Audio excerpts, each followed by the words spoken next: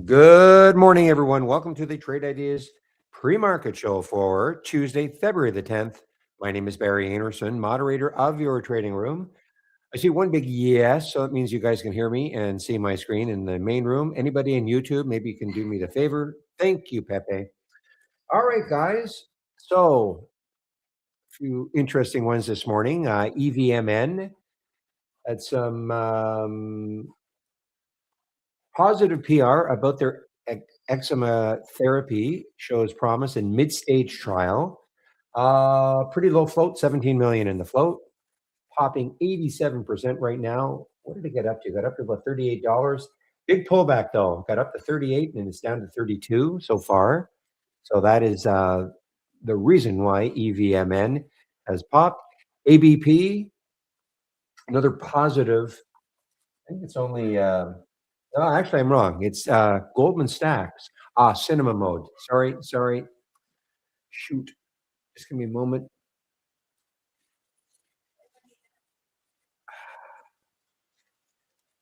There we go. Thank you, Pepe. I had the wrong presentation in YouTube.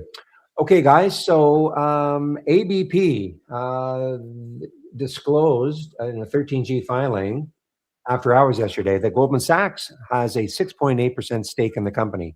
Okay, so that is the reason for this ABP popping. Look at that, 67% up. Low float, 1.7 million in the float. Now, who believes this one, guys? Who believes AZI? Hands up. They say they completed the negotiation of $1.87 billion. Okay. Sorry, well, 1.1 billion. This is AZI. Who believes that? It's a China. I hate to say it, but it's a China stock. So anyway, that is cratering this one, 37% down. Spotify. Interesting, Obi. Okay. FIO. Yeah, some of you guys are in FIO, PHIO. News complete positive, reports positive safety efficacy results. Phase 1B skin cancer trial. Another low float, 11 million in the float. Yeah, good for you guys. You got in just over $1, PHIO. I'm wondering why I didn't. I just got up. I'm in the West Coast. NKTR. What I have written down here, positive PR. Rises on positive dermatitis drug data. Now, William, I don't know if you had taken a look at this one, the TECX. Basically, it's a sympathy play with AZN. AZN has said that they're going to scrap some drug. It's a relaxin-based drug for a type of heart-related disease. Okay, so they're scrapping it, and I guess TECX has got something similar. It's not. They don't have a deal or a joint venture with AZN, but they've got some kind of a similar drug. So this is a sympathy play, TECX. So I don't know if you've had a chance to look at it, see what else they do. Seems like a bit of an overreaction.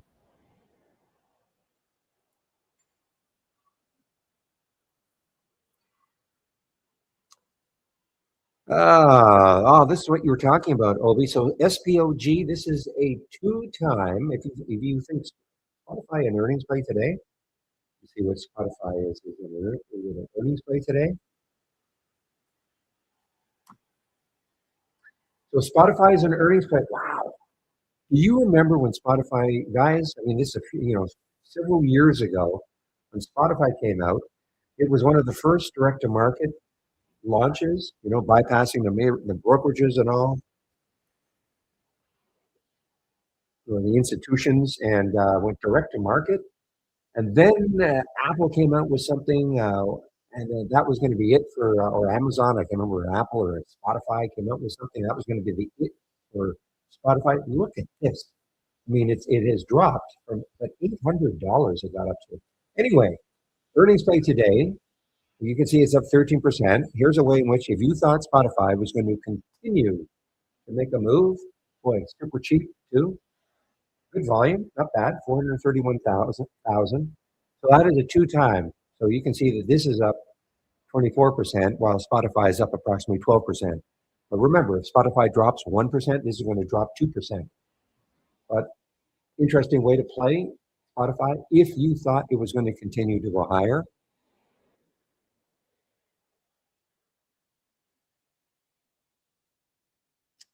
ESOA, this is a cheap earnings play. Yeah, Energy Services of America. This is a cheap earnings play, guys. Um, through the 200-day moving average. The next high looking left on a daily chart, pretty close actually, 1175 or so. So it's pretty close.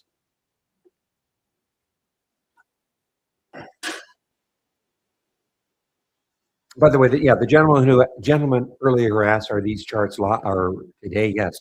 So if you got trade ideas and you're wondering what your charts look like they're stuck on yesterday, if that's really what your question was, remember time frame. Oops, time frame. Properties. Make sure you've got show pre-market and if you want to see the post-market, make sure they're both checked. Otherwise, you'll be stuck on yesterday. Maybe that's what was happening. If you have trade ideas, is that if that's why you're asking that question? These are all current.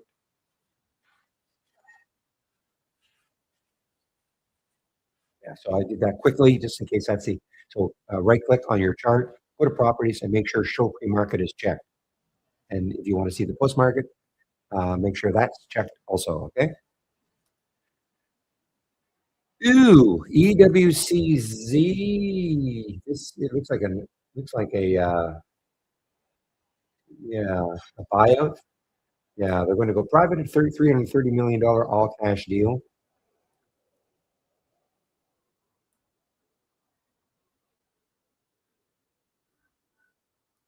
Is this an earnings play? Yeah, Goodyear. Goodyear. How old is Goodyear? 1800s? 1898. I thought it might have been in the 1800s. 1898. So Goodyear, guys, this is an earnings play. GT is an earnings play and just get crushed down on earnings. The reaction anyway. Look at that, right at the 200-day moving average right now. GT, that green line you see on my daily chart. That is the 200-day moving average. So just a little bit, call it right at it. The actual number is 928. So we're at 918 now.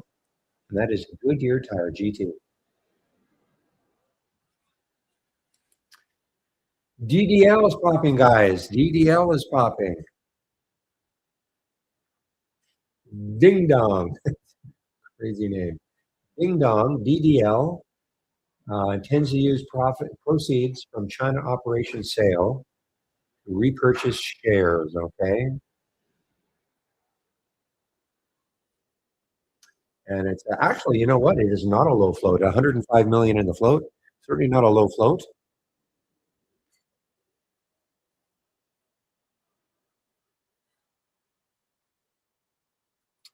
So UAMY and USAS has got some kind of a deal going on.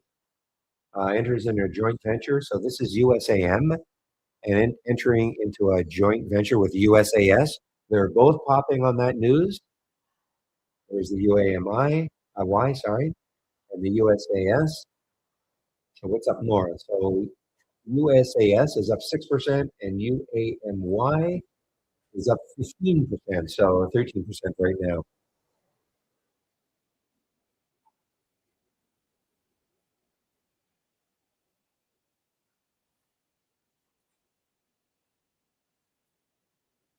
All right. So William has done a little analysis of TECX. Back of the envelope is 1408, $14.08. First of all, what's the price? Okay, so a little bit more right now. Company has no revenue, bleeds cash. They have 4 different drugs in their pipeline, but only one is mid-stage studies.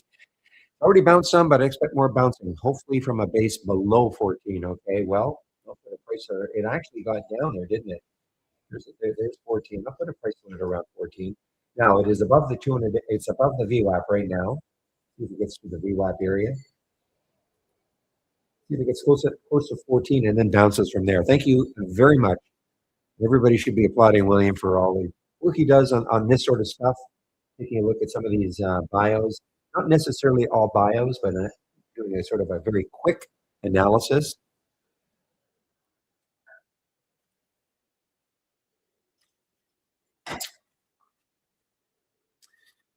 STRO, Sutro Biopharma. Why are you up? So they're pricing a $110 million common stock offering at 13.98 a share. Okay, so interesting that the stock is popping on that news. Only 10,000 shares. I'd be watching. Is this shortable for me? It is shortable. I'd be watching maybe for a fade. Looking, they're 7.87 million, priced at 13.98, raising approximately 110 million. So they're raising a lot of money, and you're getting into. You can see right there that high right there is 1733. That daily high. VDL continues to move, guys. Broke through 3. Well, it started at about 275. Big float. 105 million. You ever had a big move after hours? Is it an earnings play? I don't see it's an earnings play. FVRR.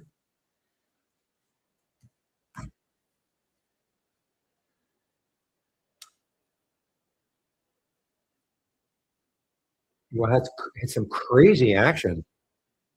I see what you mean. Crazy action on this one after hours. No volume yet, really, but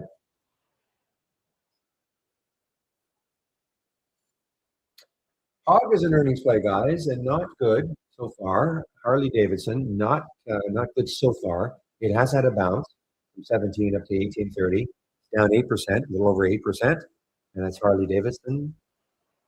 HOG is an earnings play.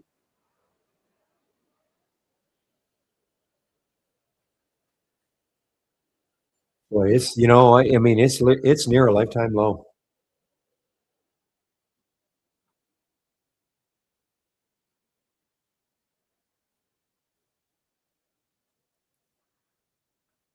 This one is top. Oh, this is one of those. Well, I want to call it a SPAC, but I think they've already done the deal. Anyway, this is popping. Partners with Inflection and NASA to launch quantum gravity sensor satellite. Okay, and that news was just happened at 9 o'clock.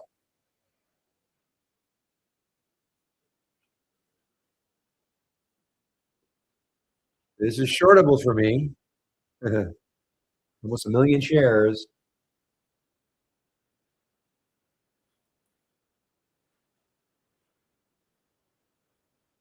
Velo is popping now too, guys. Wow, VELO is popping now.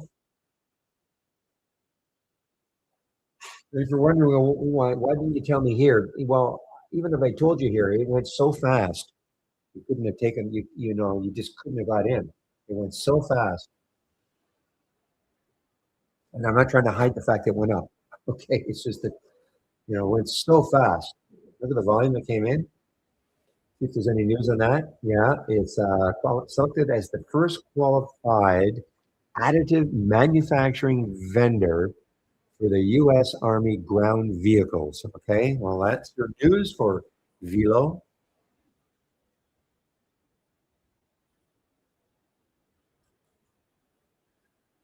Another one that's shortable for me, 150,000 or so. 1726 is the high looking left.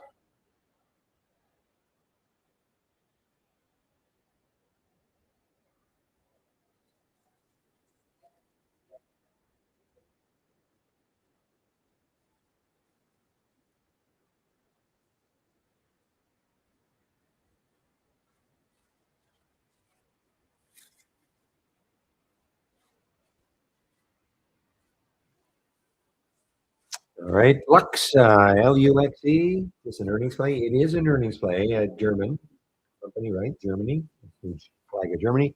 LUXE is an earnings play. Next high, pretty close actually.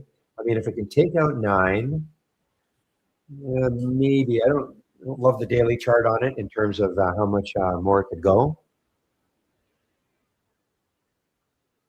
Not that much volume on it yet. Yeah, somebody mentioned VSTS. Sorry, VSTS is also an earnings play. There you are. Wasn't a lot of volume. Yeah, 39,000. It's an earnings play. VSTS.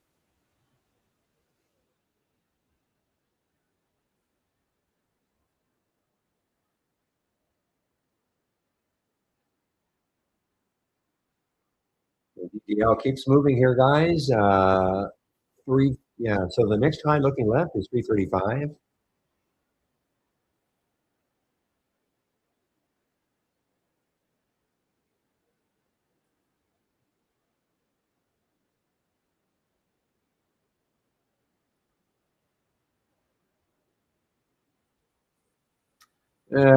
This TECX is maybe making too big a move, William.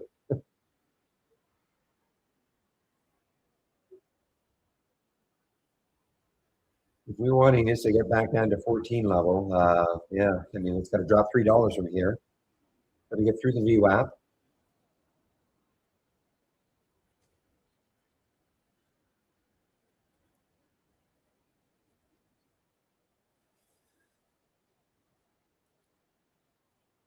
Yeah, this is what is happening with this one. Gape ATPC popped up and then right back down. Oh, some of these moves are just insane. Look at that, 335 and then right back down to 219.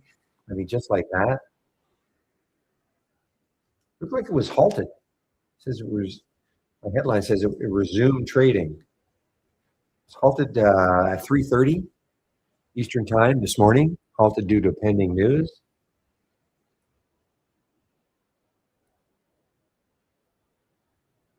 Out of Malaysia.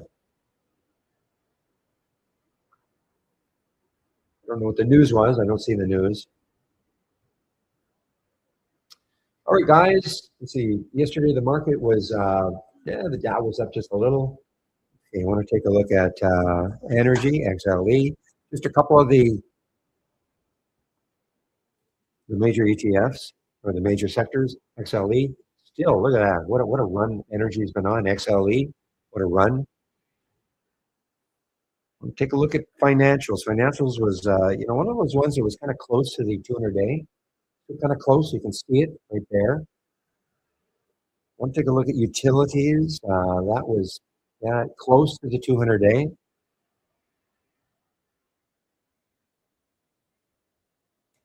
And XLK, well, we got close 3 days ago. 3 days ago, we got very close to that 200-day moving average. But it's trying to move away.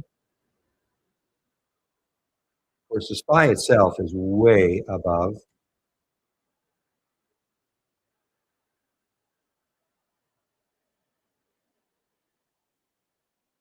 Let's have a little party if it hits 700.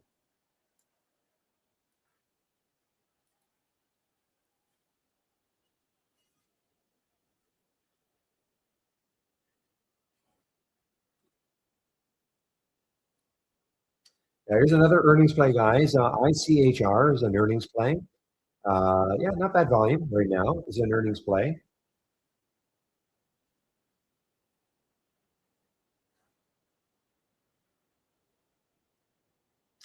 UAMY continues to make its move over 9 now. Next high looking left is around 950, 960 or so. It's a big float, 137 million.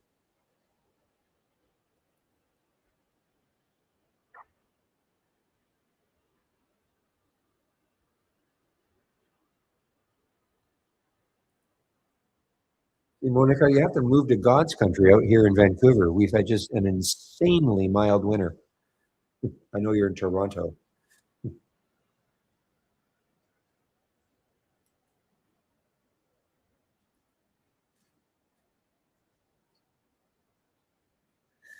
All right, NKTR just made a new high, guys. NKTR had some news. Targets raised to 165 from 135. Wow, that's Wayne, right?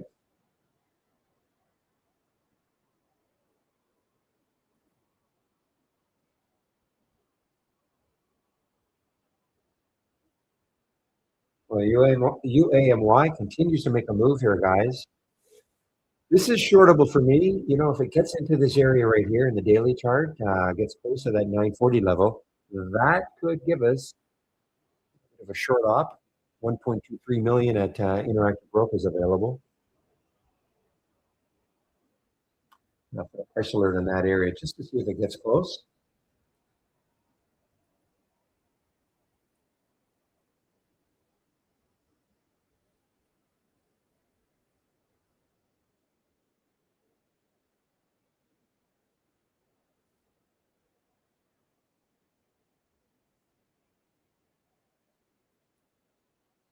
Another earnings play, guys. I won't even try to pronounce that.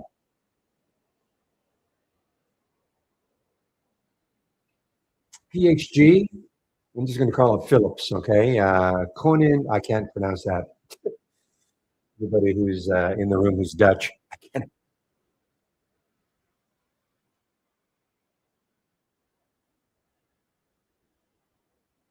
Anyway, PHG is an earnings play.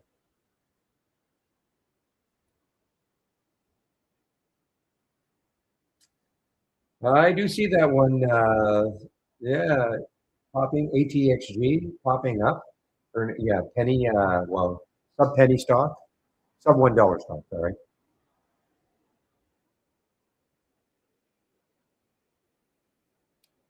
Right at the 200-day moving average right now.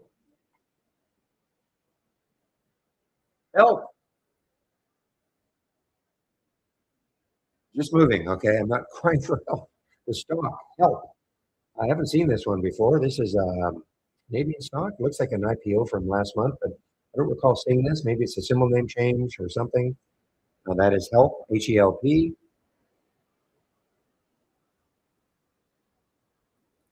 News on this one appoints Michael Kola as the CEO. There he is right here. I'm kidding, of course, but effective immediately. So that's helping the stock right now for a bit.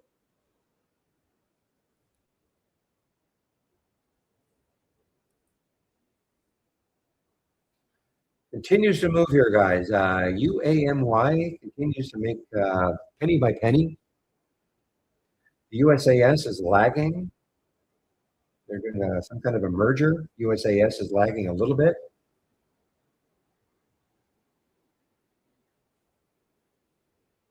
The UAMY, yeah, because the UAMY is up 10%, almost 10%, and the USAS is up. Not that they have to be up the same, of course. 292 million in the float for USAS, and in the float for this one,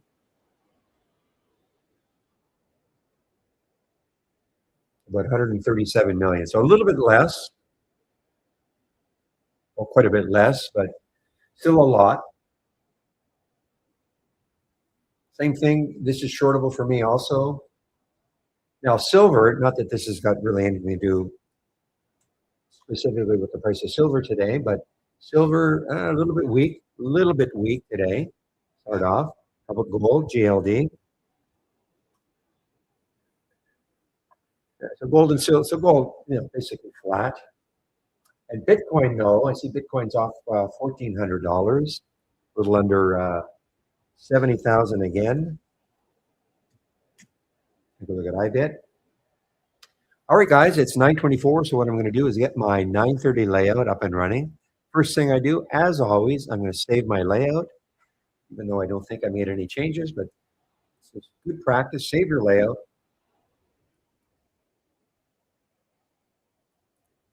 And close all my windows. And then load my 9:30 layout.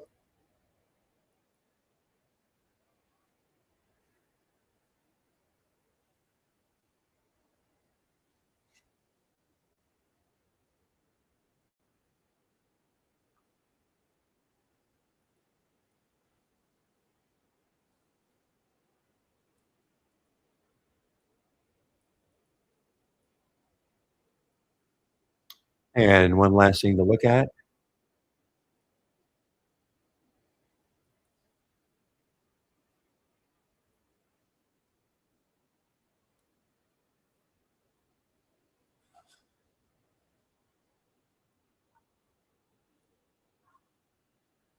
Okay, so what I'm doing here, so these are the top six. In my previous layout, I had the top 15 that had moved higher from yesterday's close, percentage-wise. We talked about them all. Yep.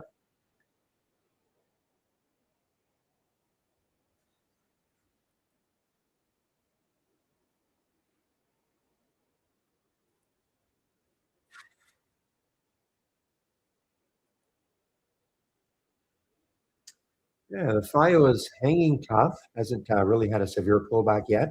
PHIO did have some news.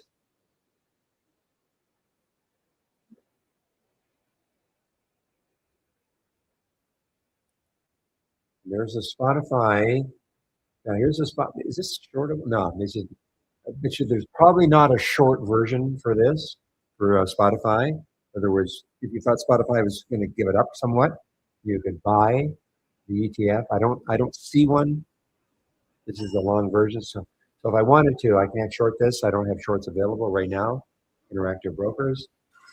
But there it is, sitting right on the VWAP, okay, for Spotify. This is a two-time, again, remember what it does. If the stock, Spotify, SPOT, moves up 1%, this will move up 2%. But if Spotify moves down 1%, this will move down 2%. That's why I was interested maybe in shorting this.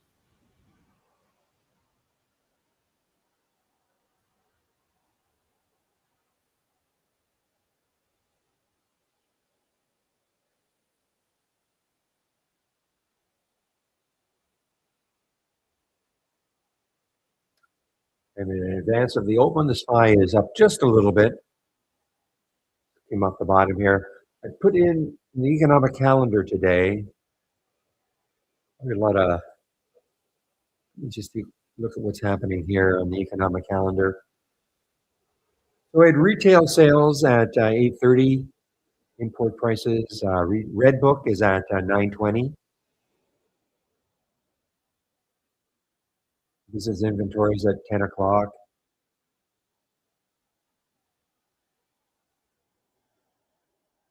They say there's going to be a lot of data coming out this week, though.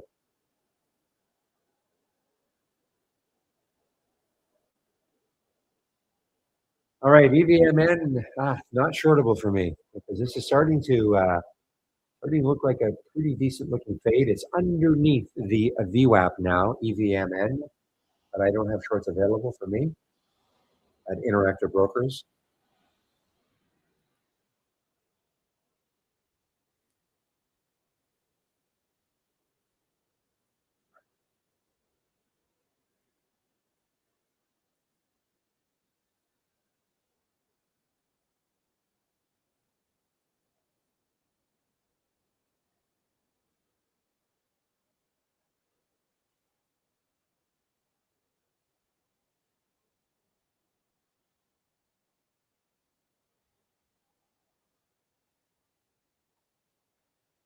All right, guys, 9:28. So another little over a minute for the 9:30 open.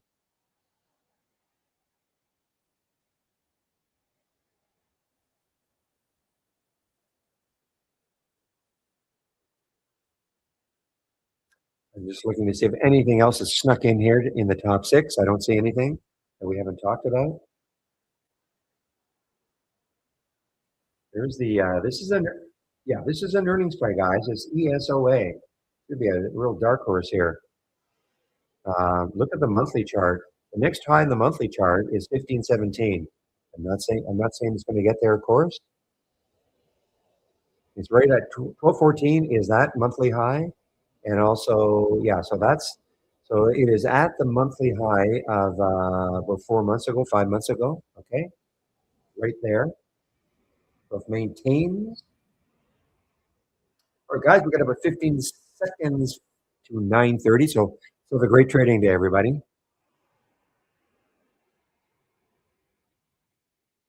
Again, I typically don't trade in the first 15 minutes. I do try to let things settle down a little bit.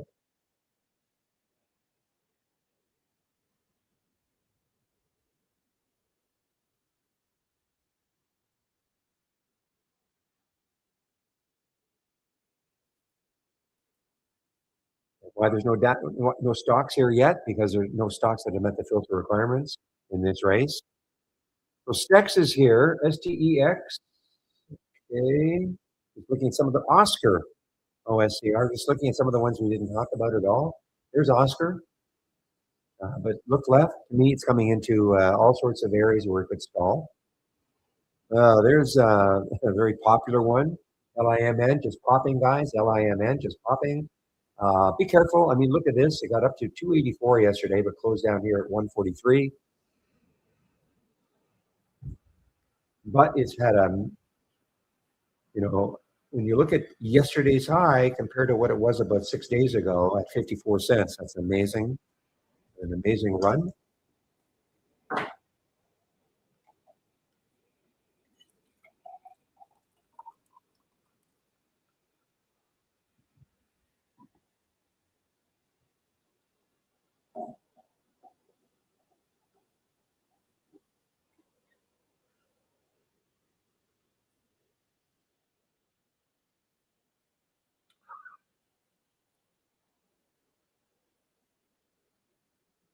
Still no data.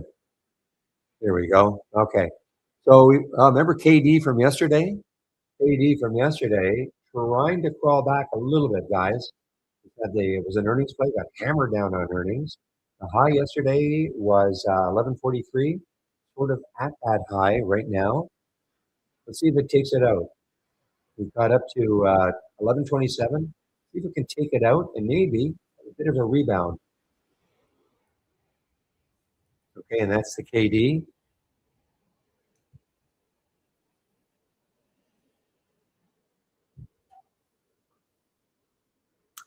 And there went ESOA, guys, without me. ESOA went without me. Look, here's the KD going, but ESOA, let's see if it's here. It's not there. But again, it's because I don't like to trade in that first 15. I'm always going to run the risk of having something just, immediately pop. But this one did it. I mean, it did it in a huge way. So now if you're looking left, monthly chart, the next high is 1523. I'm not saying it's getting there. Shortable for me also at Interactive Brokers in case this is just a brief flurry up for a while.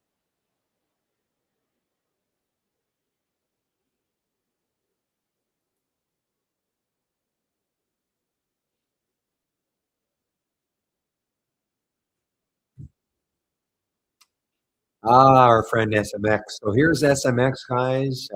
Let's see what is pop here. William's favorite stock. PR machine. I don't see a PR for them yet today. Low float.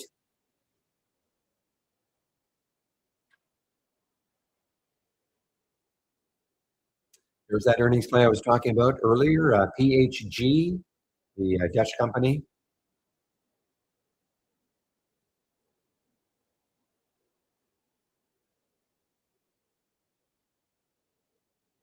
And there's Hog. So Hog's actually trying to have a bit of a rebound here, guys. Hog, wow, did it ever? This was down. This was down in the pre-market. Not a huge amount, but it was certainly down in the pre-market. HOG. This is an earnings play. What a recovery! Actually gone positive now. HOG.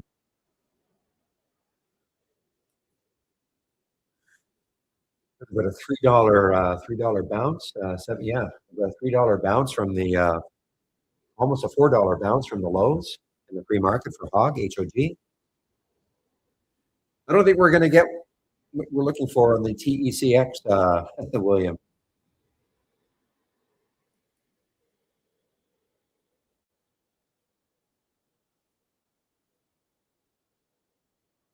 Yeah, well, there's that Churchill, CCCX. Its high looking left has room, $2 to the next high. It's not, well, it's a low float, but it's not a crazy low float.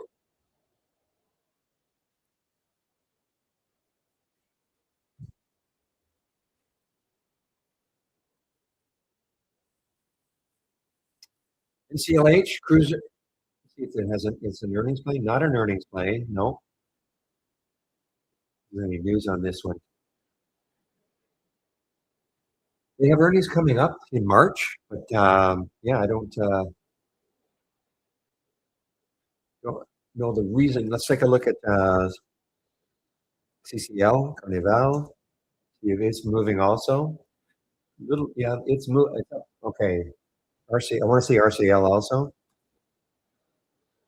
So they're all kind of moving. These three cruises are moving. NCLH, I think, is moving the most. Yeah, NCLH is moving the most. Something's firing up the cruisers. How about jets? Just out of curiosity. The airline ETF? No, no.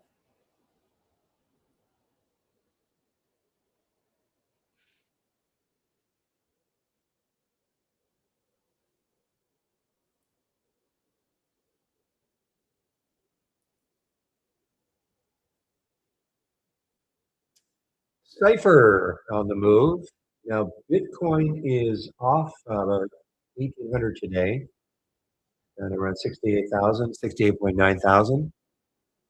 Cipher is on the move here for some reason, and that's CIFR. Next high looking left. Well, has room. 1892, call it 19. Has room. Guys, NKTR on their news just broke through 50. NKTR broke through 50.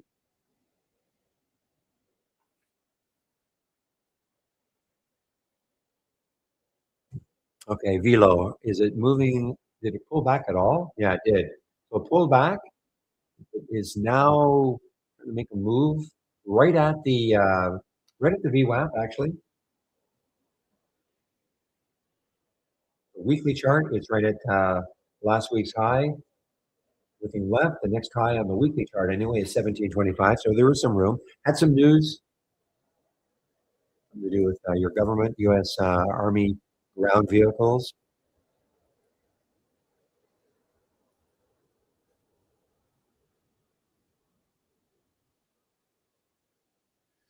And the market, what's the market doing? So the first 15, yeah, the first 50 or the 5 minute bar was positive, but starting to give it up. And now it's underneath the VWAP. The VWAP, that's that purple line on my charts. So it's underneath the VWAP now.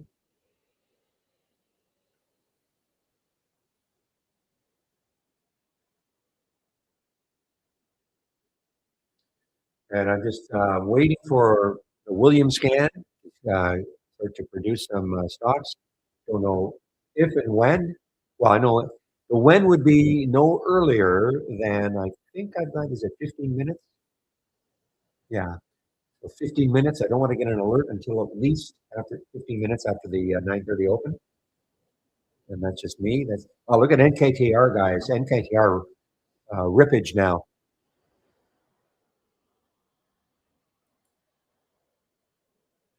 VSTS earnings play is on the move. Sort of look at these, and think, man, they look like they're going to have some fade possibilities, depending what the market does.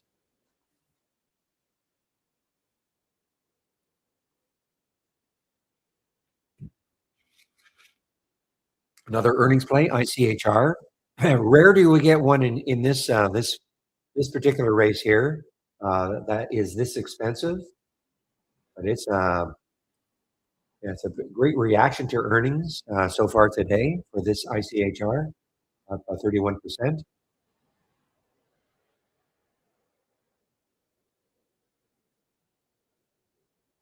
Spy games, I saw.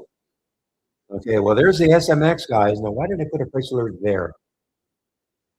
I think I put a price alert there because is that the high over here? No. I can't remember why I put a price alert there. I must have done it yesterday for the SMX.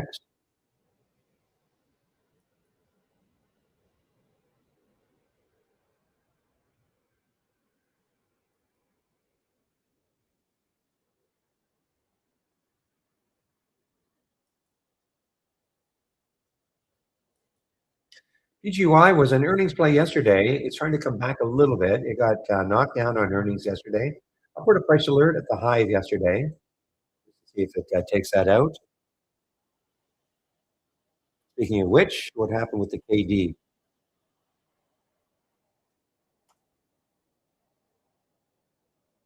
You see, it's still sitting just a little bit underneath the high of yesterday.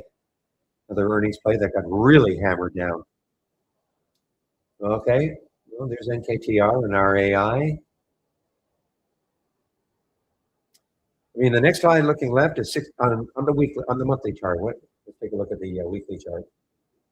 Next line looking left is about 54.20. So there's still a little bit of room on a percentage basis to run if it wants to.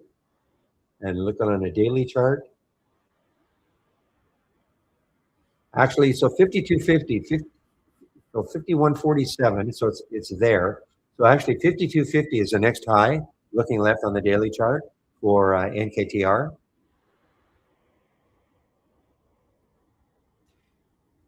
What's happening with app? Because I saw something about some short seller apologizing.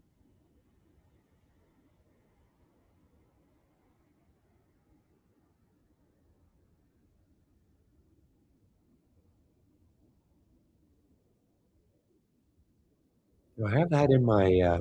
Let me check something here. I read something about it.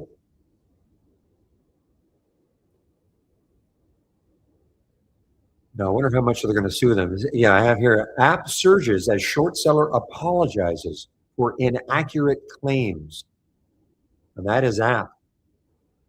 That's a super expensive stock, but I'm just looking to see if I can find that headline. Who was that short seller?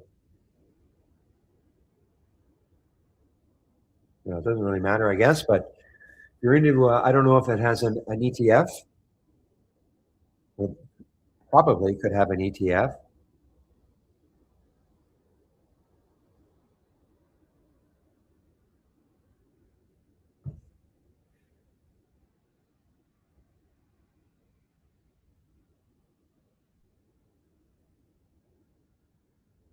APP, okay, just for fun, APPX, okay. Yeah, way cheaper. So if you thought that this is going to recover even more, so the stock itself is up about a little over 2.5%, 2.6%, okay. So if you thought the stock app APP was going to continue a recovery, you could buy this one. Yeah, good volume too. I mean, what, a million shares.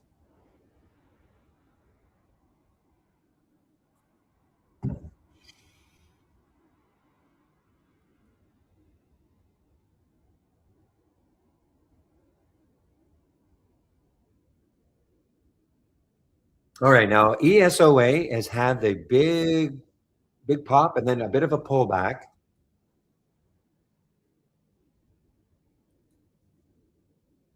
And what did it pull back to? So it pulled back into the VWAP, guys. Okay, it pulled back. So if you're a bit of a VWAP player, you'd be watching this area right here around 12, a little under around 12. You see what it's done. It is pulled back into the VWAP area, and will that act as support? And what's the market doing? So the market now is continuing its little move down. Basically, it's flat. The Dow was up. The SPY is basically flat, and the Qs are down just a little bit.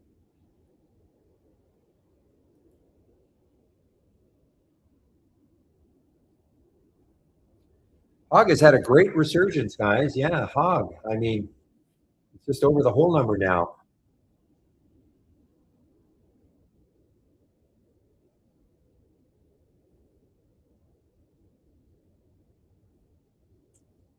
And when I say resurgence, from where it was in the pre-market, it was now it's at a $4 move from the low in the pre-market. Now, this to me anyway is coming into a lot of potential resistance areas. Look at all these looking left on the daily. However, It is showing up in Williams scan. Oh, KD is showing up.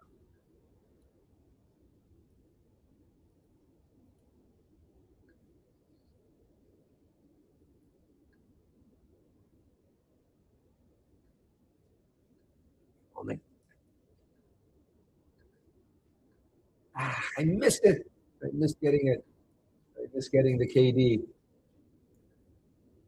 I mean, I don't want to chase it now. I missed getting it though. Shoot.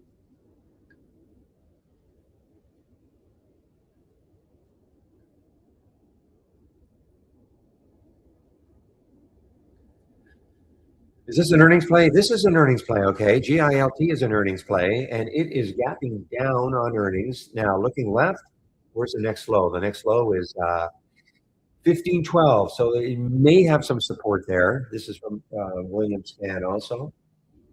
Oh, I missed the KD. Kind of a,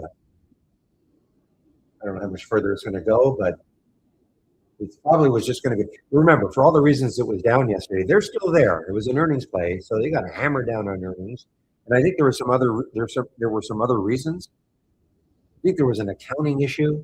I think the CFO was turfed or left. So it wasn't just earnings. It was some serious problems. Here's the PGY. So the PGY is, again, another one that is trying to recover from yesterday's earnings.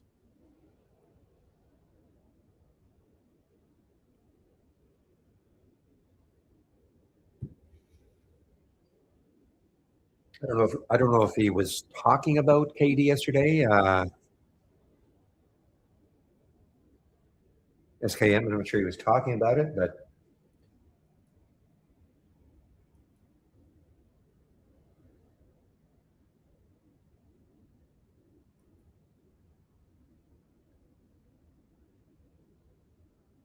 well, here's another earnings play trying to come back. Zoom Info, GTM, trying to come back. Had earnings after hours yesterday, so there's the reaction. Down 12.5%, but trying to come back. Oh, it hit the scan. 100% it hit the scan, SKM.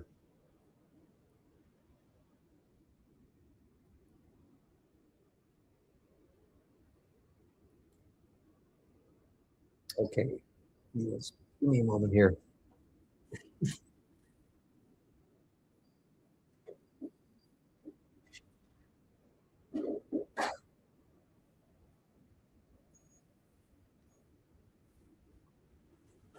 Frustrating. Frustrating. There's the KD moving.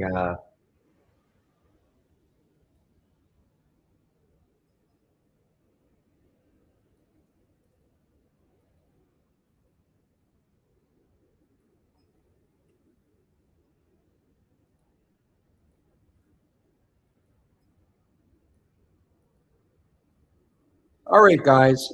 Hug. A hug. Hug.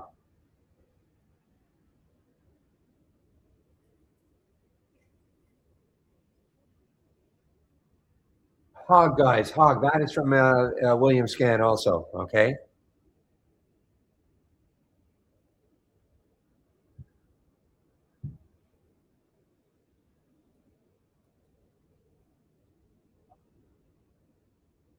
This is what I'm talking about, okay? We had an alert here at 11:42 for KD. This is William Scan.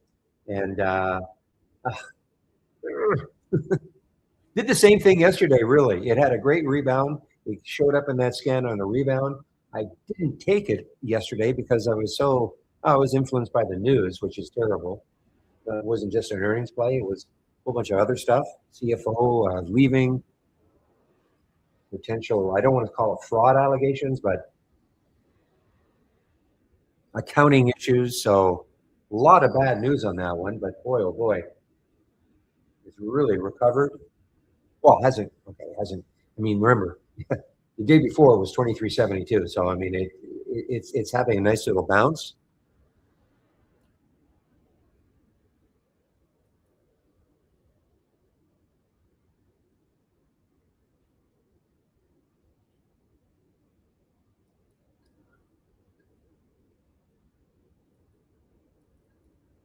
Okay, guys, I'm watching Hog here. It is from the scan also. I'm watching to see if it can hold 21. Okay, HOG.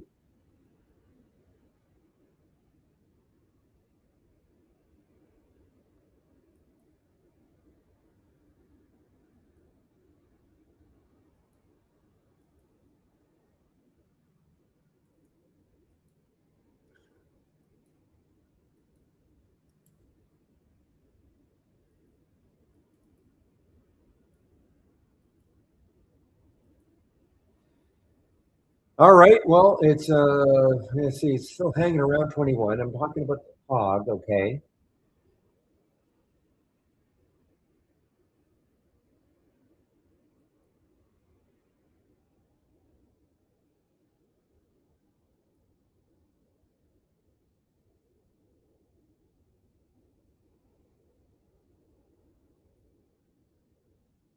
Okay, Mattel is an earnings play, guys. Actually, yeah, I didn't see we didn't see this one in the pre-market. Probably wasn't up enough. Yeah, it was only up 2 points. It's only up 2.7 right now. So Mattel MAT is an earnings play. And the next high. So I mean, this could stall it. 22.26 is the next high looking left. Could stall it.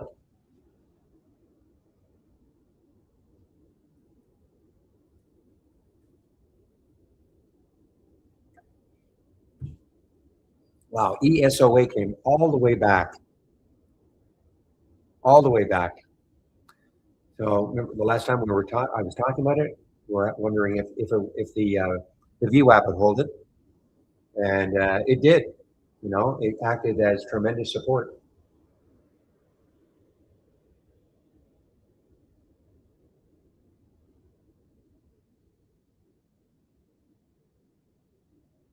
Boy, NKTR, yeah, continues to make a move here, guys.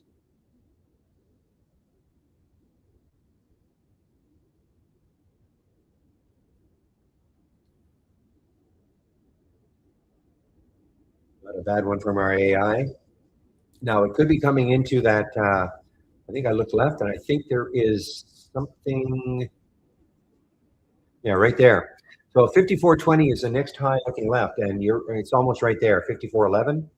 Okay, that's the next high looking left. I mean, if it takes that out, sure.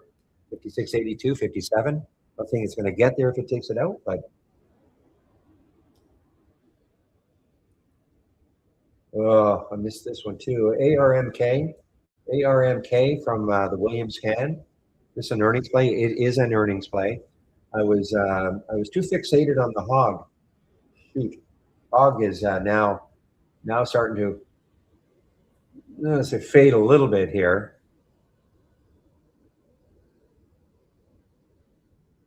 Boy, NKTR is just making a big move here, as is ARMK now. ARMK is an earnings play.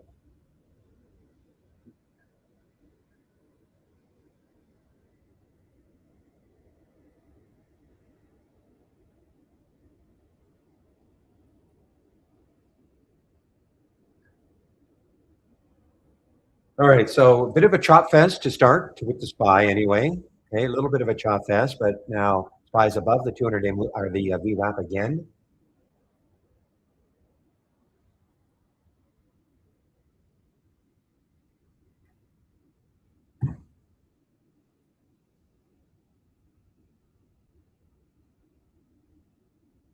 Maybe a bit of a bounce play, guys. Maybe a bit of a bounce play.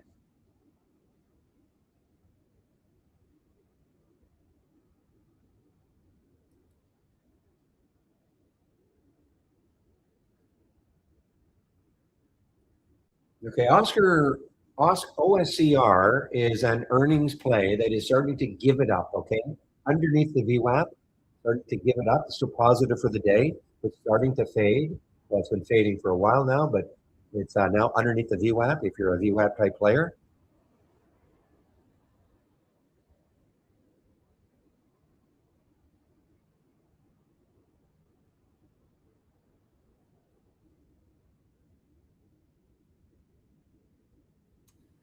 maybe a very interesting area for Figma here, guys. FIG. If it can take this out, 25, yeah, 25. 2576 is the next high. Looking left, it's kind of right in this area. I mean, the actual next high is 2342, and it's at 2320. So it takes that out. Okay, takes that out. It might have a go into this area. That is FIG. Is there any news on it? This was billed as the Adobe killer. No, picked the wrong one to fixate on. ARMK was the one.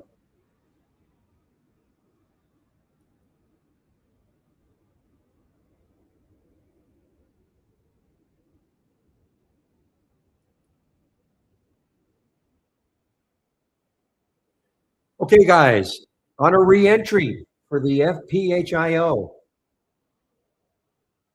from the AI. If you know what I'm talking about, if you don't know what I'm talking about, and you have our AI, I will explain it.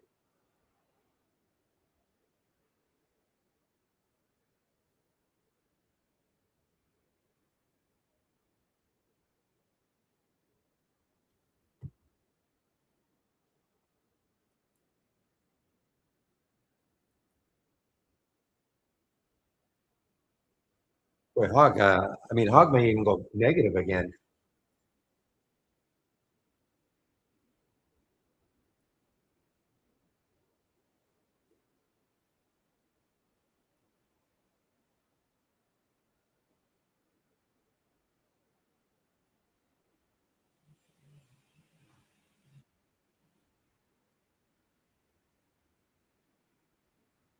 All right, guys, it's 9:57. So while I have a little bit of a break here, I'm going to go over my homepage. We have a promo code for 22% off right now. So let me put my homepage link in.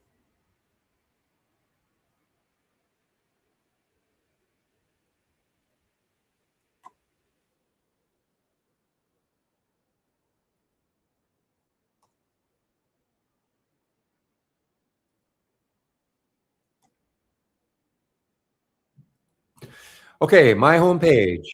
Now there's the fig. So the fig now, this is really interesting. I mean, it's got, it's got room. I'm not saying it's getting there, of course, but 20 has over $2 to the next high.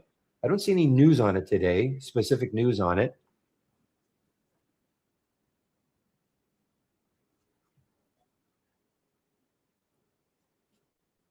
Okay, so clicking on my homepage link.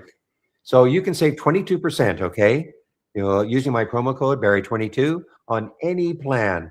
So any plan meaning the two monthlies that we've got and the two annuals that we've got.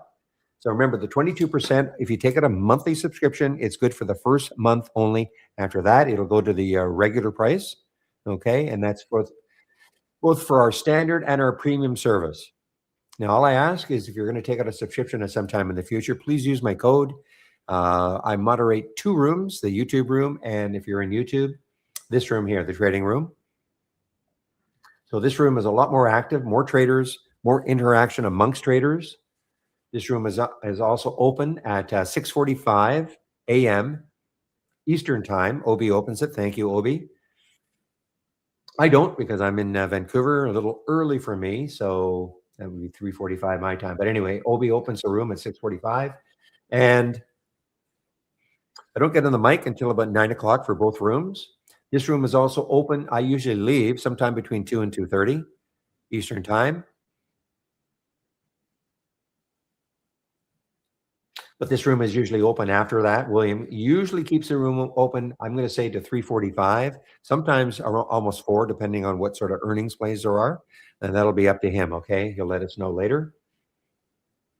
So again, this room can be open from 6:45 to say 3:45 most days, okay? Which is good, of course, if you're looking for the pre-market action.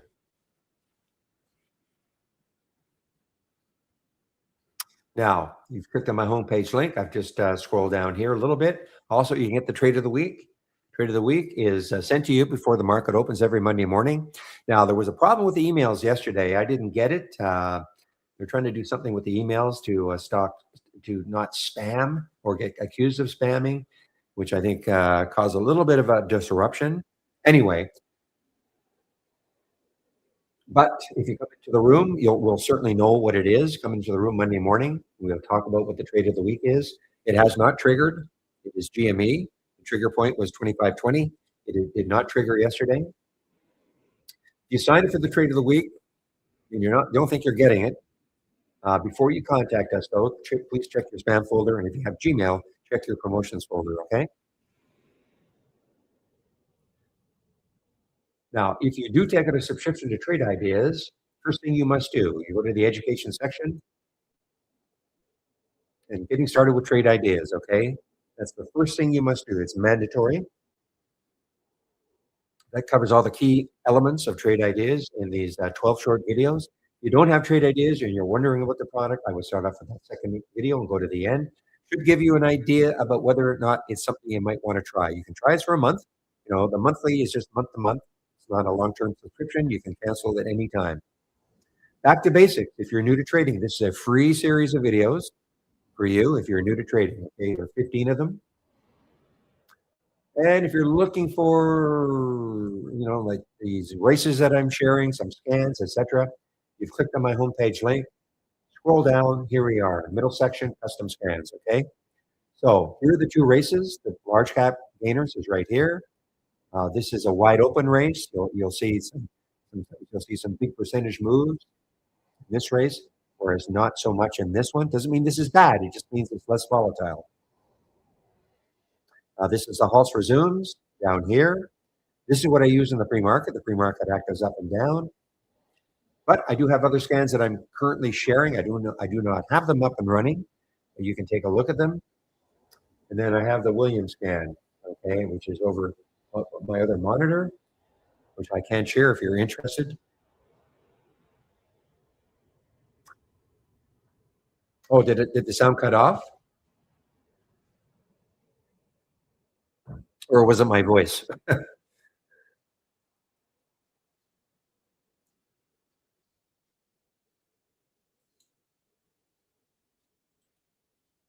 Oh, it's breaking up? Okay. Hopefully, so how was the sound, guys? Okay.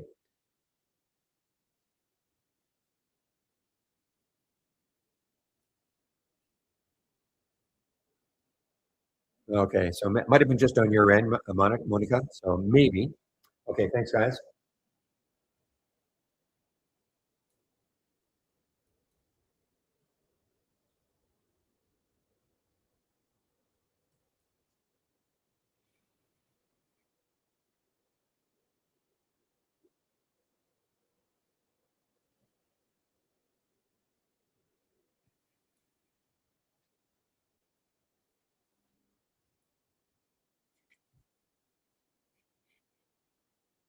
Okay, guys, now I'm looking, the PHIO, we had a reentry from our AI, a reentry price from our AI.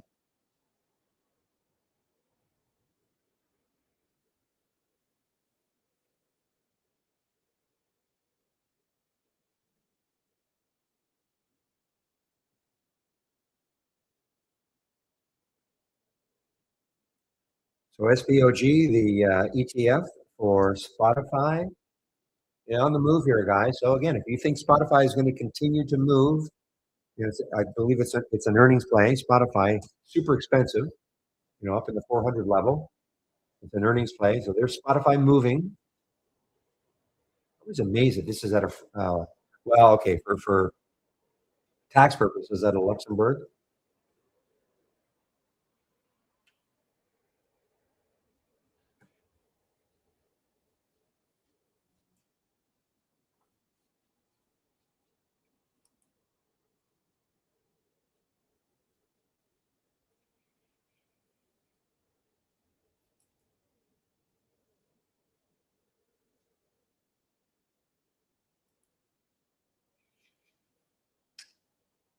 All right. Well, Bitcoin's still taking it on the chin a bit here, guys. I see Bitcoin's down about $2,200. Again, this is from yesterday's close. Okay, obviously trades all night, but it's 68,000 right now. Has not been able to completely crack 70,000.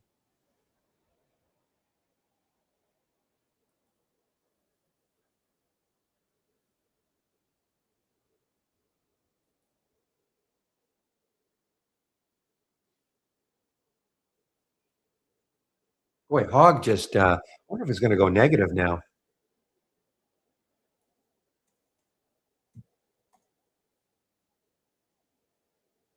Yeah, I mean, this could go negative now. I mean, this, interesting reaction. I mean, it was pretty negative in the pre-market, down to 17. It's all the way back up to, 20, 21, and now it's fading. It's right at the VWAP.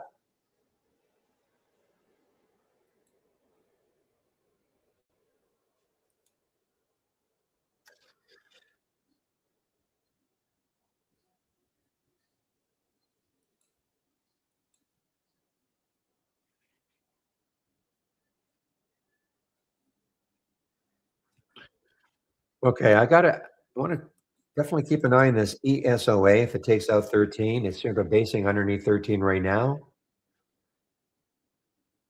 This is an earnings play, and the next high looking left on a monthly chart anyway is 1528. So there would be room on a monthly chart. What month was that? That was back in beginning of the year in January for ESOA. ESOA.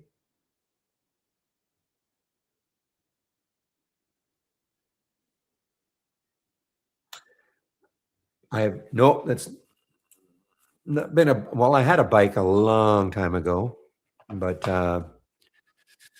no, I don't. Have no idea how expensive parts are for Harley Davidson now.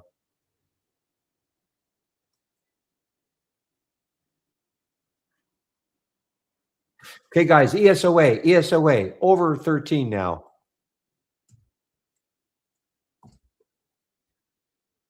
I don't like the spread though. 1303, 1314. Not a great. See what's happening.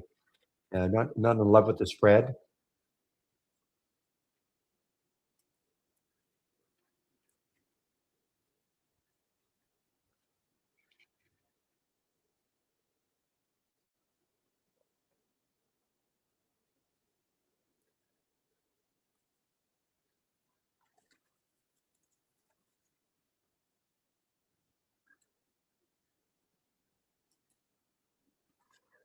Ring is showing up on your in the scan, but I mean it's got a little bit of room to the next high. 2954 on the daily. A little bit of room. 2957 actually. I wish it had more room to run before it hit that next high. I mean that next high may not block it, but and that's RNG.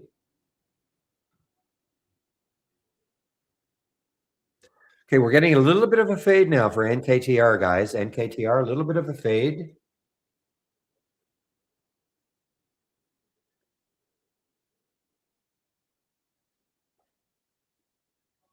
All right, guys, I'm going to go over this race right here, okay? The biggest gainers from the start of the race.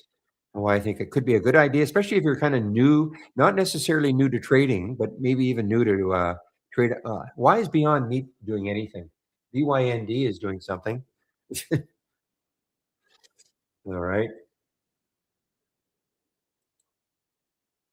So I'm gonna go over that race, but I want to direct you to the user guide.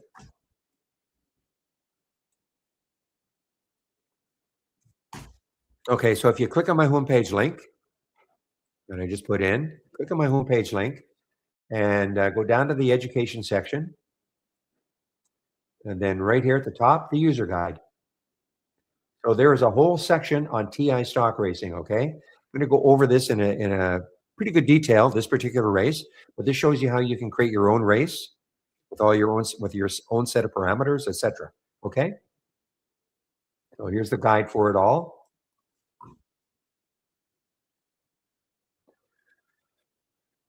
GME is making a bit of a move now, guys. It still hasn't triggered yet. The trigger is 25.20. This is the trade of the week. So it's come off the mat from 24. So this race right here. So okay, that race just was over, and SUNE won the last race. So how does a stock win a race?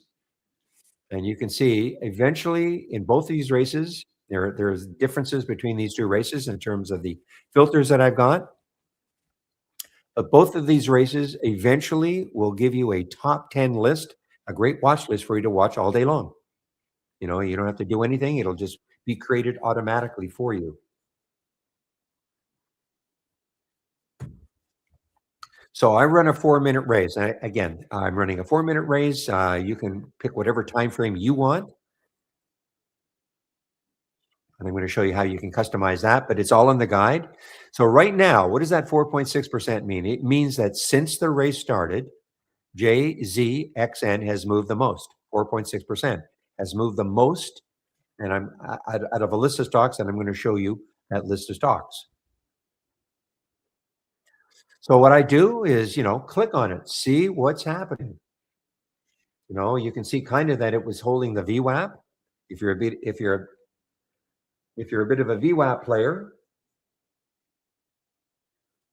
you can see that it kind of got into the VWAP area. And if you're a bit of a VWAP player, then you might have looked at that and said, okay, I'll take it, but it stopped just under the VWAP.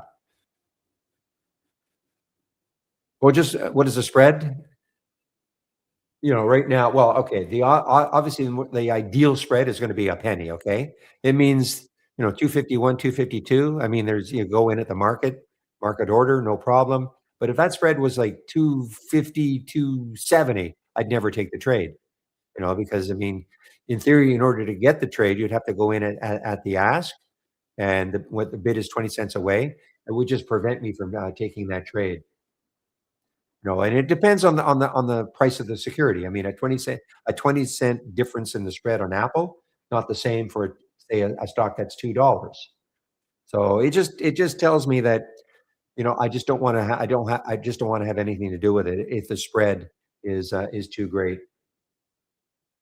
Just the difference between the bid and the ask.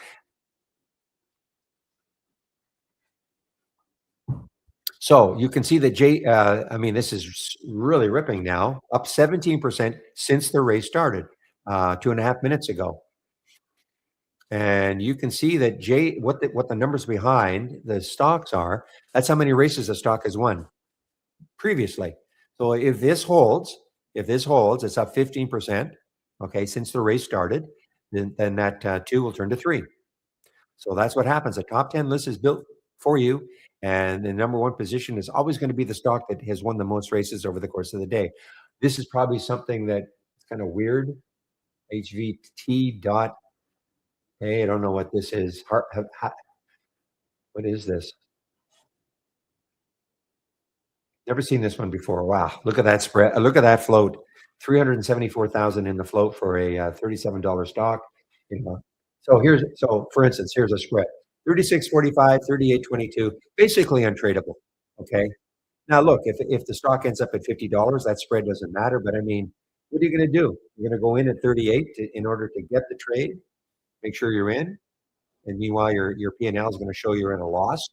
It looks the way mine works anyway. It looks at what the ask is, what you could get out at. So I mean, it's untradeable for me.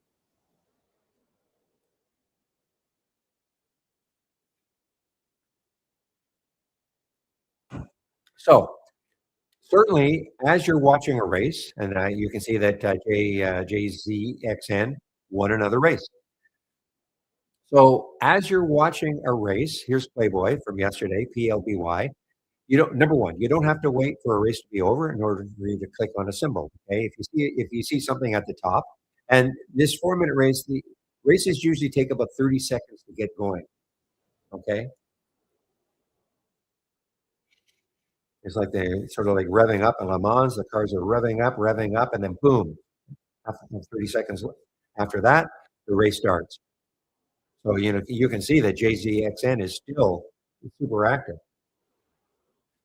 So first of all, you don't have to wait for a race to be over and for you to click on a symbol. I would, if you see something right at the top, absolutely click on it. See what's happening. Is it setting up for your style of trading? There's ASMX. You don't just have to click on the top one. But I would also click on anything you're seeing here. Anything you're seeing here, I would click on it just to see what's happening. ASTI, it's been a super active stock. Here's another one. Looks like it was trying to hold the VWAP. These stocks are not necessarily at the high of the day. They could have pulled back and then they're moving. So, you can use this for pullback plays.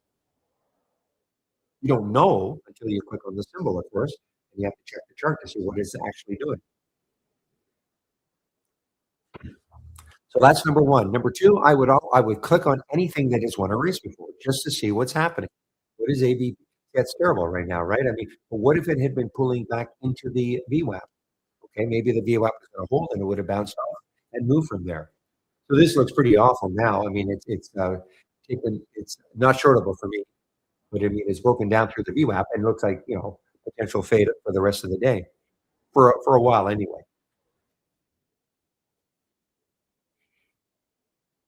Take a look at STLVT. Now, in this race here, there are days in which you could see some stock that's won, 10, 15, 20 races, super active. I'm not saying that's going to happen today, but you can see that JZXN is leading this race again. I mean, you see something that's been winning races over and over again. You got to follow it, see what's happening. Maybe it's going to pull back to a level you like.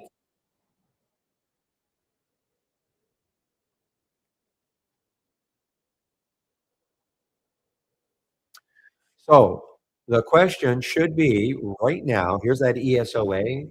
I mean, the spread. I mean, it's not terrible. It's a 14 cents or 14 cent or 12 cent spread right now. Not terrible. I mean, we don't know. I mean, if it kept moving and moving, it wouldn't matter. So your question really should be, if you're looking at this for the first time, kind of new to this, well, why are these stocks showing up? Like, what makes them special? So if I right-click in this race, notice what my little box pops up. One of the options is to open the top list. So if I open the top list,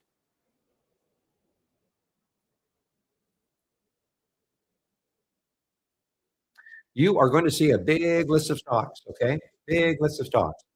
These are the symbols that are in the race. Watch what happens when I right-click on this on the top list. Right-click, launch the real-time stock race. So all races start from a top list window. Okay, all races start from a top list window. So why are these in here though? I right-click, configure, and summary. So in this top list window, what I want to see are stocks between $1 and $50, up at least 200,000 shares, traded at least 200,000 shares, and up at least 2% from yesterday's close. That's what I want to see. Understand that doesn't have to be what you want to see.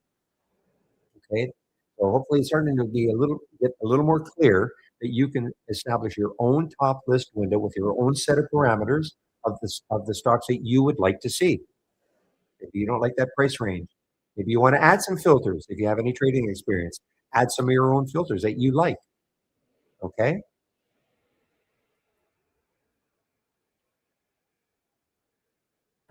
So here's how you can still use a top list window. As long as you have the column header, you can sort on any column header that you've got in the top list window. So here is the change from the close. Okay, the change C% change from the close of yesterday. What one has moved the most? So all you have to do is you just double left click on the header and it'll sort it. So JZXN has moved up 81% from yesterday's close.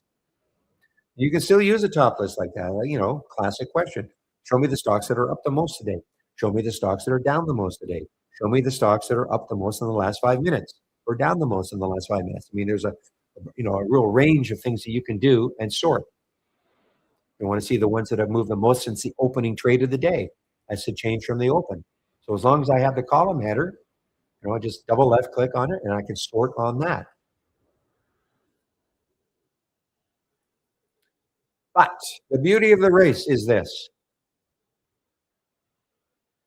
While you're probably in this race here, you're probably going to see the ones that are near the top because, they're super active. These are stocks that people are watching all day long.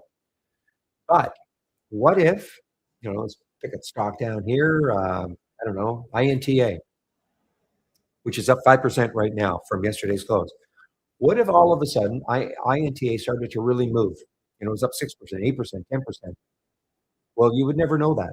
Okay, what are you going to do? Stare at a list of stocks to see what ones are moving up in this list of stocks that you've got here. That's what the race does for you. The race doesn't care whether a stock is near the bottom in this list.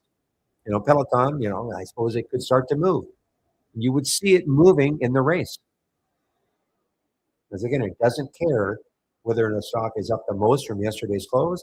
It just cares what is moving the most in this list of stocks, percentage-wise. And again, you're probably going to see the majority of the time these stocks. Here's ICHR, and it's a little interesting that this stock is showing up because, it's a more expensive stock. Typically, those stocks do not show up in this race. I'll explain why. Because more expensive stocks, it takes a bunch to move them. What is the spread? What's the float? Oh, well, no, wait a minute. Let me just click on ICHR. The spread is not high, but it's certainly not low, but it's 33 million.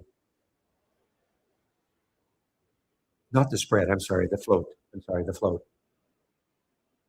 Now, you can also see this is not the same list all day long because, this, for a stock to be in here, it has to meet the filter requirements. So, for instance, a stock, the only thing that's going to knock a stock out or add, obviously the price range is going to, well, anything can happen. A stock could all of a sudden be over $1, and it could be added to this as long as it's up 2% from yesterday's close and is traded 200,000 shares. Or it could drop off. A stock that's up, right here, WULF is up 2.4%. But what if all of a sudden it started to fade and it would drop from this list? Okay, if it's not up still 2%. So this is not a static list all day long.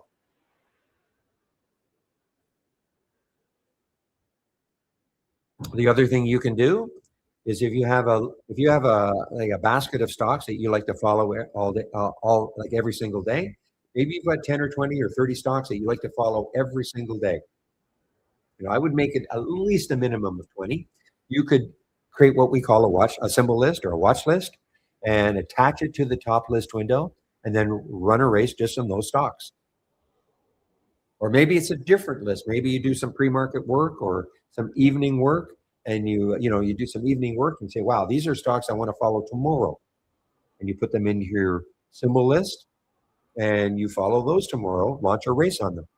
So you can do a lot of things. So hopefully it makes sense that you can create your own top list window with your own set of parameters.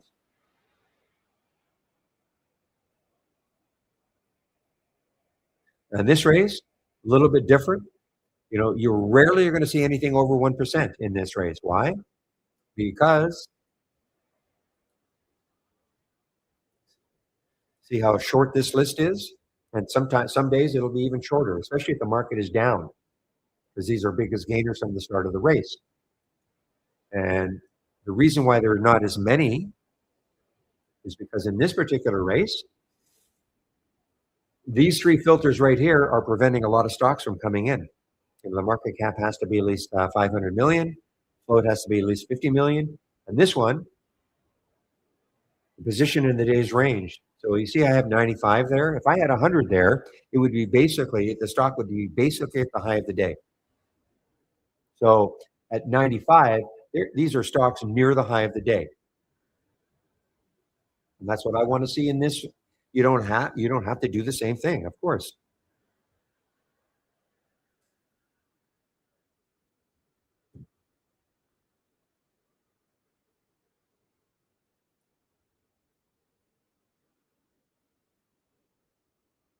But the same thing. There's a top 10 list built for you.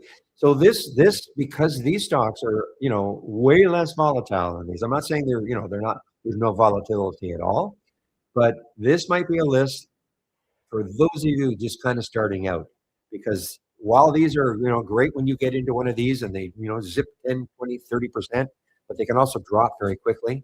They can be very volatile. I'm not saying there's no volatility in these ones, but they're certainly less volatile. So, we were talking about the FIG earlier.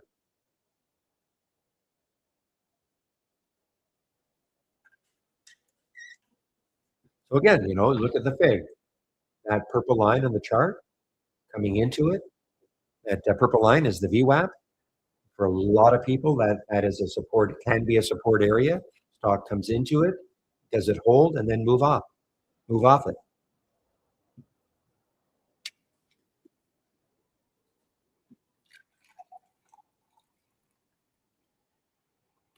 If you have any questions, this is a trading room, but it's also a support room. So if you do have questions, don't be shy. You can ask questions all day long. I will do my best to answer them. If it's an accounting type question, though, I will not be able to answer that, but I can direct you to the people who can.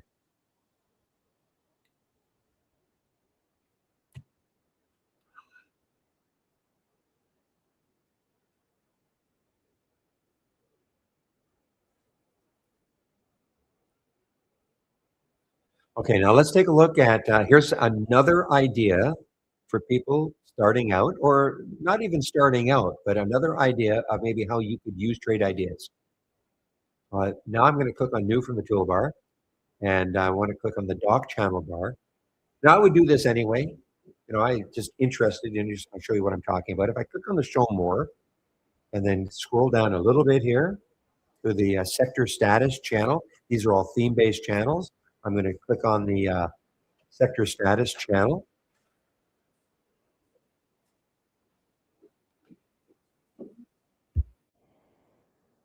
One moment, guys.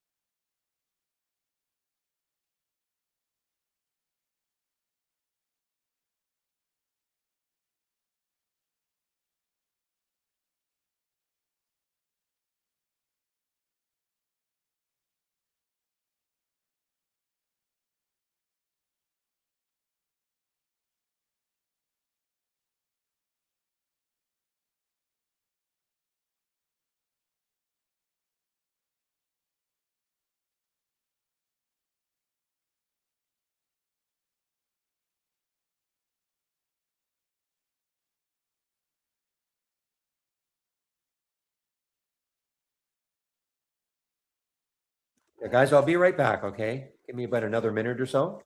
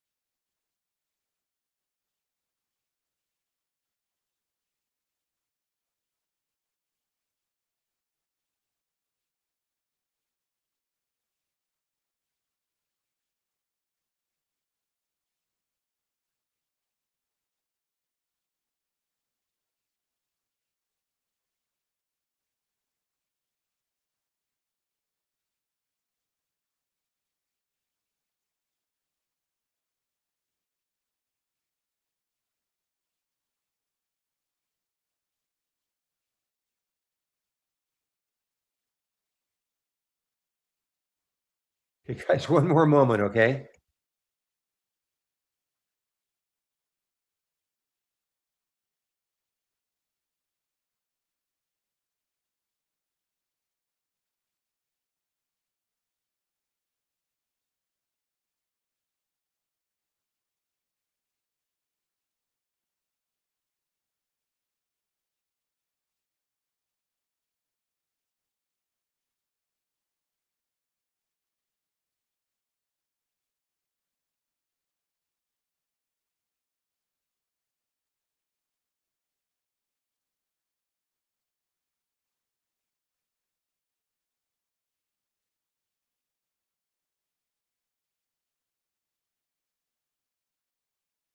Okay, guys, sorry about that. I am now back. Um, so I was going to talk about this sector status channel. Okay, so what you're seeing here, these are the sectors that we're tracking in this top list window, and ranked by the change from yesterday's close. So you can see the home builders X. Interesting. Well, let's see where silver is right now. No, we've seen gold and silver at the top here and at the bottom. But let me take a look at home builders. So home builders, for whatever reason, is are strong today. That sector is strong today.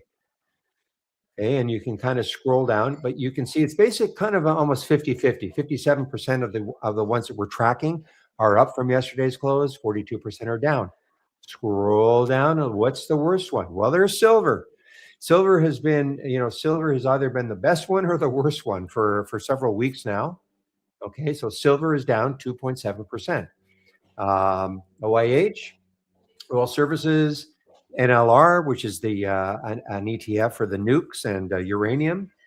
Okay, but so this is how you can immediately, at a glance, what's the top sector. So if you were thinking of taking a home builder today and you didn't know this, this might give you a little more confidence. You say to yourself, okay, this home builder, I don't know, KBH or something like that, and you check the sector, and hey, okay, it's the best sector today. Maybe be in stocks like that today. And if you were looking to short, here's silver. And you think, okay, well, I don't want to buy silver stocks today. Maybe I want to short them. Okay, so that's a way in which you can, very quickly at a glance. Now, we don't have every everything in here as as a top list, okay, tracking the individual sectors, but we do have 13 of them. So for instance, we were talking about, I don't think we have XBH. Yeah, we don't have XBH, okay, or XHB, sorry. But you can always create your own. You can always, find the stocks that are in XHB and create your own and have it look like this. But these are the ones that we do have here. And so what I would do, I would like to look at XLC. Why? So the first thing is you can see that NWSA is the top. This is a communications ETF. So this is sectors. This is the top one in the sector, 3.8%. Most of them are up for the day. Well, there's the GME, guys. It just triggered. Okay. GME just actually triggered.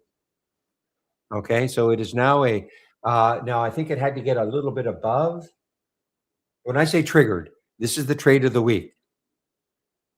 And I think the email said over 25.20, and it got kind of right there. Now, how you trade it, if you trade it, is up to you.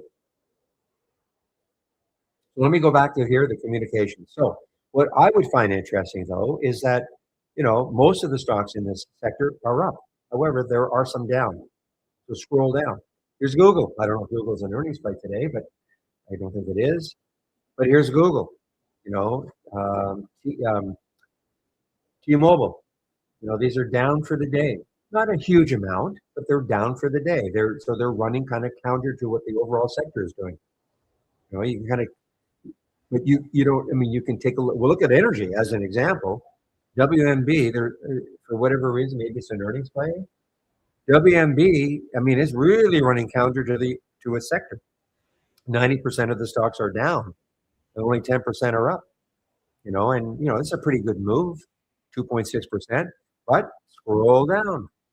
Halliburton, worst in the sector. Okay, so that's how you can. This is something that Some of you, that may be the only thing you do with trade ideas. It's not the worst thing. You look at utilities. What is the worst one? Not terrible, but okay. If you have any questions about this, and it's just the sector status channel.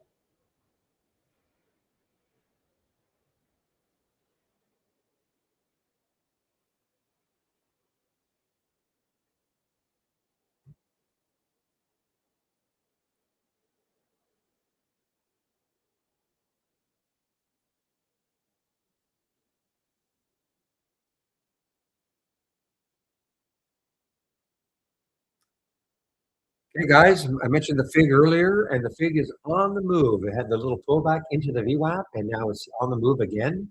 Okay, FIG has the room to about 25.76. Not saying it's getting there, but a little over a dollar. Call it say a dollar 25 or so, 30 or so. Okay.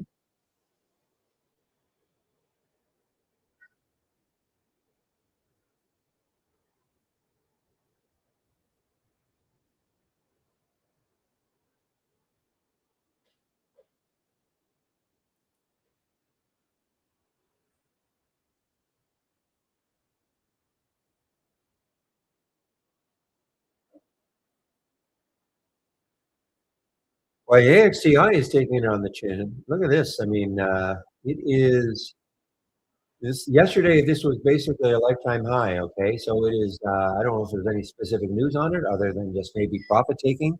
But yesterday, I think this was an all-time high for AXTI. Now it's down 11%.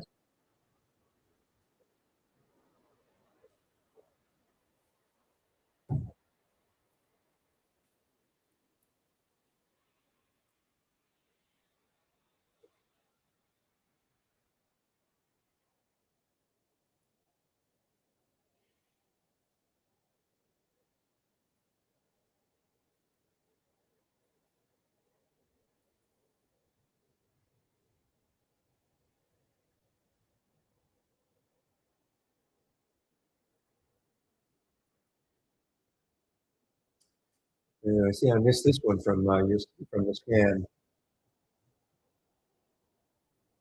I see HR.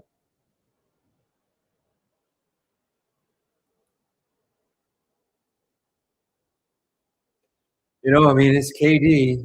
Yeah, I mean, it is. I thought maybe by now it would have given it up, and nope.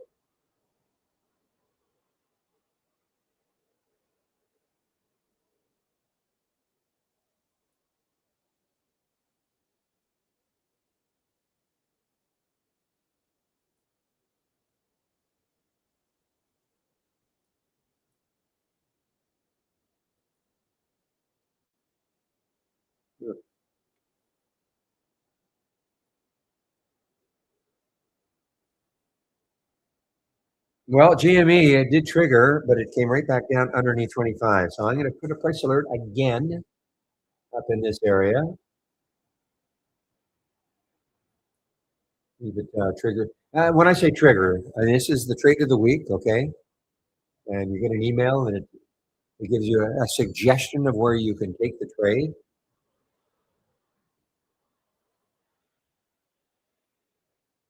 No, obviously, if you thought a lot about it or a lot of it, you could have taken it way down here, which would have been over a dollar underneath the trigger point.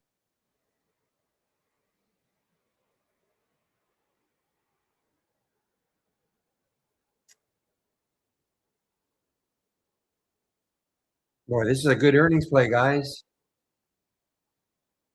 ICHR.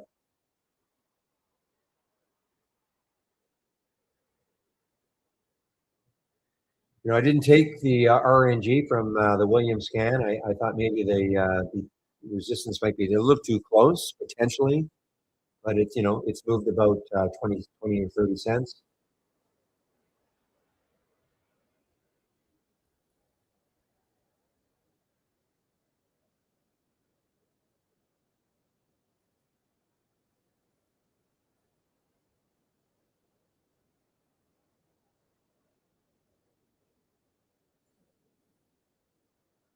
All right, UPWK. William was talking about. Yeah, I think wasn't that an earnings play? Yeah, this is an earning. This is an earnings play. UPWK, right around the VWAP, hanging right around the VWAP area, down 17% on earnings.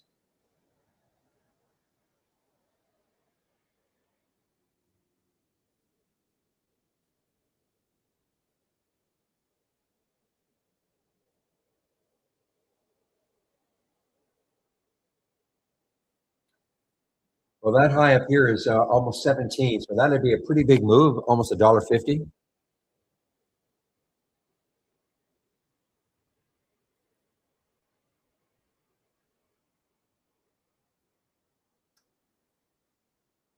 I don't know why, but the name of this company always cracks me up. Robert Half Inc. Guy's name is Robert Half. Okay, I'm sorry, don't make fun of his name, but that's his name. so, um, so Robert Half, so RHI.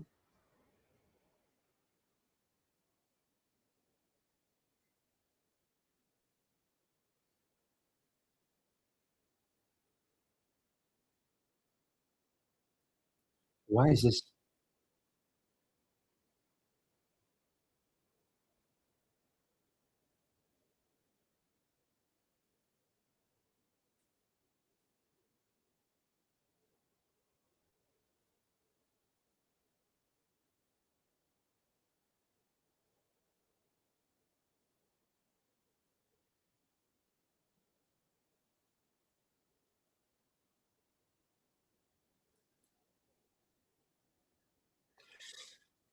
Saw this one yesterday. Had a nice day yesterday. This excuse me, NMRA had a nice day yesterday. Big continuation today. You can see on, I got to put a price alert here.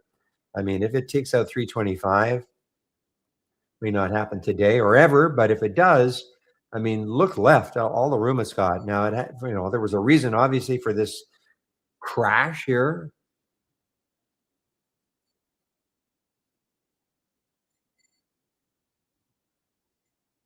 Okay, I see what's happened here.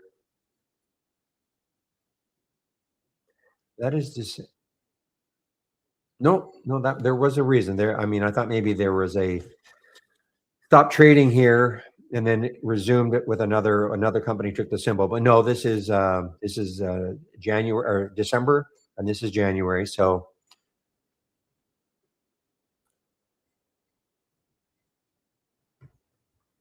not a low float, 129 million in the float. I don't see any news on it. Nothing. I mean, I see some news from the fourth, but participating in the Guggenheim Emerging Outlook Biotech Summit, maybe on Wednesday, February 11th. Okay, that's tomorrow. So maybe in anticipation, of they're going to say great things. Maybe that's why it's been moving the last couple of days.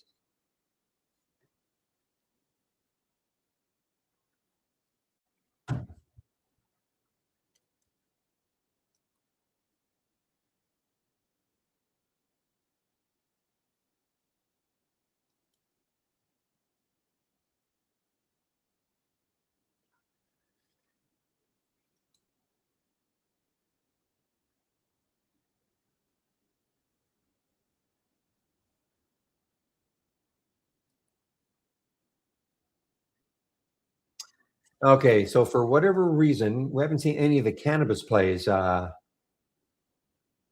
see if there's anything going on with the cannabis plays. Tilray is moving higher today, this morning, but I just want to see what is happening with MSOS. Anything happening? Nope. All that excitement back here just completely fizzled out.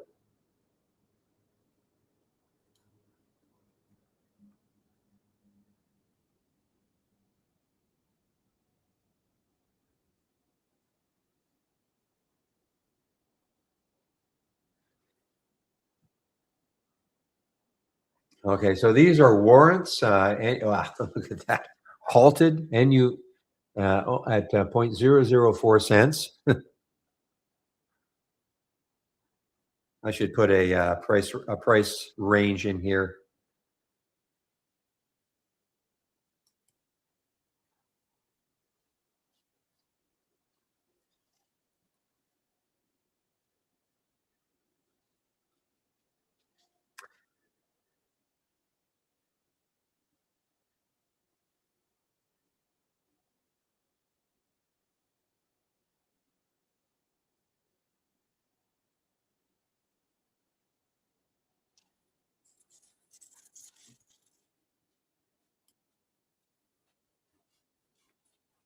Yeah, well, the J, yeah, you're right, Obi. JZXN is it's at the VWAP anyway. At it, he was here earlier. I think Dwayne was here earlier.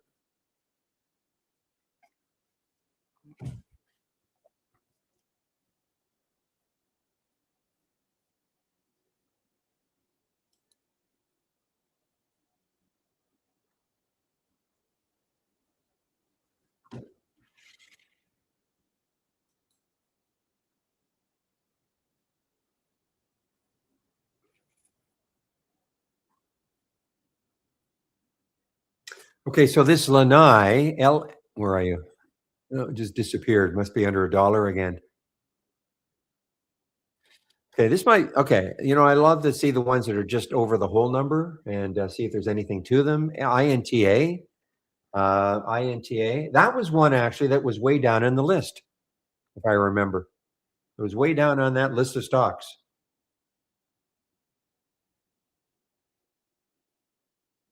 Now maybe it's starting to get going again. Not an earnings play. It was an earnings play a few days ago, but hit hard on earnings. But it's above all this now. The next high looking left is 33.20. Not saying it's going to get there, but there's certainly room.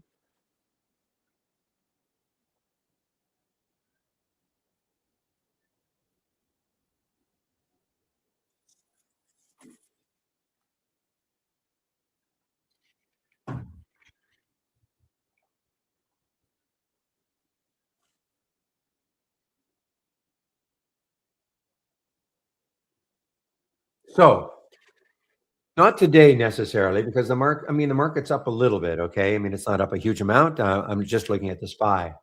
Dow was up, pretty decent amount, but on a day in which maybe the market was down, this is a pretty interesting race. The reason why is that this would be running counter to the market. Okay, because I mean, the day that these would be large cap gainers near the high of the day, which is you won't get very many of them. On a day where the market is down. Remember 2 weeks ago when we had about 3 or 4 days in a row that the market was just really ripping down.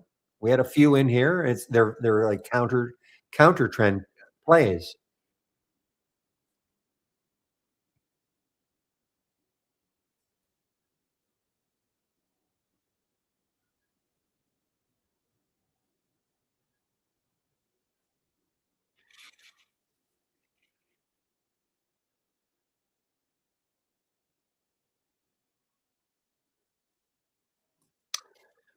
Moderna on the move here. Got wow, look at that. Now here is a perfect example of what you want to see in their wave. So if anybody wants to know how to add the wave to their charts, this blue wave right here, this is a perfect looking wave. Even on a 2-minute chart, hardly any chopping through the wave. Okay, the bottom. So if you were in this one, say down here, you could just keep in this trade, in this trade, in this trade until the wave, starts to curl down and maybe, well, turn orange. Okay. But this really can help you keep in a trade by using the wave. There's just a visual. It's just the visual of keeping in the trade. Remember now the blue is the strong trend, or orange is the weak trend. So until it turns orange, there'd be no reason to get out of this trade. None, zero. And look how narrow it is. Um, for me, the more narrow, the better, because that means it hasn't gone too parabolic. Parabolic is, yeah, I get it. Parabolic, if you're down here, you want to see maybe a big spurt. But if you're in this area here, when starts getting parabolic, you can rest assured there are going to be people taking a profit, more than likely. I would be. So this is just easier, as just keeps moving higher and higher, easier to keep in the trade. Don't have to worry about, boy, look how parabolic it's getting. Do I take some profit now?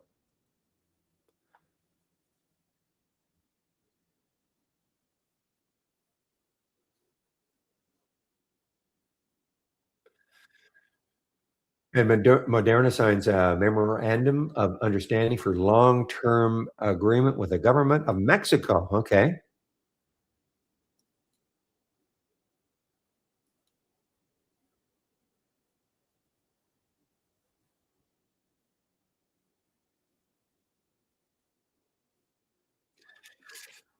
Not necessarily, Nile. You talking about the wave or just in general? I like to have a 2 and a 5-minute chart, that's all, but no, the wave, some of you out there may not even have a 2-minute chart. I mean, remember now, this is just sort of what I like to see. I like to see a 2 and a 5. Some of you may not even have a 2. Some of you might just have a 15-minute wave, okay? Which in which case your stop is probably gonna have to be a lot, wider. But if I were in this one, okay, I'd be following it on the 2, on the 2, on the 2, and if I started to see, you see this bar right there is starting to it's to the bottom of the wave, it hasn't pierced it. I'd be maybe saying to myself, wonder should I take some off? But what I would do is I would go even to a 1-minute chart to see if the wave has turned color yet. I don't think it has. It's flattening out though. If it started to curl on the 2-minute chart though, if it started to curl down, then I would definitely be looking at the 1 minute to see has it turned orange. Okay. This is just the way I use it. Okay. This is not you know, everybody will have a different way. They're not. I don't mean there's 1,000 different ways to look at it, but all I'm saying is that this is the way I'm using it, and it's not a matter of saying a buy flag or a sell flag. I'm just following the wave, and until it gives me a really strong signal to get out of the trade, I keep in the trade. Now, if people are interested in the wave, I will click on new and then click on dock channel bar. Then if you click on the Ripster Rippers channel, there's a video that was going to pop out. Okay, I don't know. Popped on my other monitor. You can't find it. It might be behind. It might be behind the channel. But this is a video that it kind of explains the whole idea of it. Okay, and these are some scans based on it. I don't never use them. Never have I used them. But one day I'll take a look. One day I'll spend the day just looking at them. But that's the concept of the wave. I just use it in its simplest fashion. If I were fortunate enough to get into Moderna on that, the VWAP gold early, then I'd be just staying, staying, staying, staying, staying.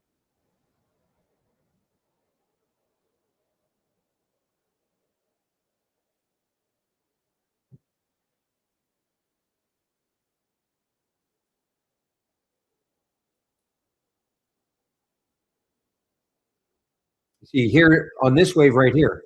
So that was nice, nice, really nice here. I almost can guarantee that on a 1-minute chart, that would have turned orange on that little dip. You can see how it turned orange right there. So that would certainly, had I been in earlier, if you're in this one earlier, here's an area where you definitely would take some profit because you don't know how far that's going to go down. But you also don't know if that's just a brief pullback and then it resumes. Okay. And this is just the way I use it. Okay. No, there's no, okay. A question in our YouTube room, trade wave signal should only be used on a 5-minute chart and not on 1, 2, 3. No, you can use it any time frame you want. What you're seeing here is just what I'm using it on. Okay. There's no should. Some people might, you can use it on a daily chart if you're more into swing trading, a daily, weekly, monthly.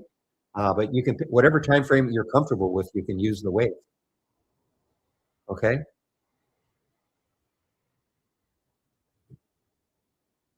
That's from our YouTube room for around 100.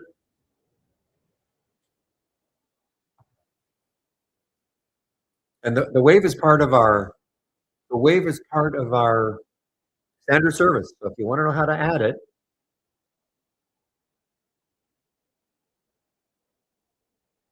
you're short Intel, but you're not sure why. No, Ozzy, that you mean you don't know why it's moving down?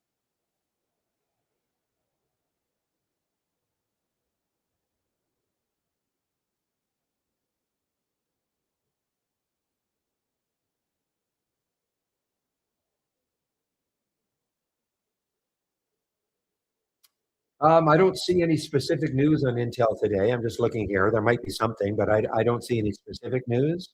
Intel investing at least $100 million in Samba Nova. Maybe the market's not liking that.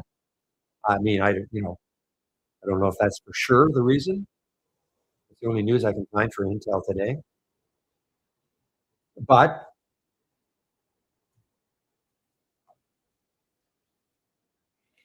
so XLK is up. Just want to look at the sector, see if there's any sector weakness. No, not really. So Tarun, yes, there is a more live room because yeah, with you're in YouTube, and in YouTube there is about an 8 second delay, 7 or 8 second delay imposed by YouTube. So if you want to come into the what I call the main room, a lot more action amongst traders or interaction amongst traders. So you can come into click on my homepage link, and if you click on my homepage link, okay, click on my homepage link, and this is what you're going to see. Scroll down a little bit, and you see where it says trading room. This is for Tarun in our YouTube room. You can click on the and anybody else who's in YouTube want to come into a way more active room. You just click on the trading room here. It's free also. Okay.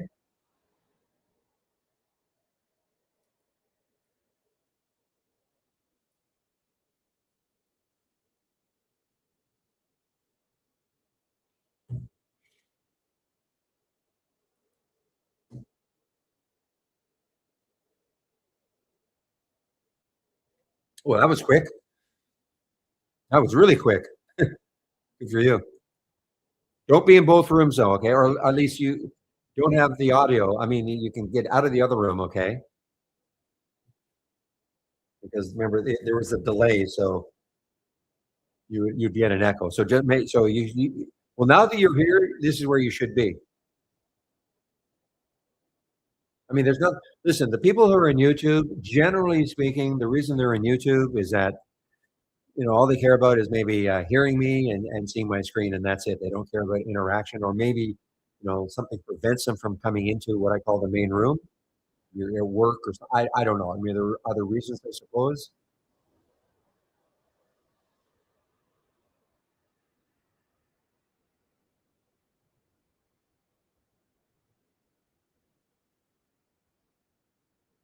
Well, better late than never, Tarun or Tarun.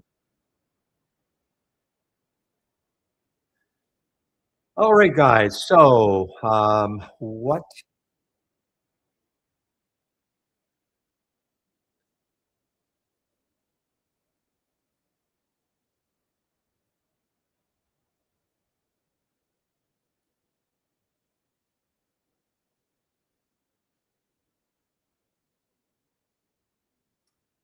Well, this help is still just because this guy, the new CEO, was appointed effective immediately. So, usually, what that means is they turf the old guy when it's effective immediately. So, I don't know what happened to the old guy. Got turfed. No, thank you for your service. You know,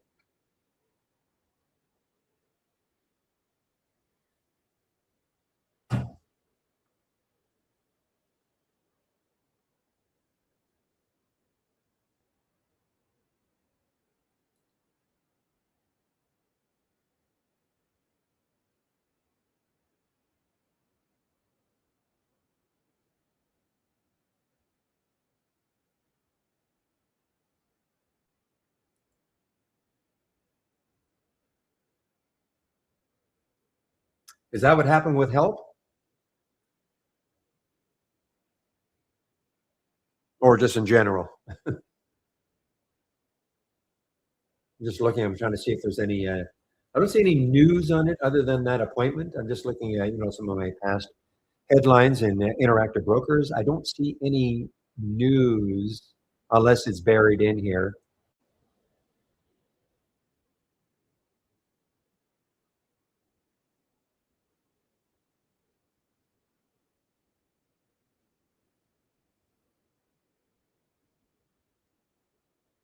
It doesn't look like there was some. Anyway,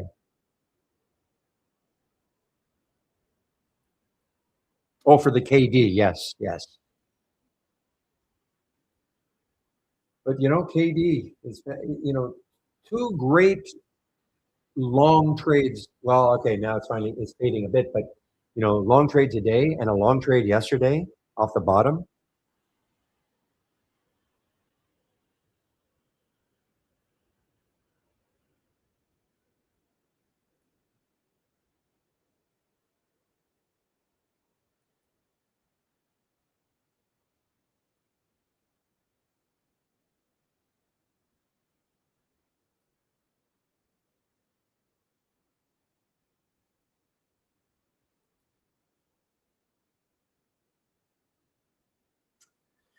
Well, Fig is still strong. I know you guys are thinking about a fade on it, but I mean, Fig is still strong. A lot of shares. Probably most of us have a lot of shares available to short. Interactive Brokers has 3.8 million, so I'm sure it's widespread. But Fig is still strong. I mean, it has not really. I mean, that was a nice little dip there, but it really hasn't. Is not. But what an IPO, guys. I mean, that is just is well. It was fantastic for I don't even know if it was 2 solid months, got up to 143, and then steadily down.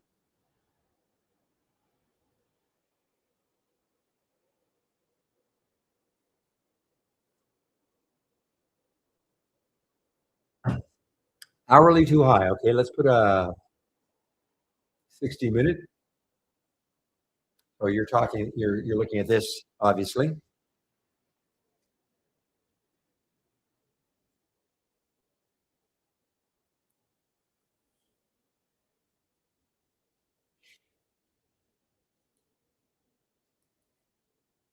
Well, what I'd be looking for is a curl down, sort of like this.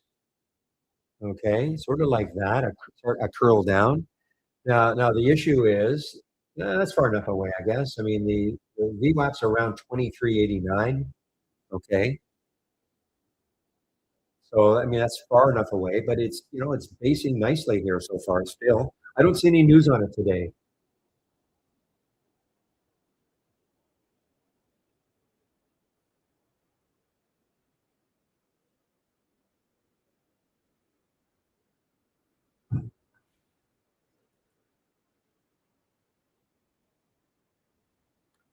William is long Schwab. Is that an no? I know it's not an earnings play.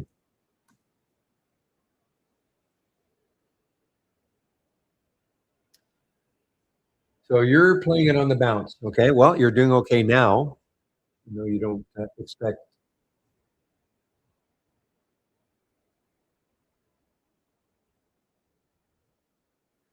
You guys, give me a moment. I will be right back.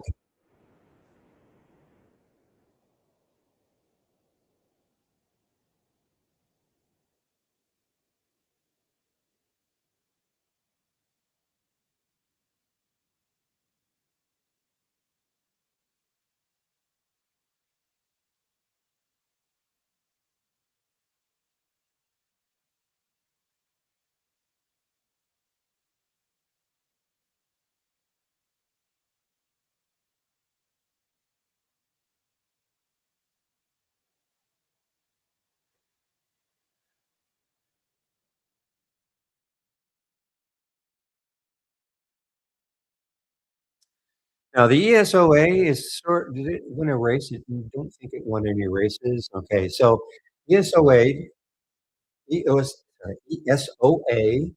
it's kind of basing just in this area. It's still over the VWAP. It's an earnings play.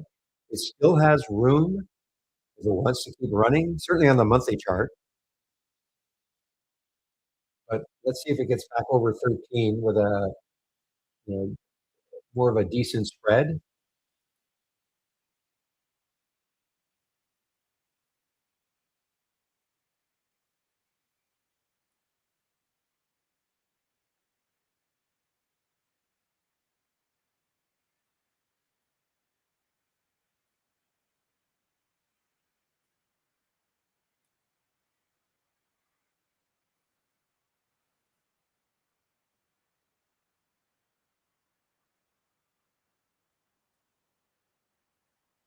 The spread is still a little, I mean, it's not terrible, but it's, 84.96. This is for the ESOA.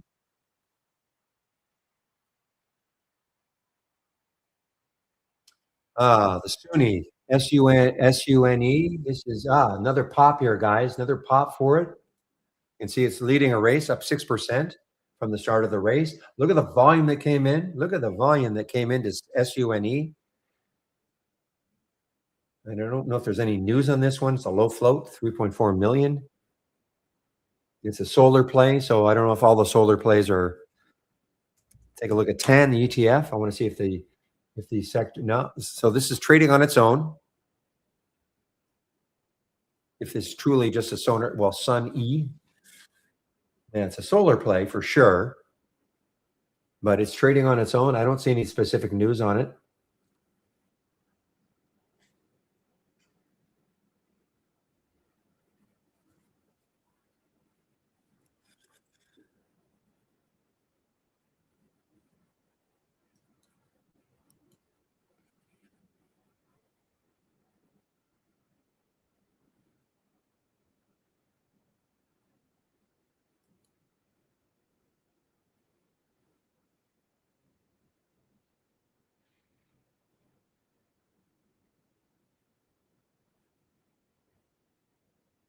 Did somebody put in a short ETF for Spotify? I can't remember if they did.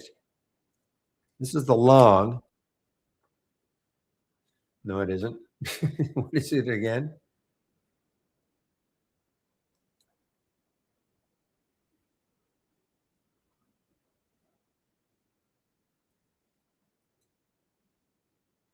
SPOG, SPOG.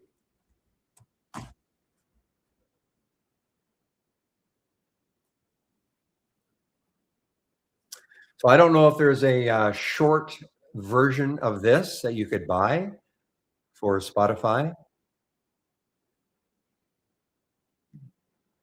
And I cannot short this one. So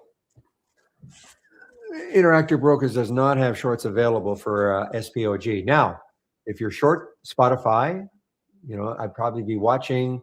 I'm sure Spotify, this stock, is coming into the VWAP. No, it's below the VWAP, so it's a little bit different. Okay, so it's below the VWAP, but there was no ETF for buying. If you want to short Spotify, there's no ETF to buy, is there? Okay, thank you, Pepe.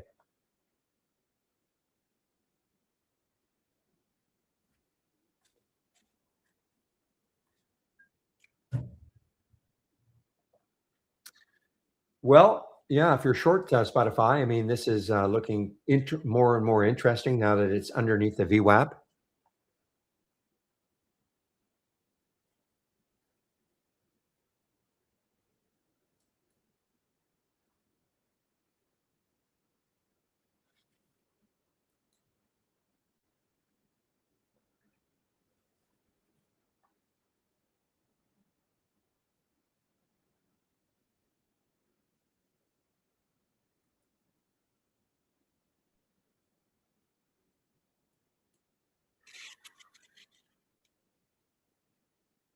All right, guys, it's 11:11 now, so I will be taking a break in about 50 minutes, 50 minutes.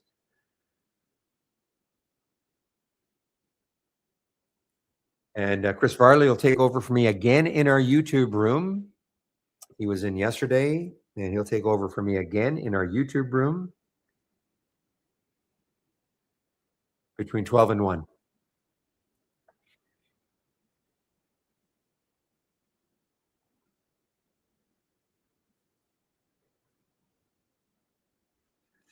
Well, this JZXN has just been hanging around the VWAP for a while.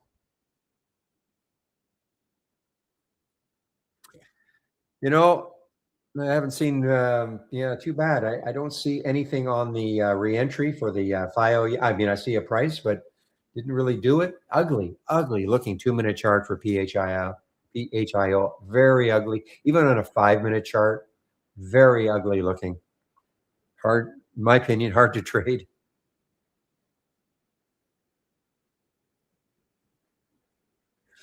Okay. just got halted. Jaguar Uranium. Is this an IPO? Is this launching? Yeah. This is $4 a share, so it's a little bit above. This was announced yesterday, so it obviously started trading today. 6.2 million at $4 a share, raising 25 million Canadian.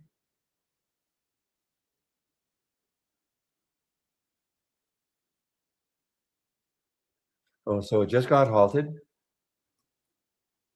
Canadian company. I don't mean on the Canadian. Well, maybe on the Canadian exchange also, but I doubt it.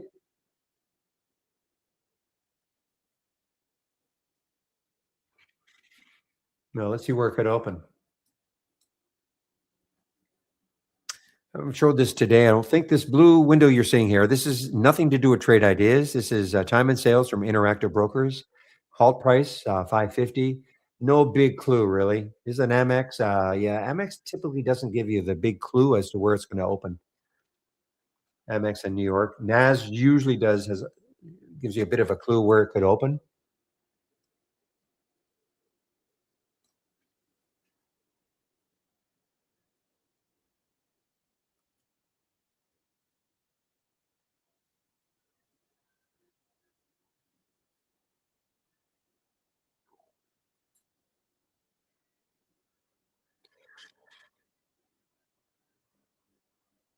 Yeah, so you were talking about somebody was talking about this one being at the VWAP, ARMK, right at the VWAP. Yeah, just hanging around that VWAP area.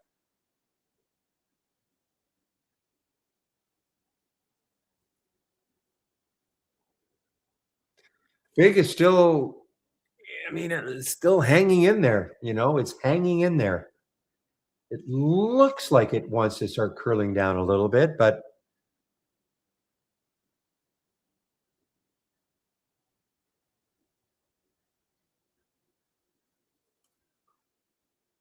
I mean, if you took the short, okay, if you're bound and determined to take the short, maybe you put your stop at the high, 24.76 or so, about a 30-cent stop. That means you got to expect to make 60 cents on it though. So could that happen? Of course, anything can happen, but if it's stalled right here, you're right on the edge of 60 cents down to the VWAP. If the VWAP acts as a support area, that's if you put your stop at the high of the day. Everybody will have a different way of looking at this, of course, but it looks like it is starting to curl down. Let's take a look at on the 1 minute. Is it turned orange yet? And the answer is yes. Okay. So for those of you who are wanting to short, it might be an interesting idea right now.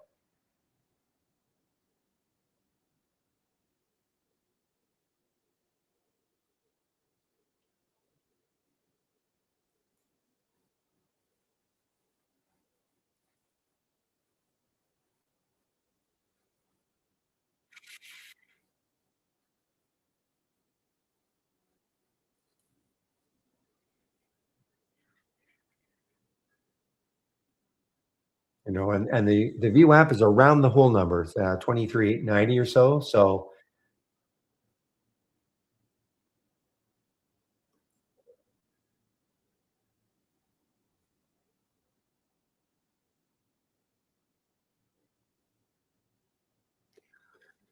all the brokers have been selling off. IBKR. Let's take a look at IBKR, my broker. Yeah.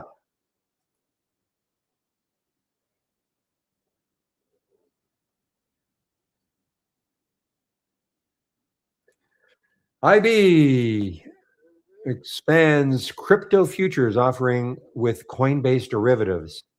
Okay. That's not why it's selling off, but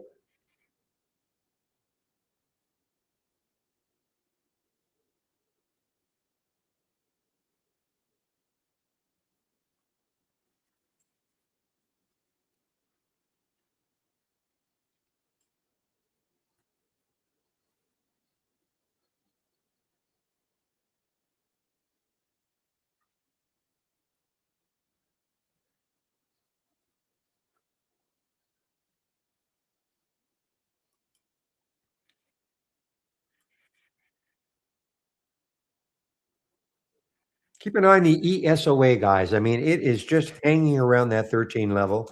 It's an earnings play. Um, I mean, it's hanging around chopping a little bit, on the right around the 13 level. It's an earnings play. If it takes it out, it might have a late day run. It's a low float. I didn't realize how low the float was, 11.5 million in the float. So it's a pretty low float also.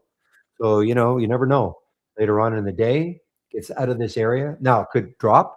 There are shares available for me to short. So I don't think it's going to hang around here for the rest of the day. Probably go one way or the other.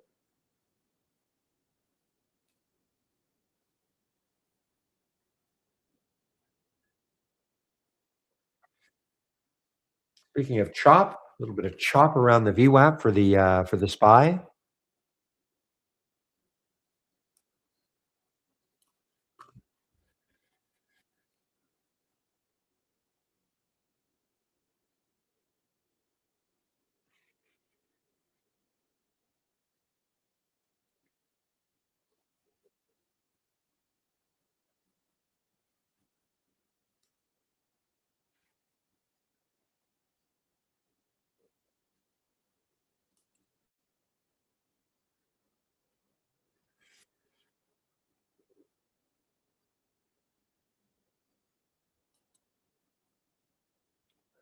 Ugh, you know what? This ring was sneaky good. RNG was a sneaky good one. I didn't take it from William Scan. I just didn't. 26. What is it? 2683 is sorry. 2898 is the next high. Actually, it's above that now.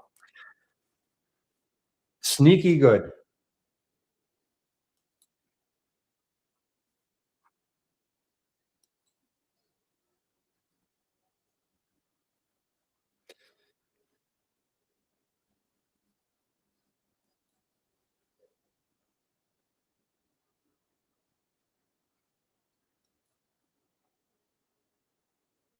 Whoa! This had a big rebound.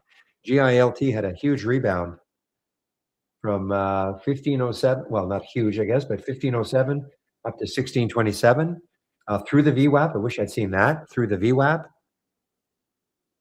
And that's GILT.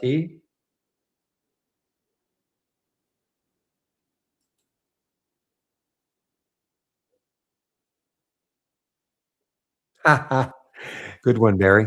I often wonder, So, for instance, IBKR, how many shorts are there available? And so these are how many shares. This remember, my broker is Interactive Broker, so they have 5.74 million shares available to short, and there's basically no fee.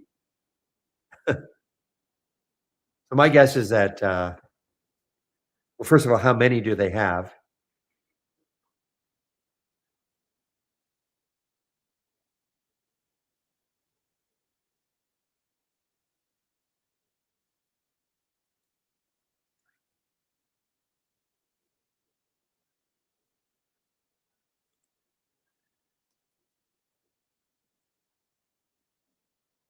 Yeah, so I mean, the fig is, it's inching its way down.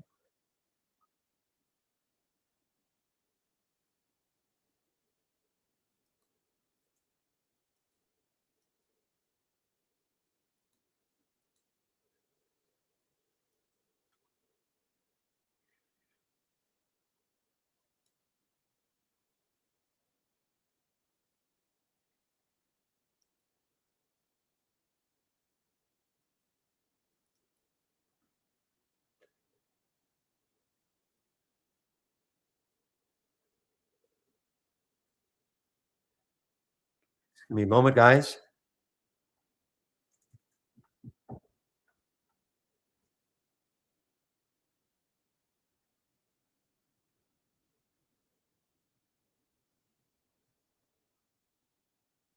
So yeah, they had a little sell flag right there, and it's starting to curve down.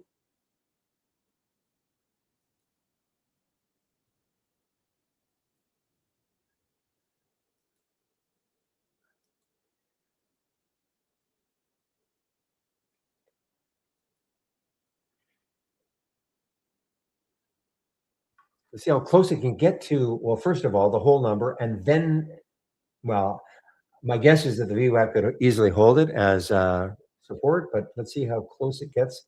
If we can induce it down just a little bit more.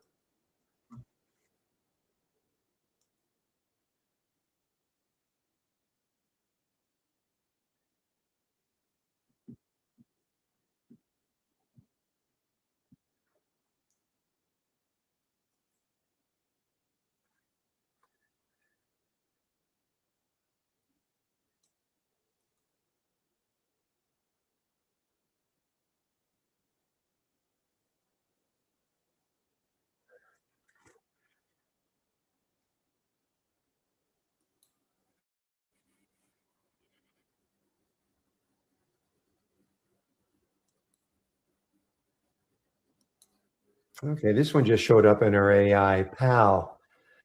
It's an earnings play, PAL. It's an earnings play. It's a weak earnings play. It's still down 20%, 21%, and it is a weak earnings play.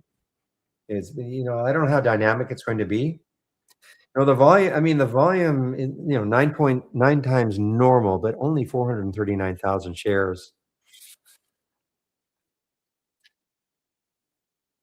Just may not be dynamic enough. I know it's from our AI, may not be dynamic enough.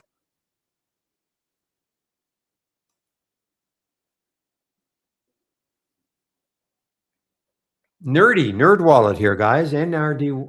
No, I'm sorry. It's not nerd. It's nerdy. I thought it was a nerd wallet. NRDY, just over $1. For those of you who don't mind playing stocks like that, the next high though is a 111. To me, it's just too close. I mean, it could easily stall there if it can take that out there, but that out. But even 120 is the next. Now, listen, if you took a huge number of shares at 108 and it got up to 120, that'd be awesome. But you just don't know what's going to do that.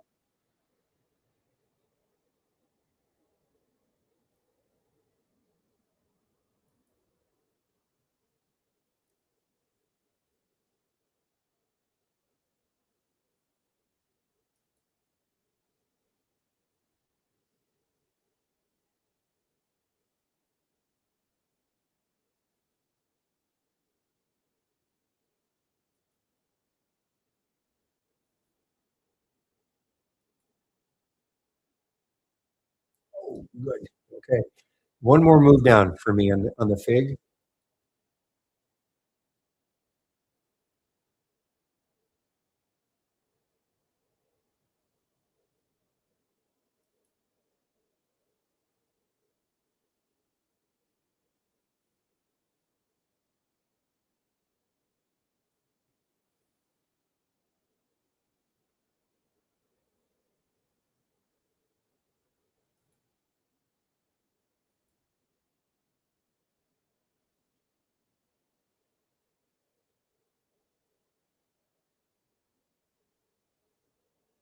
Okay, guys, I have just covered some.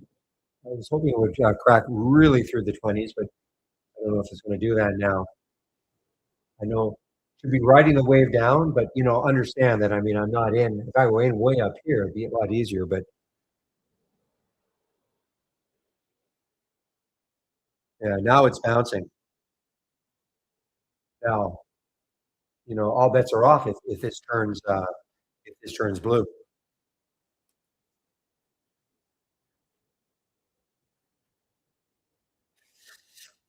Ooh, look at the pop for NKTR, guys. NKTR looked like it was starting to fade, but it has now popped again. Little bit of a pop.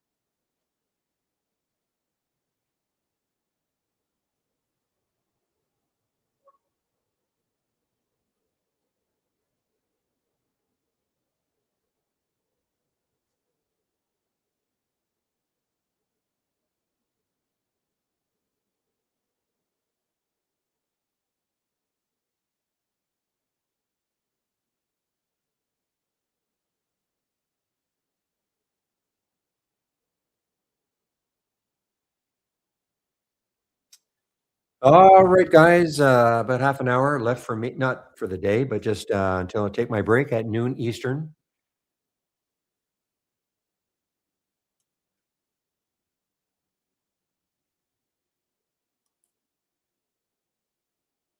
If you're saying it's grinding up, I'll bet you any money it has a great look on that 2 minute wave HPQ. Yeah, look at that. Just that little dip here. Other than that, man, oh man, HPQ, just a beautiful, beautiful. So if you're in, if you waited for a VWAP break, VWAP break right around here, so that's around 1970, and then you're just riding the wave. Maybe take some off right here, a little bit off right there. You never know; it could have curled down a lot more. But now but not everything, and then you just stick in the trade, keep in the trade, keep in the trade.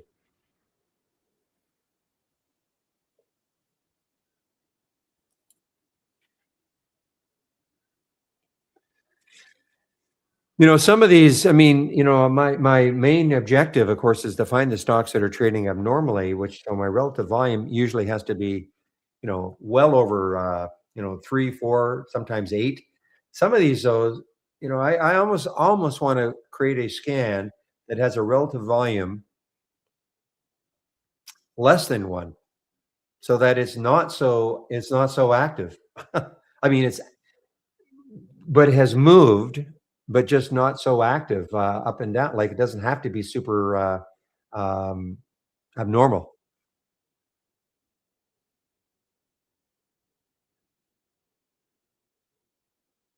So I would want it up a certain percent, minimum percent. In fact, let's do that just for fun.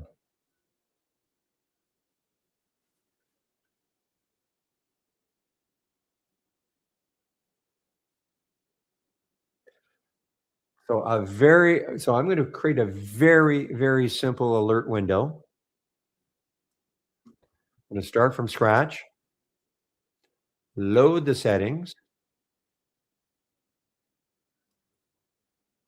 So let me, go, maybe a price between 1 and, 50. So the relative volume, okay, I want it to be max. I don't know. I'll use 0.88 just because that was, Hewlett Packard's.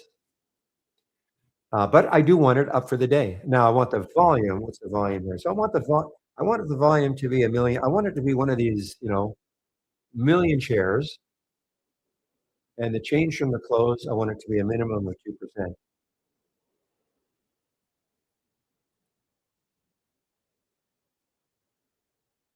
So the stock, you got a lot of volume, but again, a lot of volume. That doesn't mean that it's abnormal. I mean, but I do want it to be trading at least, in this case, a million shares, and then my alert will be a new high or a new low or a new low. Well, I'm just wanting a new high. And let's see if I get anything to start. Here's DOC.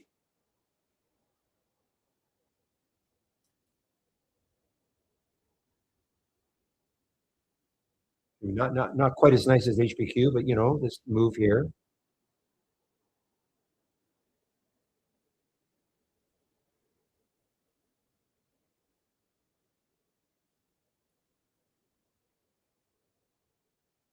I mean, there is something to be said for having, it doesn't have to be really trading abnormally, but if it's not trading super abnormally, it may give just a nice gentle trend.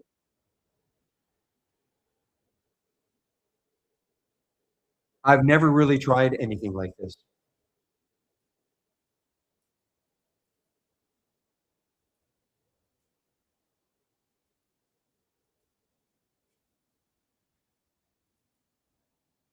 And of course, I can always adjust it.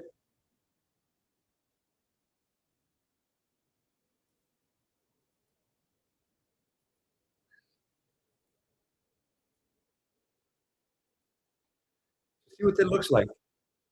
Yeah, I mean, you can kind of see not quite as nice as HPQ, but I mean, it's just inching its way up. But you want to see it earlier, of course.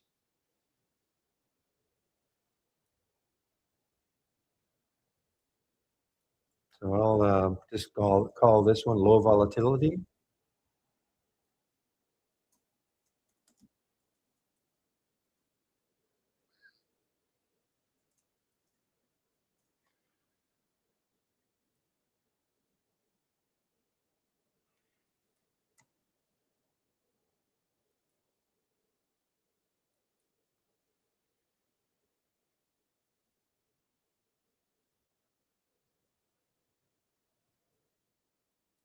And I might even increase the minimum price.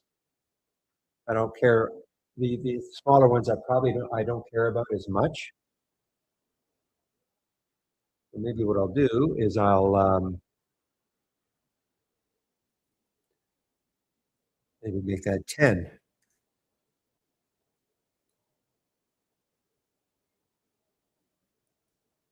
And I could always increase the max.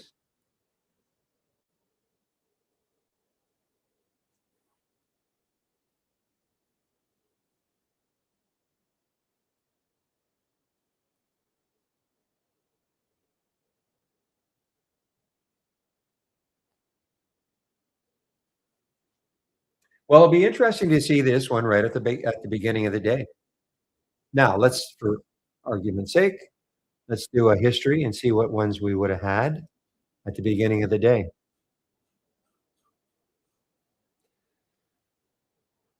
Well, there's HPQ as an example.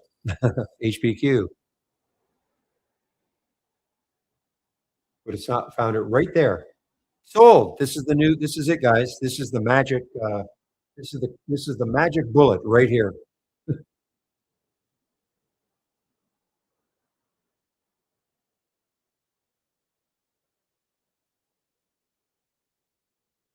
Or not. There's Zeta. I mean, some of them, try to figure out, well, okay, why HPQ so beautiful and Zeta kind of chopping, but it's worth a look. Tomorrow I will. How about the path? Yeah. So again, there you go. Very choppy. They're not all going to look like HPQ.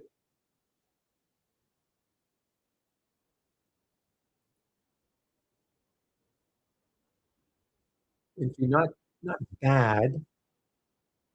Anyway, I'll watch this one tomorrow, just out of curiosity, at the beginning of the day, especially if something's got some maybe has some news.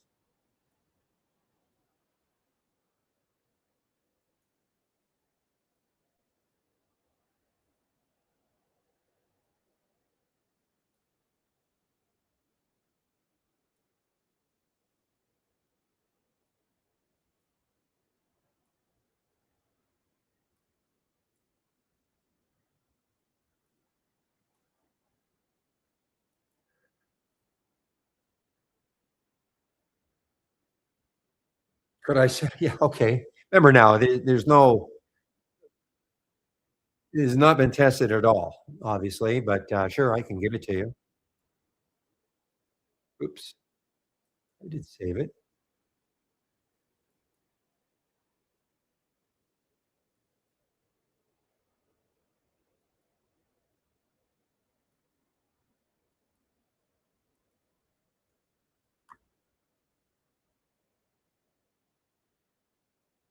The other thing to add maybe is some consecutive, 5-minute candles up.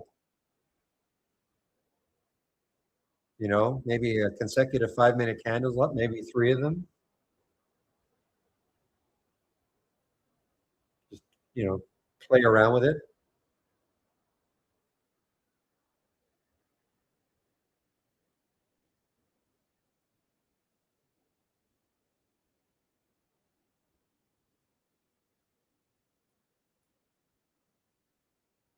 Now, okay, first of all, other thing, Barbara, I think what I say, you're going to hear wow. Okay, so if you want to get rid of the sound, okay, you have to right click on it.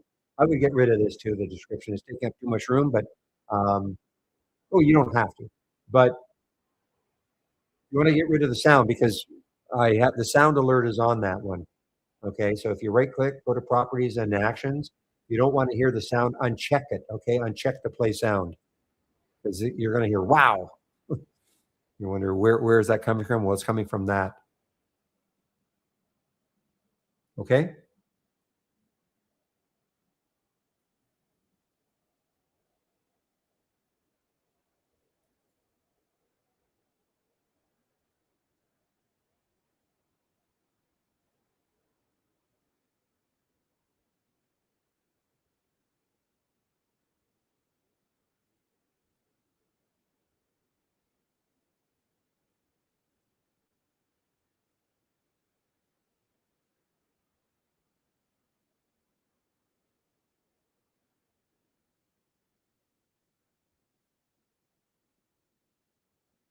This was the one from yesterday. I was trying to remember the one from yesterday that was very active.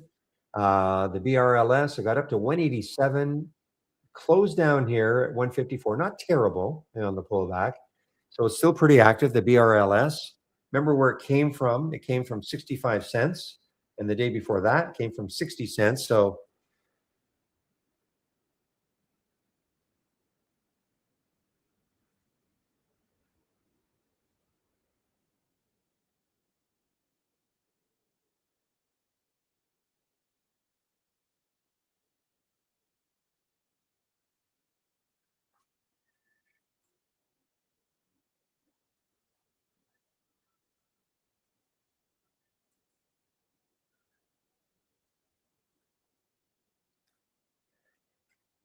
Okay, guys, in about 20 minutes, I'm on a break. So if you have any questions before I do take off for an hour, good time to ask. I'll put my homepage link in one more time before I do take off for an hour.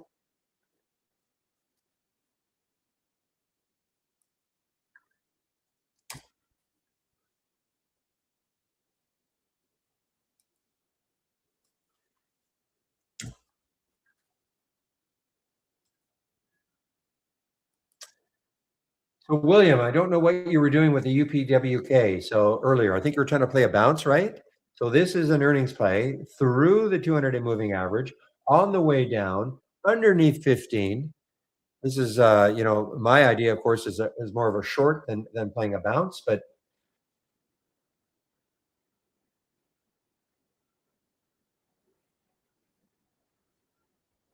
yeah, so you see, the fig was just a quick trade, really. Did not drop that much.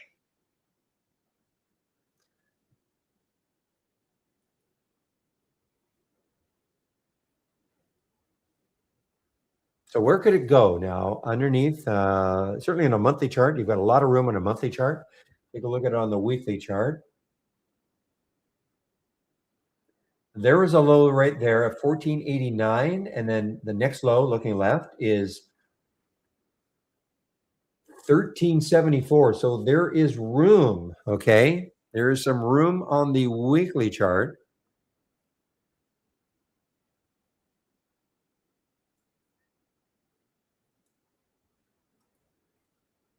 See if it takes that low of the week out, because it's quite a while ago. I mean, it's in August of last year, but takes that out, then the next low is certainly far enough away. Now it's having a pop.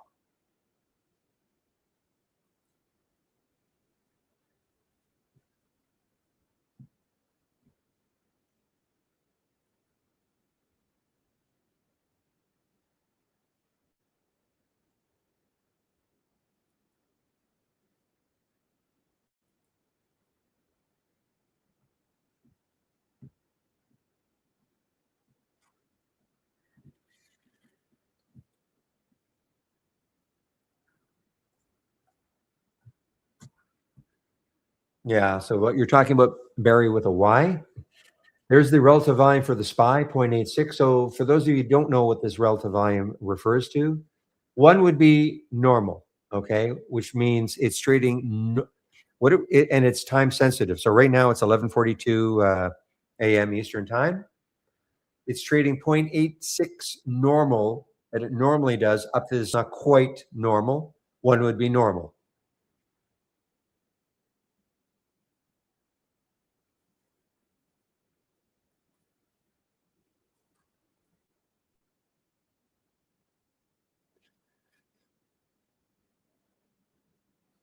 So here's the GPK. Okay, that just showed up on that scan. Okay, the new scan, 0.79, so it's underneath 0.88. But 1365, yeah, but look left. See, I wouldn't take this trade.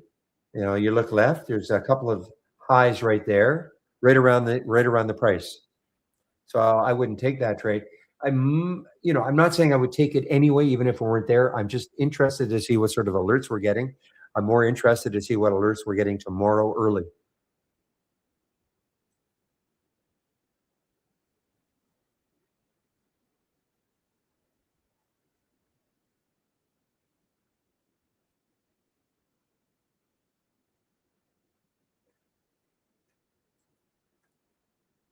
Oh, excuse me. Sorry. Very impolite to yawn.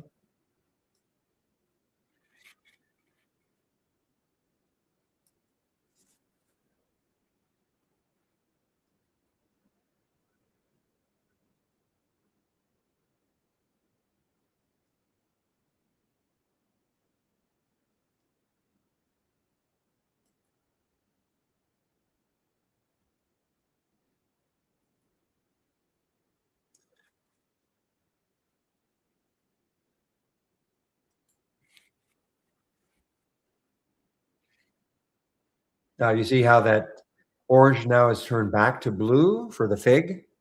So I mean, this may have great continuation now. I mean, you still got room. 25.76 to have about a dollar to the next high looking left.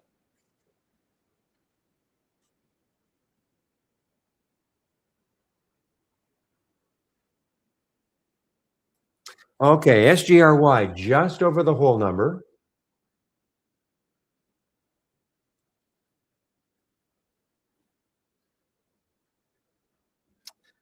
But yeah, the next high is too close for me. And if the next high was up here, around 15 and the stock's at 14, that'd be great. But for me, it's just too close, that next high. Doesn't mean it's going to stall there, but that's just the way I look at things.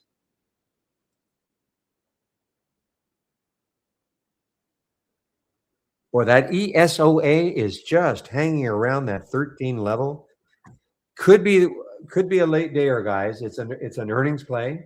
It's still, hanging around. Low float, 11.5 million in the float, which is 23 times normal, the volume right now. Not a huge amount of volume. It's still under 1 million shares, but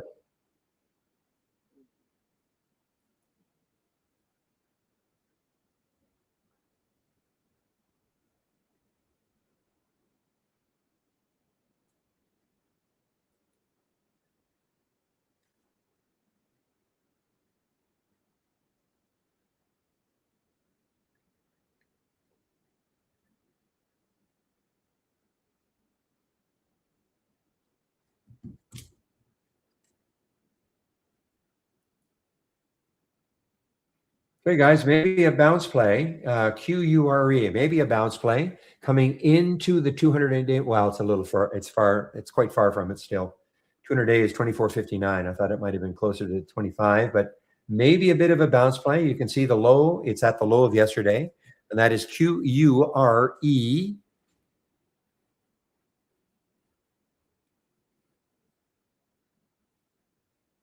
However, terrible spread. So forget about that. 25.10, 25.40, terrible spread. Makes it hard to commit to it, in my opinion.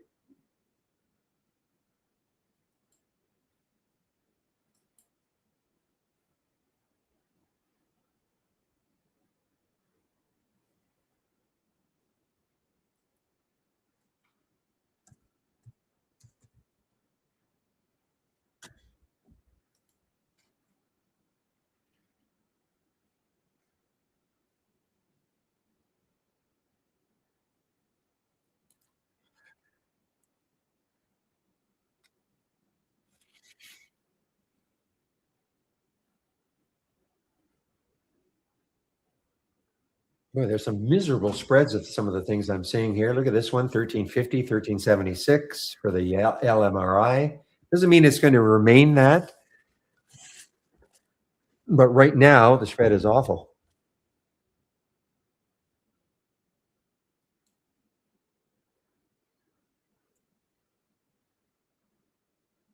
As opposed to pen with, that's the spread you want. I mean, that'd be ideal. Obviously, a 1 cent spread.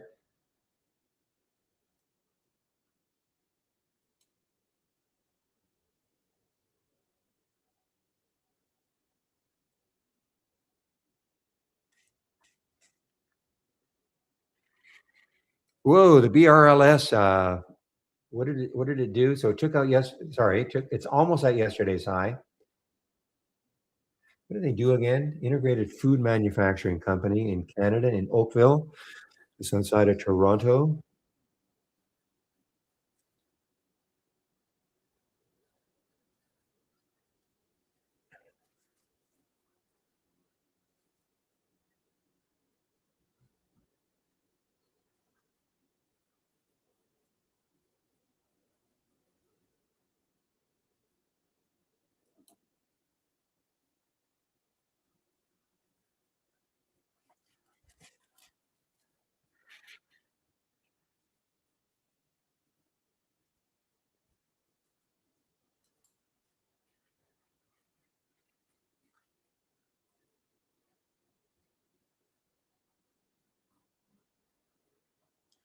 That would have been a nice bounce if you'd taken it, William, the UPWK, your style of trading. But let's see if this holds. So I'm going to put a price alert just underneath 15 and see if this is just a momentary blip up, and then it'll start its descent again.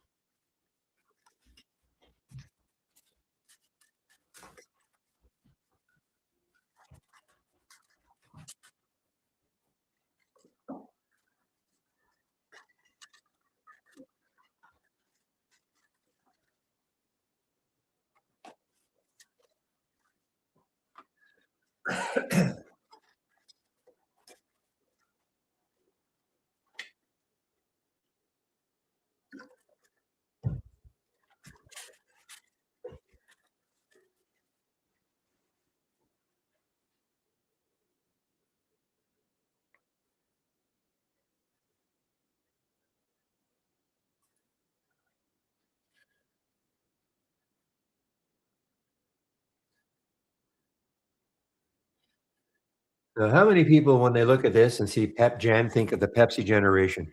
It's not anything to do with it, but that's what I thought of it anyway.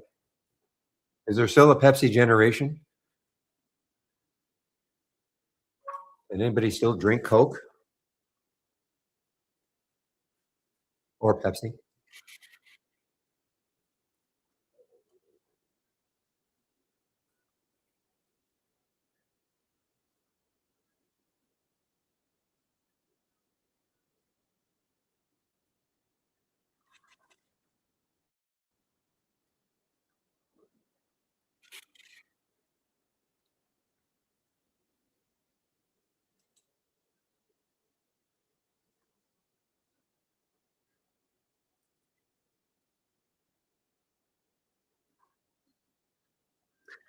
Yeah, I do see. I have one scanned, one scanned.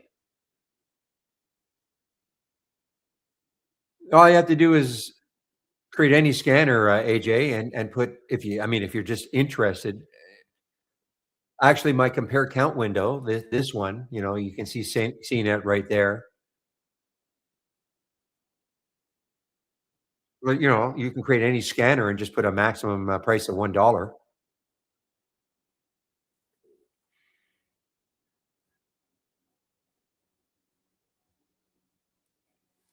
and that'll just show you the ones that are, with everything else in place. I mean, if you still want to have look at CNET.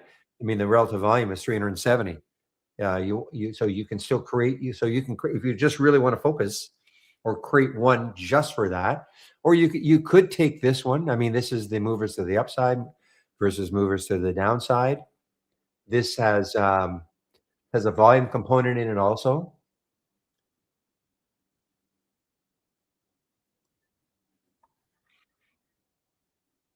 And there's so what Obi is saying, yeah, low of 19, high of 10. Well, if you wanted to just see the ones under a dollar, of course, you would just put a high of 1.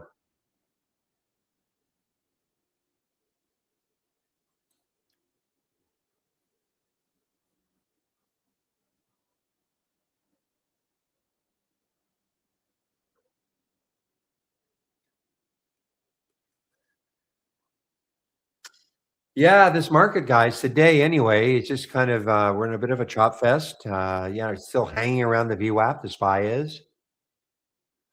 Dow's up, decent amount. The Qs are basically the Qs and the SPY have done nothing, or right now they're doing nothing.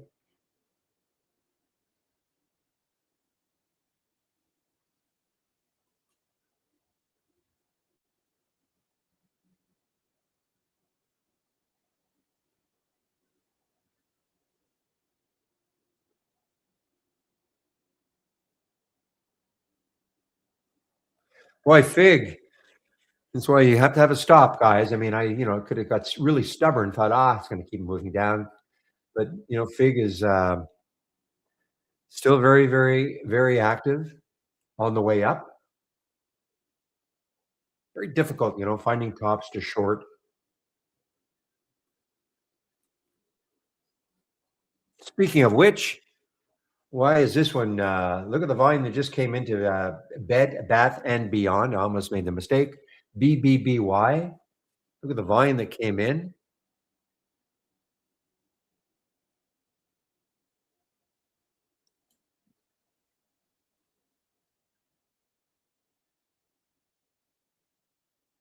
I don't see any news on it. I don't see any. Yeah, I don't see any news on this one right now for Bed Bath and Beyond.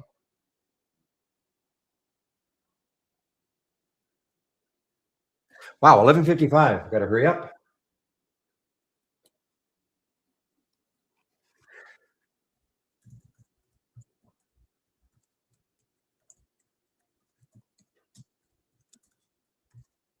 Okay, on a break, back around 1 p.m. Eastern time. Not haven't gone yet, obviously. Just waiting for Chris to show up in our YouTube room. And before I leave, I'll put the YouTube link in.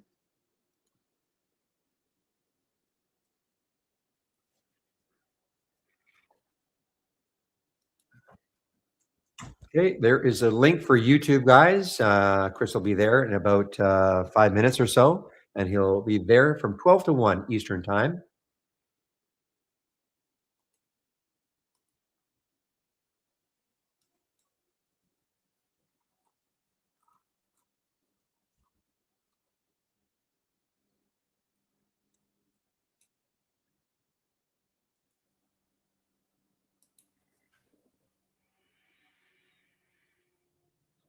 I know I've sort of nagged on this one, guys, but just keep an eye on that ESOA.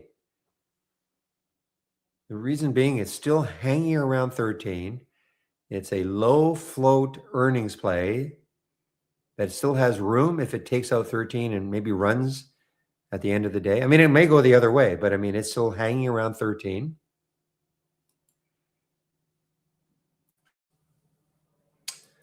All right, here's one from that scan, from the low volatility scan. Same thing though, look left. Not enough room for me. Boy, William, look at that TECX. What a move. What a move off 14, off 12, actually, off 12. I think it was 12 in the pre-market. What a move.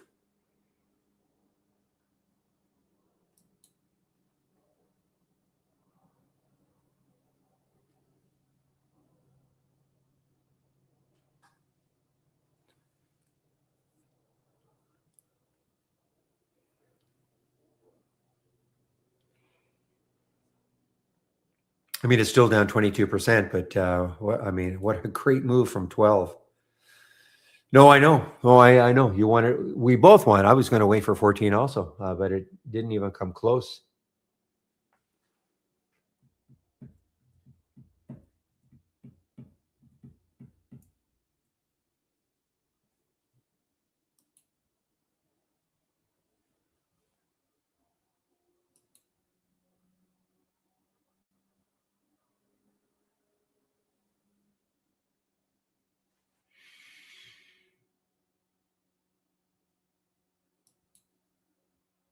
Not a, RAI. I mean, the NKTR, the gilt was good for a while, for sure. Understand, you've got to manage these trades. We had somebody last week. I don't think, probably not in the trading room. I don't doubt if they're in the trading room, but the AI had an alert, and the stock went crazy at the beginning. It would have been up about 20%, and then sure, it came right back down and it hit the stop. And saying, what sort of a alert was that? Well, it was a great alert, but you've got to be able to manage the trade. You can't allow, something that went wildly positive for you to turn into a loss. So, the gilt, as an example, the GILT, this was a short, and almost got from 1552, got down to 15. Now it's popped, but you can't keep in the trade and start taking a loss. Not when you're up. You get a stock going from 1550 down to 15. That's a pretty decent. I'm not saying you could have got in right at the penny and right out at the low, but certainly a good enough percentage move.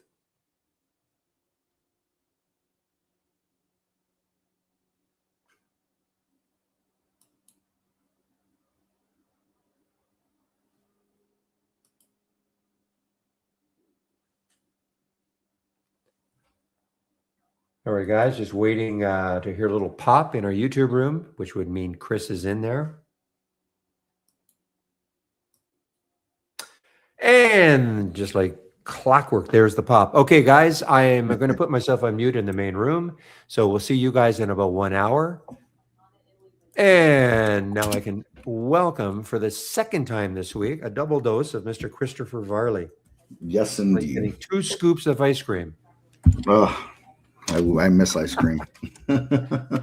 It's not part of your diet anymore? No, it is not. I've had to be on my best behavior. Well, is that forever? Is that for the rest of your life? If I want to keep the extra pounds off, I suppose so. Yeah, well, come on. One extra scoop a week is not going to kill you. So, Barry, I've got one of those personalities where it's best to describe it as 1 is too many and 1,000 is never enough. Okay. I got you. Okay. So I don't know moderation. Maybe one day I will, but it ain't today. Well, do what works for you, for sure. Absolutely. I'm sorry. I didn't mean to, I don't want you dreaming about 2 scoops of ice cream tonight. No, that's okay. It's fine. I've got 2 kids here that are baking chocolate chip cookies every other day and whatever else. Oh my gosh. Okay. Yeah, exactly. All right. Well, I got a wife that does that, and I'm not a big sweet guy. I really am not. But if she puts it in front of me, I'm going to eat it. Yep. And I'll eat all of them. Yeah, exactly. Good, bad, or indifferent. Well, on that note, yes, maybe we can find a sweet stock to trade. How's that? I could get behind that. Behind that. Okay, we'll see you in about an hour. Break. Sounds good, okay. Barry. Take Bye-bye. care. All right, everybody. Barry making his way to a break. Looks like we got eyes on my screen. Oh, it's good to see you. Good day to you as well. Happy Tuesday to everybody. What do we got going on today? A whole lot of nothing still, right? Market is not doing much of anything, kind of just floundering around. I guess everybody's watching the Olympics instead of trading. Is that it? Go whatever team go. But anyways, here we are live streaming, talking about Trade Ideas software, the market in general. So don't be shy. If you folks have any questions at all, please get those in for me. Open forum as per usual. So don't hesitate, get it in. Don't do any pre-done content on this. Rely on you folks to drive the content of this with your questions and your needs, wants and asks with the software in general. Can I share my money machine strategy with a friend? Send them, you got 2 options on this. You could either send them a cloud link and then they could create the collab link, or you could send them the collab link straight up. I'm a big fan personally of sending cloud links as the base, because then they can, load the cloud kind of easier, load it from the cloud easier. And once in a while, not once in a while. I should let me phrase that. When you load a collab link, it'll mess with your defaults for a little bit. So if you load a collab link for anything and then you go to open alert window or top list afterwards, it wants to load everything based on that collab link afterwards for a while. But it doesn't do that with the cloud link. So either will work. I'm just a proponent of sharing things via the cloud personally. So save and share, but if you go to her house, well, if you were at her house, what you could do is log on to your Trade Ideas account from her place, and then actually, well, no, it's just best to email it to her. So if you've got it in your cloud, go to load from cloud, and then click on the scan that you want to say share, and just go share and send this link to her via email. That's the best way to do it. I mean, you could do it from her house. You could log into your account at her house and then, send the email to her while you were there at her house like that. That's fine to do. Unnecessary, but you can do it that way. But there's no direct transfer from account to account for a cloud link like that. You just somehow you got to get her this string, this URL, one way or the other, whatever you find is best to do that. But that's what you want to do. Get her that cloud link. Once she has that, I make sure she saves it to her cloud first and foremost for safekeeping, and then open the top list and right click, collaborate, and she'll take that collaborate link and put that into the money machine, the same as she would any other scan that she wanted into the money machine, same as you would put any other scan into that money machine. So that's, that would be my way of doing it. I think that's the best way to do it personally with the cloud link. Again, I feel like it eliminates other steps with saving. And if you're still working, building scans and things like that, it kind of saves you the headache of the defaults getting in the way because of the collaborate taking over that. So again, allegedly, we have 56 people watching this. Surely, of all you 56 people allegedly watching this, probably half those are bots, but all the same, got to be someone with a question out there for me, right? Must be. Perhaps not.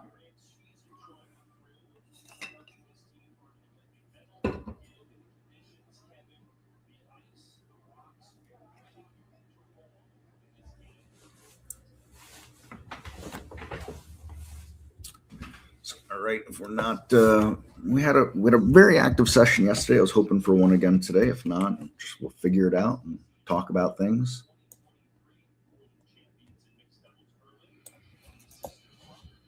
So we will play the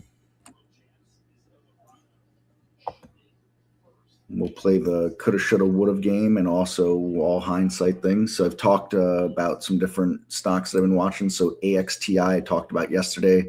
Wasn't able to get my entry over 20 because I was tied up in another trade where I'd kind of violated some rules. And, that setup is come and gone. AXTI now giving back quite a bit of the gains that it's had over the last couple of days today. We'll see if that sets up for another opportunity for me to grab it at some point. But keep my eye on it. But this is why it's important when you have setups and a plan, if you execute, sticking to it. And if you don't execute, let it reset up or let it completely fall apart and go by the wayside and forget it. You don't want to play the game where it's, just a bad look to get into it delayed and not follow exactly what you were looking for, essentially.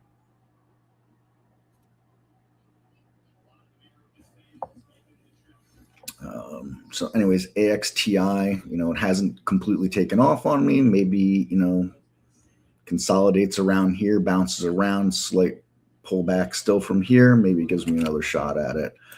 SIMO, I was talking about this one a whole bunch back through here. I don't have my drawing tool, but zoom in a little bit. I was talking about it through here early on, back through January, and my beef with this is it's a thinly traded stock. Usually around this time of day, it's right where it is right now, at just over 200,000 shares traded.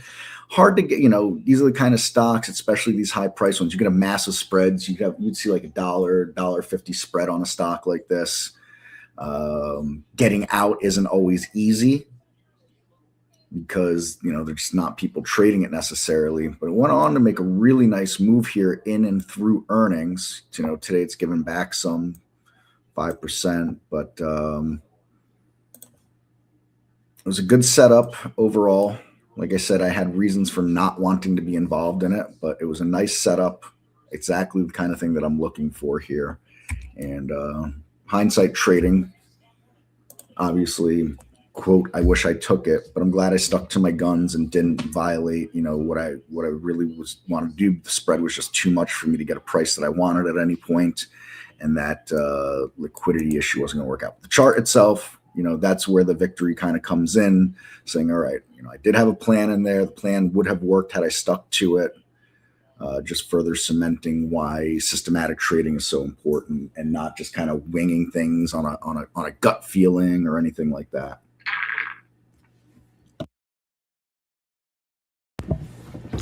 So again, questions, fire them in for me. Don't be shy. Don't be shy, please. Another stock we've been watching, we've talked about, ON, another semiconductor. So look, there are areas of tech that are getting beat up royally right now. There are areas of tech that are working well right now.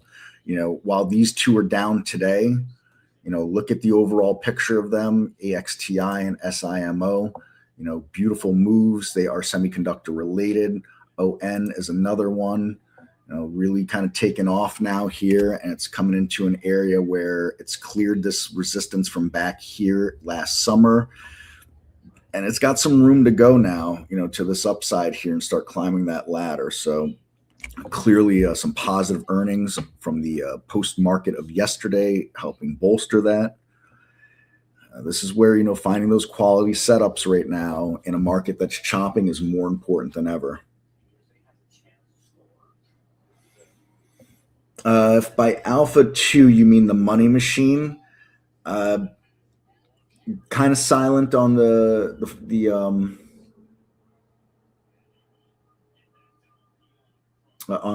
development front for it right now. It's been heads down working on a couple of other projects and the TradeStation link for right now. So I don't personally have anything to update with it. I do believe Dan will be here tomorrow if you're around, and he's always the best to ask with that.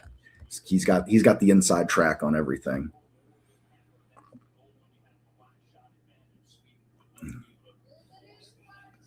So I know that there are things being worked on, but as far as exactly where it stands and going live, that I don't know.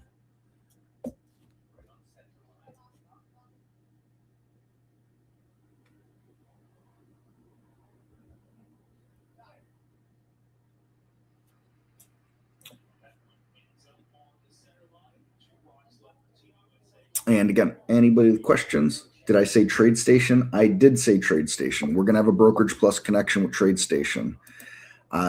I never give a timetable ever for anything, and I won't with this either. I can comfortably say it will happen in the calendar year 2026. But is it a month away? Is it 4 months away? That I can't tell you. I can tell you where it is right now, that we're testing the plumbing of it right now, but we don't even have it in an internal build within our software yet. So, the first step becomes an internal build that the development team plays around with. Then it becomes an internal build that me and support will get to test.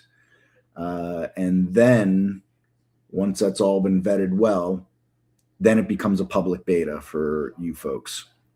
So there's, several steps to go still at this point. But yes, when we make that connection, I don't normally, when I'm asked what's the best broker or, who's the best broker to connect with, generally I just give the goods and the bads for each broker. TradeStation comes out a little ahead of everybody at this point, I would say, for a couple of reasons. One, they're commission free. Two, their API is extremely reliable. Three, they don't charge for data. And four, they have real customer support. You can pick up a phone and call someone at TradeStation. You can never do that with IB. E-Trade, while they don't charge commissions or data as well, not the greatest platform, to be honest. And Alpaca has no support whatsoever at all. So, they're a tough one. I think Alpaca is for like the true expert and people that understand APIs and things of that kind of nature. And they're fine in that sense if you're at that level. So I think, TradeStation will become the clubhouse leader of brokers that we connect to. Just my personal opinion, 2 cents. Once the connection is live there, I will open an account with TradeStation as well to do my own testing. And assuming that all goes well, I'm likely to use TradeStation moving forward, and I'll no longer use IBKR at all. I do a swing trading account in IBKR. So that is that on that news front.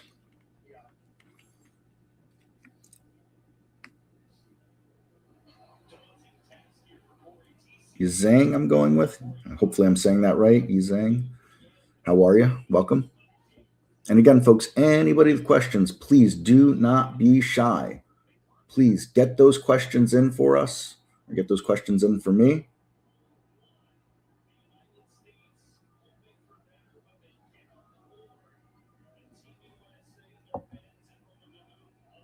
How to start the trade wave? Great question. So depending on the version of the software you're on, if you're on our beta or our production version will vary. So if you're on the beta version, your chart should look like what I've got going on over here on this ON chart, up in this area here. And you're going to look to that indicator manager right there. It's the bars with the squiggly line above it. You'll click on that and you'll click Trade Wave and you'll get that enabled on there. And then the 3 dots with the lines just give you a few different options there. You can see all the flags, or you can see just the last couple of flags. That's entirely up to you on that. I would recommend not playing around with any other settings in here unless you're really versed in EMAs and SMAs and all that kind of stuff with crosses, and you have a reason for wanting to change all the math in there. If you don't, again, I would suggest not messing with it. That's just my personal sense. But you don't see any chart. Have you logged in? Let's start with, have you logged into the software yet? Do you have the software? Do you have the menu bar? You should have the menu bar. If you've logged in the software, you should have the menu bar, and you should actually be seeing this dock channel bar, and you should have it looking something like this on the Explosive Winners channel, just like this. That's the default layout that you should be getting at the startup here.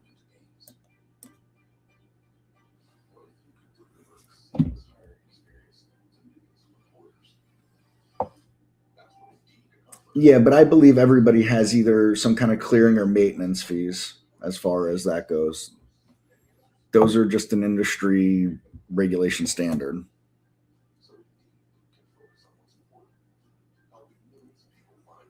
Versus IB that's charging you a straight up commission, and they charge you for data too. Where am I looking for my menu bar? So this is what you should be seeing if you're logged in. You should have this green bar here, a green dot here. In the accounts, it should say connected, and you should see something like this. Yeah, exactly. Everybody has clearing fees and such.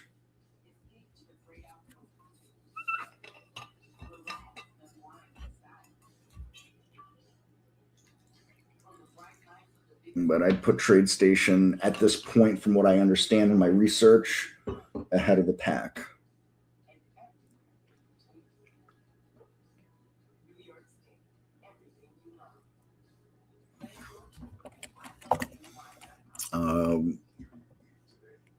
So again, let me know once you're logged in there.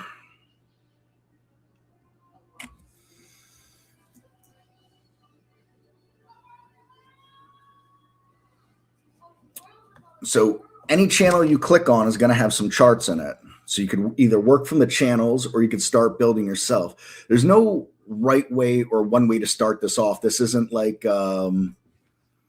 it's not, I'm trying to think of something to compare it to. Where you want to head with the software and navigate with it is very personal to each individual.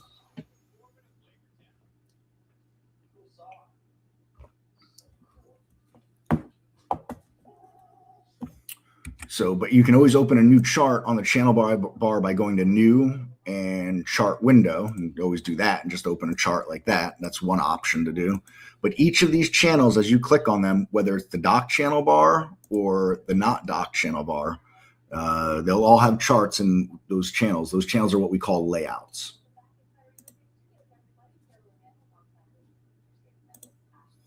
And let me also share with you a video, and you can refer to this video now or later, whatever you want. This is a video I did on the trade wave. Probably later is better. You're going to need to get some context behind some of this stuff. Channel bars, dock channel bars, layouts, charts, so on and so forth.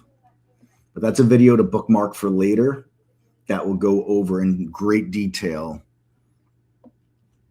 the trade wave and all the features with it. So once you've got a chart open, it really comes down to which version of the software on. If you're on the beta, you're going to see this bar with the squiggly lines. Trade wave is found there. If you are not on the beta, then it will look like this with an FX here instead of, and that FX is where the trade wave will be.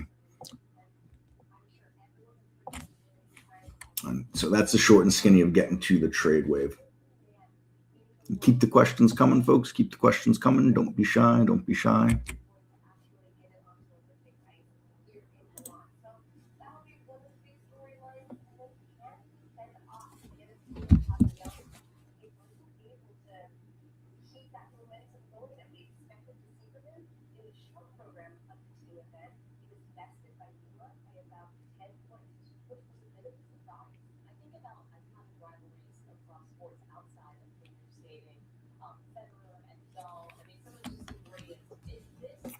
Let me get rid of this dock channel here, cluttering things up, move that back over for the time being.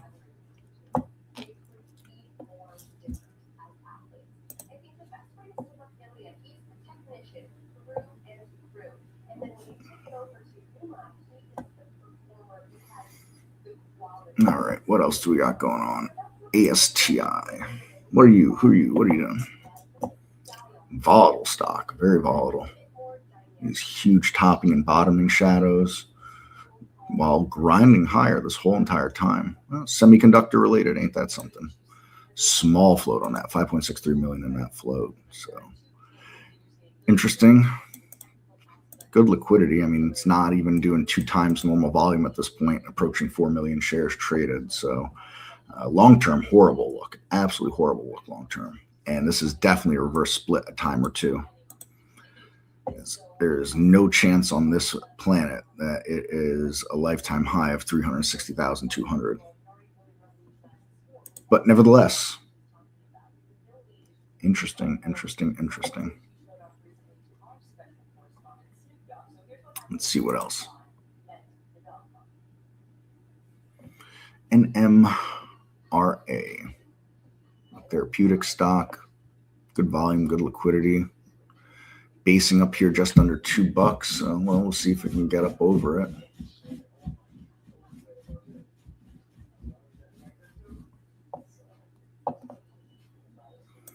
FRMI. Good liquidity again. That's solid liquidity without a whole lot of extra volume trying to boost it, without any real extra volume trying to boost it. Again, these are some ugly long-term charts on what we've seen. Although this only goes back 4 months. I don't really call that long-term at this point. Curling over, though, might be done for the day. What else do we got? Talked about ASTI. Just talked about that a second ago. Oh, no, this is a different one. Sorry. And DM. I'd say this is probably done at this point. Curling over like that. Never know, but that would be my guess. TECX.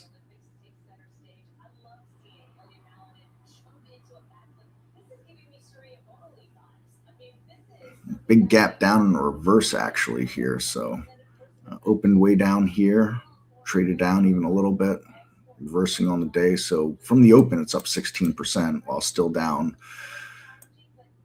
just under 19% on the overall day here.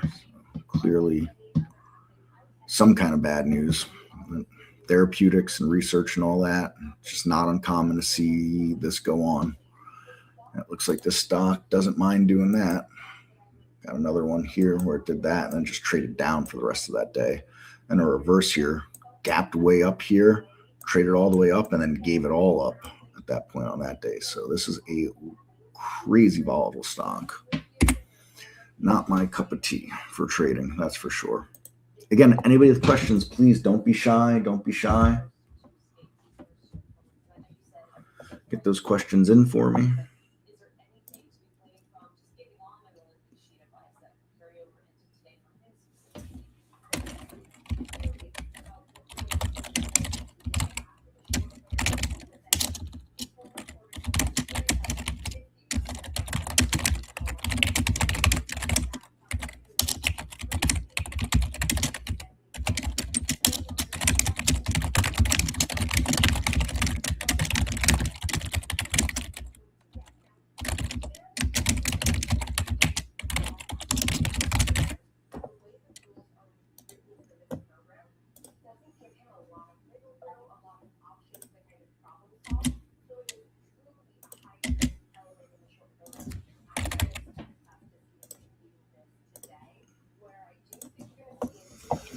Looking at BYND, will the buy or sell signal pop up here when it's time to take or exit the position?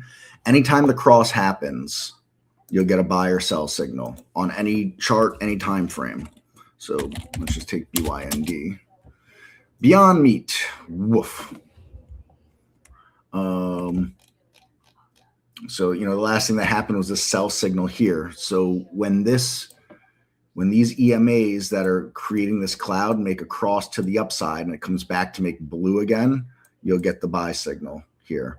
One thing I want to stress and caution is this is not a, financial advice buy and sell signal, right? This is to help you identify trends and changes in trends. But if you were to just simply try to follow the buy and sell signals from this, I'm not sure how well you would do. I'm just not sure, but I would not recommend simply blindly following the buy and sell signals from the trade wave. That's just my personal 2 cents as someone who's been trading for a little while. But to each their own, and perhaps I'm wrong, and it would, net you overall profit. But yes, they'll pop up here live on the chart as they happen. So, clearly nothing will happen on the daily chart today. And I think it would take a pretty sizable gap up to get it to happen tomorrow. As we can still see, there's a good spread here on that cloud.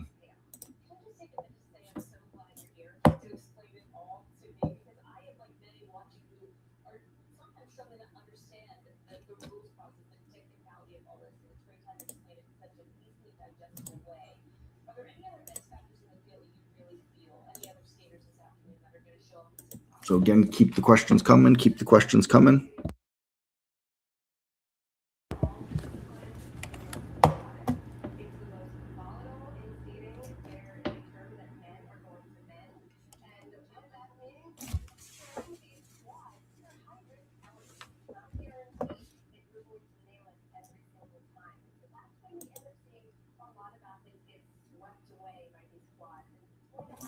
I'm going to go with calling you FC. Not sure what you're looking for there. Looks like maybe you pressed enter before you had finished typing, or cut you off somehow. If you could put that back in or elaborate what you're looking for exactly.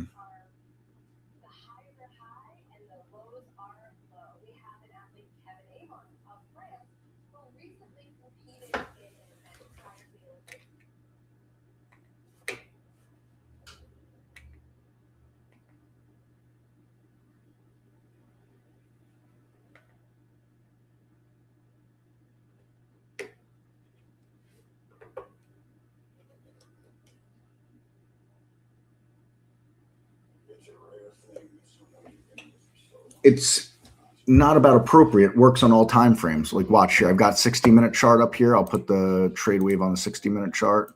And I got a 5-minute chart up. I'll put it on here too. See, I've got it on all these. You decide what's appropriate for you. That's your job as a trader to decide what's appropriate.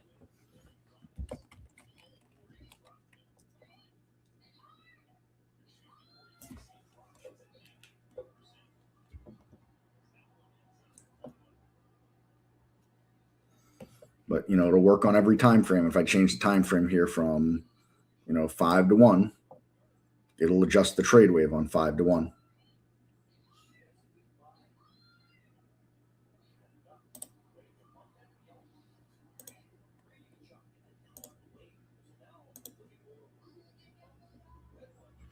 So keep them coming, folks. Get those questions in, please.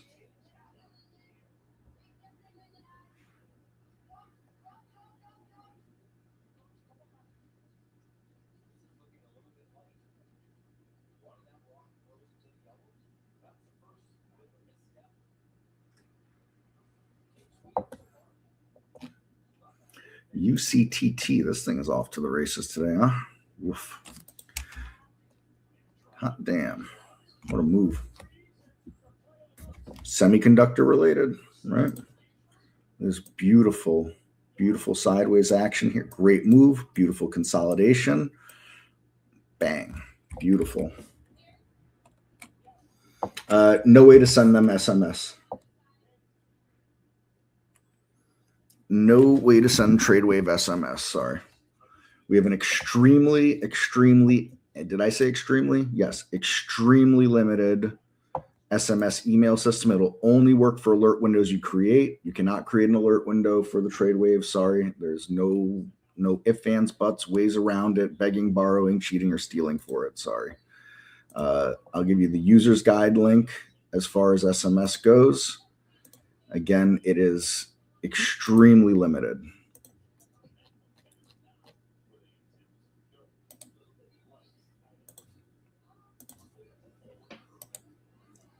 So here's the user's guide section on SMS and email.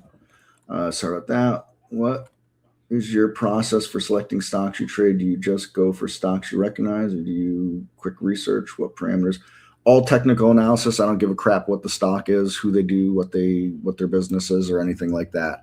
I have a couple of scans that I go through in the either later evenings or very, very, very early mornings. I look for stocks that look, well, exactly like this did back here. I'll, put a heart on the chart or a few different ways I like to track stocks. This is my example of how I do it through the software. And then I will monitor it here and I will come up with a plan. And I will say, if this stock does this in this time frame, then I will trade it like this with a stop like that because of this and a potential upside management like this because of that. And, so I have all these if-thens that I create for myself essentially. And I stick to it. And that's it. Or I try to stick to it anyways. So, I'm looking for stocks that are breaking out and have room. No WhatsApp. No WhatsApp at all. We have no functions, affiliation, association, or anything else with WhatsApp.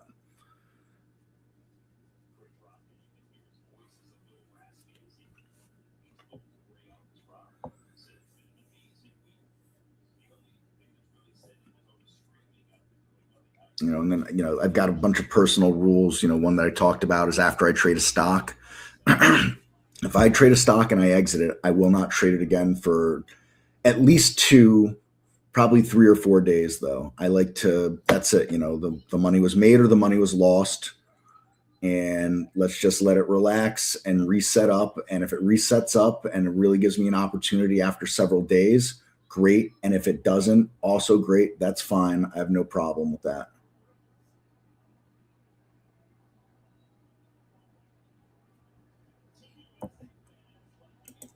One thing you have to realize as a trader, you're always going to leave some money on the table.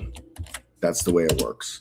whether you took a loss and then all of a sudden after you took the loss, there was some bounce and it was like, well, I lost $100, but if I held on and didn't let it go out on my stop, I would have only lost $75. Well, that's violating your trading rules, and that's a dumb loss. That's what I would call a dumb loss. I think the $100 loss while sticking to your rules is a much better loss than violating your rules and taking that smaller loss, because by doing that, you open the gates for you to continue to violate your rules, and that's when you start turning $100 losses into $200, $300, $400 losses and a blown up account.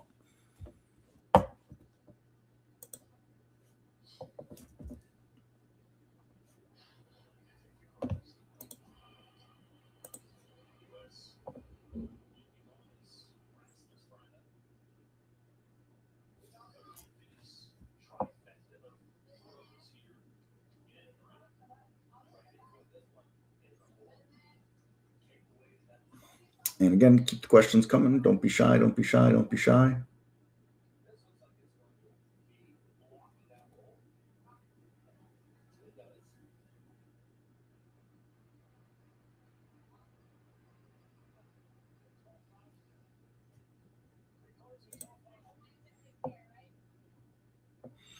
Right now, my list of stocks that I'm looking at is set. I'm not really looking at anything right now because I'm in positions that I've allocated to the capital I want to allocate at this point. So there's no point in adding to the list. But I do go over charts just to always stay fresh on looking at charts and doing analysis and things of that nature.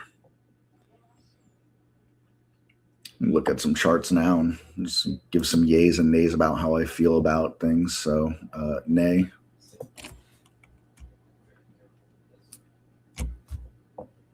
And the reason why, give some reasons why too here. For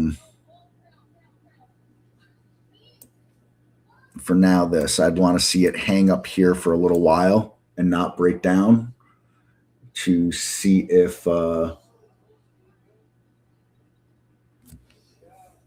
see if it could hang up here and then take an assault on that. But for now, there's better setups out there, I bet, than that. That's just my 2 cents anyways. Let's see. VNet, no. I already know it's a no because I saw this chart yesterday. Again, why is it a no? Got to see it hang up here and hang up here for a little bit. We see this. I've seen this tape play out now a few times, right? Takes a shot to get up here, fails. Expends energy to get up here, fails. Expends all this energy to get up here, fails. Expends all this energy to get up here. I don't know whether it's going to fail or not, but I'm not willing to bet it, because if it fails, down here it's coming. So, I want to look for the highest or the lowest risk out there. What's the lowest risk? And when you get stuff in a consolidation, it's easier to say, all right, the bottom of this consolidation is where I want to be out if I'm wrong. Let's see, CX. See, now, chart-wise, I like this. I don't know. I like I want to see some dynamic with the stock as well. When a stock travels $1 over a month, not exactly what I'm looking for. But you've got a beautiful trend going on here. Trend, consolidation, takes a tick up in a consolidation. Trend continues, pull back into a nice likely area of pullback and trying to bounce off that now, sitting up near lifetime highs. That's the kind of thing that I like right there. That's the kind of stuff I like right there. Click through some more of these charts. And again, anybody with questions, fire the questions in for me. Don't be shy. And I'll also say this, what I'm doing on the daily charts here, it could be done on any time frame, right? I like daily. That's what I like to do. I like to look at daily charts and 60-minute charts. That's my preference. I have a 5-minute chart up here just to exhibit some shorter time frames, but, to each their own. HUN, not really a fan. It's in this long-term downtrend overall here.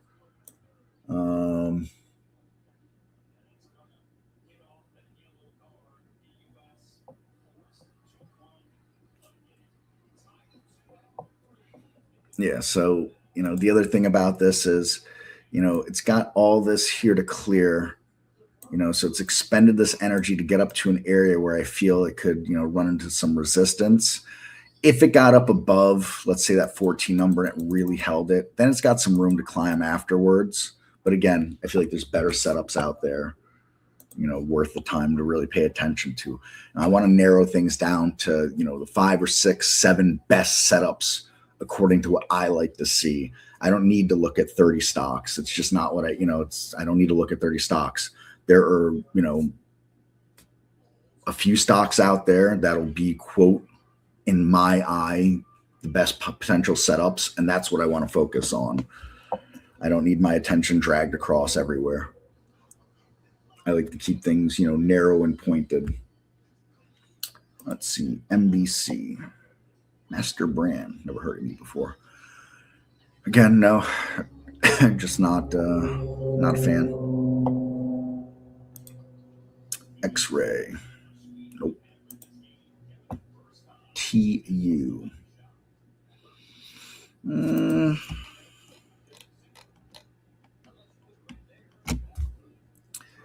I just wish it had more room to this area up here, because I do like, look, we got a nice trend that's kind of happened here. A little bit of consolidation as it kind of moves up. But it's just not a ton of room up there to that level there. I'd like to see more room to the risk that I feel like the risk is down here. So we're looking at, that versus that, and it's almost even Steven risk reward. I need the pos, and the reward is never a guarantee, right? This isn't like a target where I'm like, oh, I'm holding out for that no matter what. This thing, just pretend, let's say we got up to here and it starts to whatever, I'm getting out. That's it. You're not going to move on to my tentative target. That's all right. I can move on to something else at that point. But I need the potential reward to be at least double what the potential risk is. And the potential risk is non-negotiable. Stop is the stop. There's no negotiating stop. I don't do a target, but there's no negotiating the stop.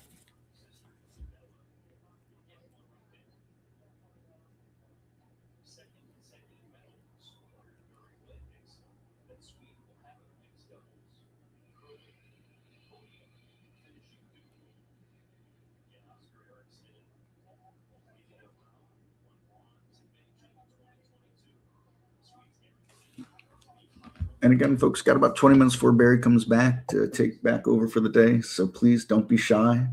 You've got questions. Love for you to get those in.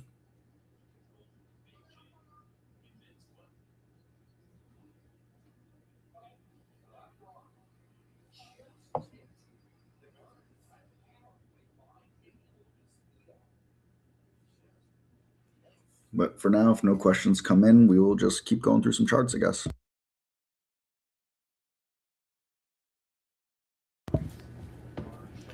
Let's see. Let's move on to GPRE. Interesting.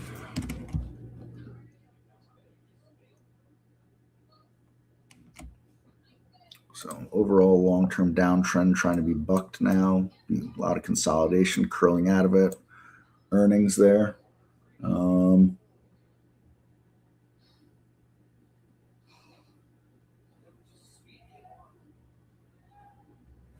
Yeah, so those earnings got there. But, it's made a move now. Yeah, no, not interested. BTRS.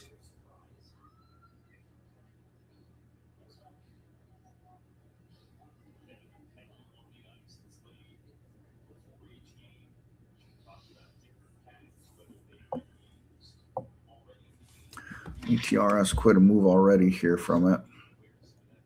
Really clearing some space. If it's got all-time highs, they're not on these charts here. You see this 1886. I don't see that anywhere near that back here. So you're going back more than 5 years. I wouldn't really be concerned about any overhead resistance for the most part. Nice, nice defined area here. Couldn't get through, got up to it, and then exploded up through it. Kind of thing you wouldn't mind seeing, maybe a pullback to 15, maybe a little deeper, and then resetting up to do that again. So Not a bad look. Wouldn't go running after it, of course, but has potential to set back up. FMC. Nope. Terrible looking chart. RXO. Nope. OI. Interesting.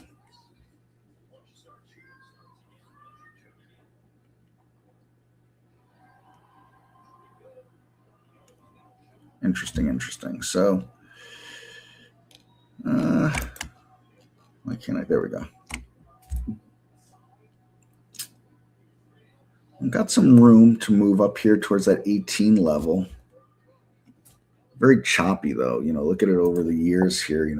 Move and down and way up and way down and way up and back down and up. So, it's not an interesting area. If it could clear this area, it's got a little room to go.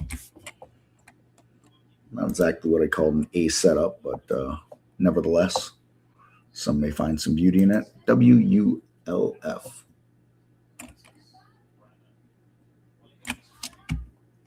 Another pretty volatile one.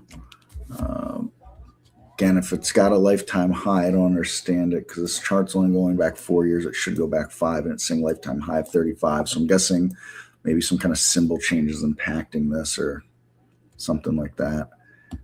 So I don't think there's any real lifetime. I think it's kind of there at this point. Large float, 325 million on that float.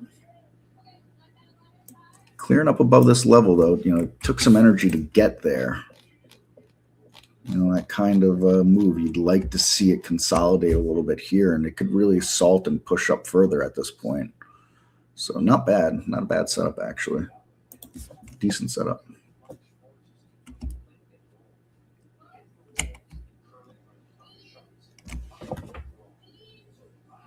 And again, folks, lots of time before Barry comes back, so don't be shy. If you've got questions, please get those questions in for me.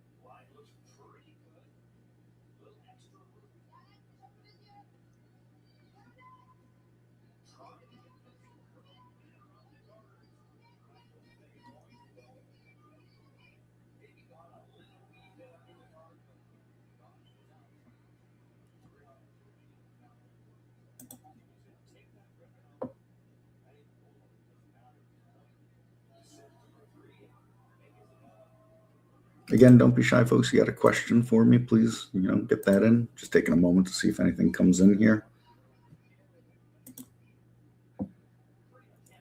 Guess if not, we'll just keep going through some charts, I suppose.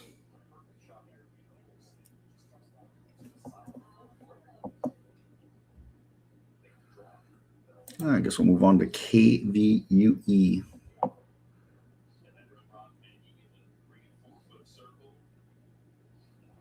Seen a lot of these charts right now where, long term, not so good, but trying to rebound recently over the last few months.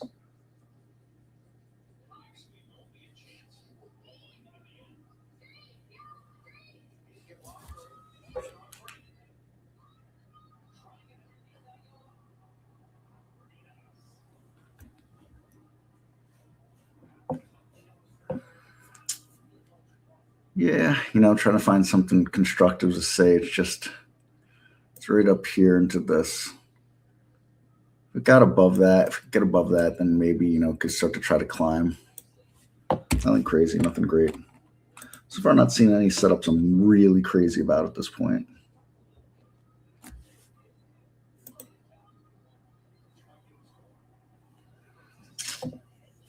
NCC.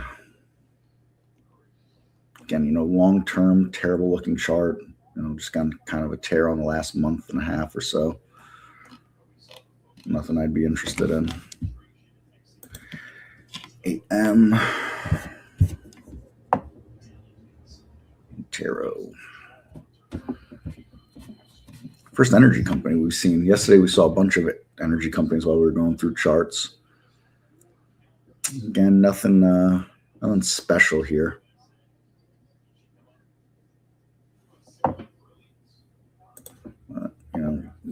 Two different looks on a 5-year chart, really going and consolidating at this point through here, a lot of giving it up after it gets up to these levels. It does look like possibly it's trying to leave that behind now.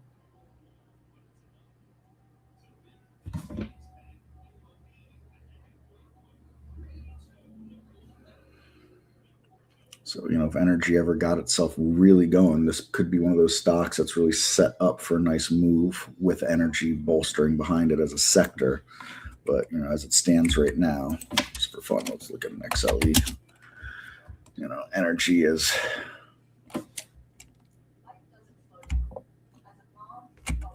I guess energy overall is looking good right now on the CTF. I think that's something. You wouldn't know it if you looked at oil and gas prices right now. Well, they are trading at multi-month highs. XOP, has that caught up? No, XOP is still overall in that down slope-ish. I guess it depends on how you want to slice this. IYE looks just like the XLE too. So maybe energy is poised, or more energy stocks are poised. What's Mobil doing? XOM. It's Mobil, Exxon Mobil, whatever. So I would have to imagine that this is the one of the big drivers behind it. CVN, is that Chevron? No, Chevron. No, it's not CHVN.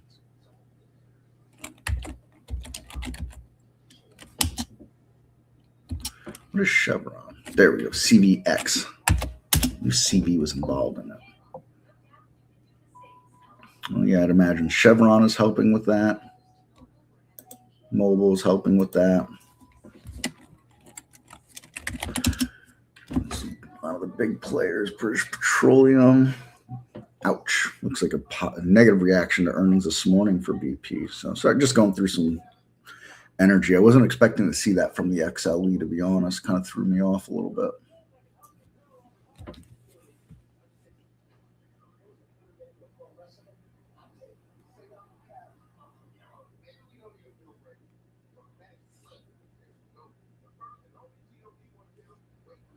And again, anybody with questions, don't be shy.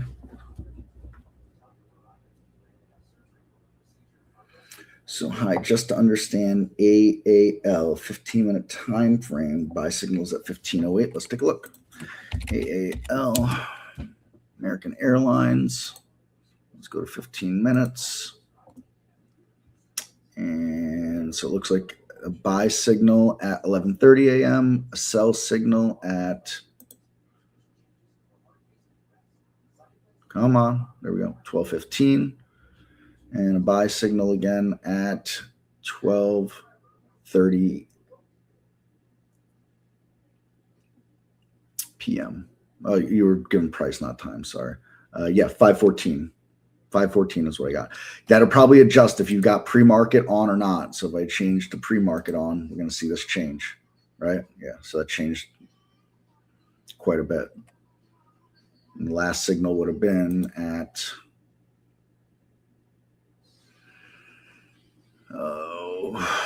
9:30 a.m. And if we put post-market on with the pre-market, that changes it even more.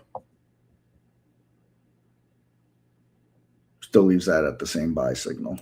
And if we took pre-market off and just left post-market on, that also makes an impact.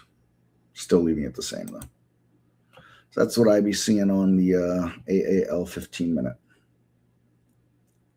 It tells you right on there where it was, the time and all that. And then there's the trade wave report. You can pull that up here for the last couple, or that's the way I have it set up. Sizing on this is dumb. Can't get it down. There we go. Perfect.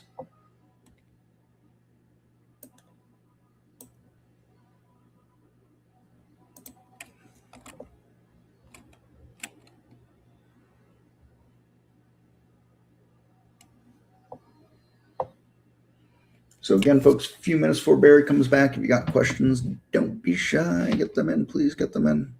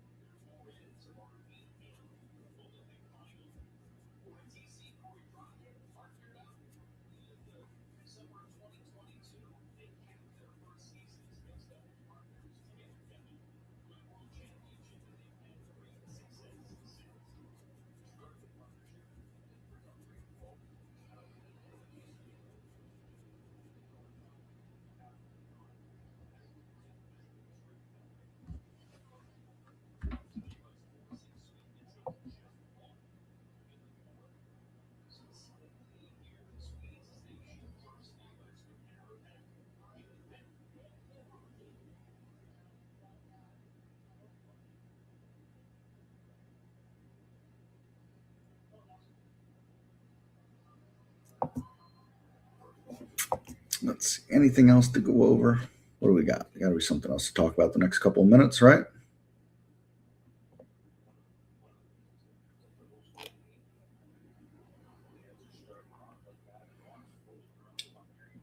Let's rapid fire some charts here, I guess, for the last few minutes.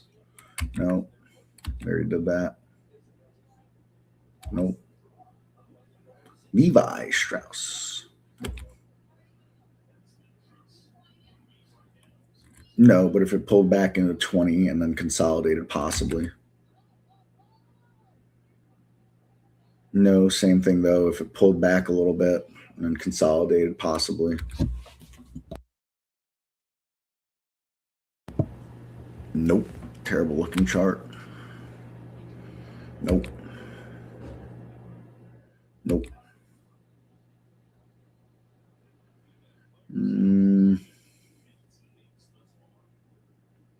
Maybe a pull back into where it took off from in a consolidation.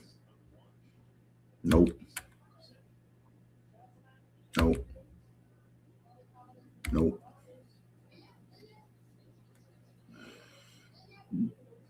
Got a little bit of room on that.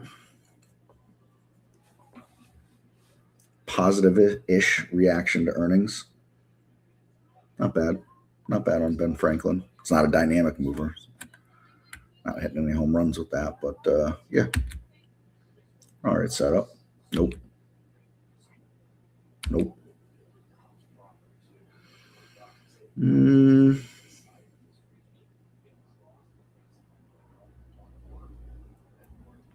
Yeah, I like that. It's a good one. It's a good setup.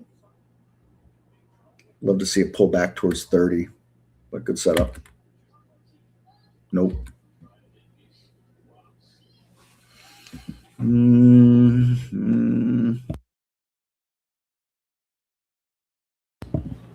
It's all right. Yeah, it's a good setup. It's a good setup, actually. Also, same. I think there's basically the same company. Just different issues. Nope. No. No. No.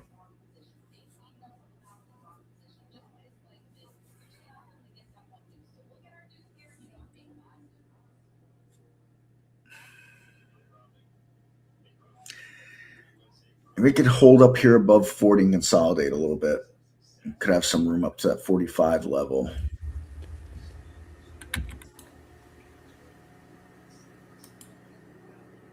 CSX, pun intended, but chugging along. I'd love to see that consolidate a little bit here up above 40. It's at all-time highs though. It's a billion in the float. So you're looking for more dynamic traders, not getting it from this. But also by not being dynamic, that means unlikely to see a gap down of 15% or something like that either to make your heart shake.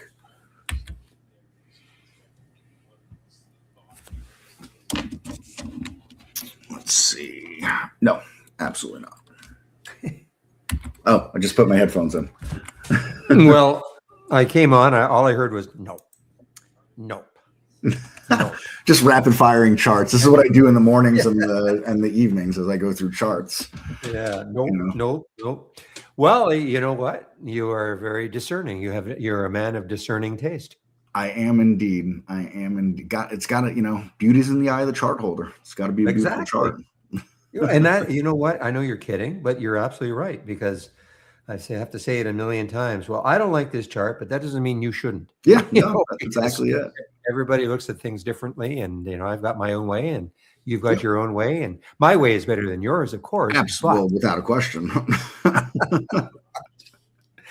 I'm certainly not going to argue that. I'll tell you that right now. Oh no, I'm just kidding, of course. Well, listen, man, you want to go now? You put double duty time in, so now you're gone. Monday's a holiday, I guess, in the States, right? Monday's a President's Day or something. Okay. Yep. So I guess you're not on next Tuesday. At all. No, I'll do Tuesday. Assuming Dan will do Wednesday. And I think Steve and Andy will switch next Thursday and Friday again. Oh, okay. Steve is off again during parts of next week anyways, but he's here Friday.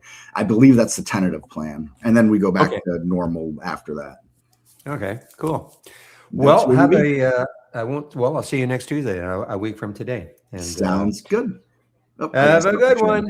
Okay. You too, Barry. Thanks, everybody. Take care. We'll see you on the next one. Bye-bye. Okay, guys, I'm in both rooms. I'm just waiting to grab the stage in YouTube and get rid of my announcement and get my music going, and we're good to go.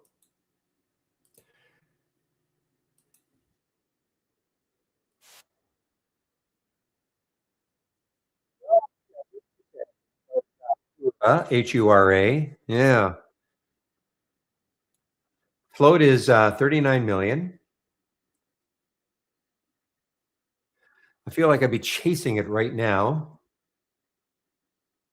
But good spot, as always, 42 cents 2 days ago.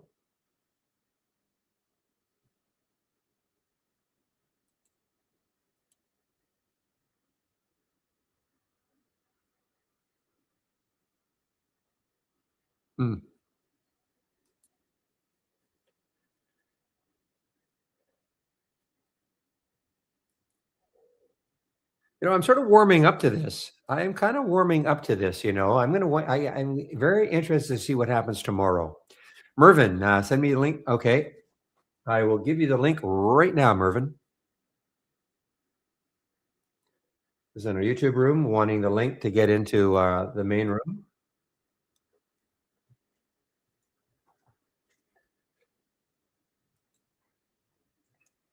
Now, they did add it to the top of the home page, but at least there's that.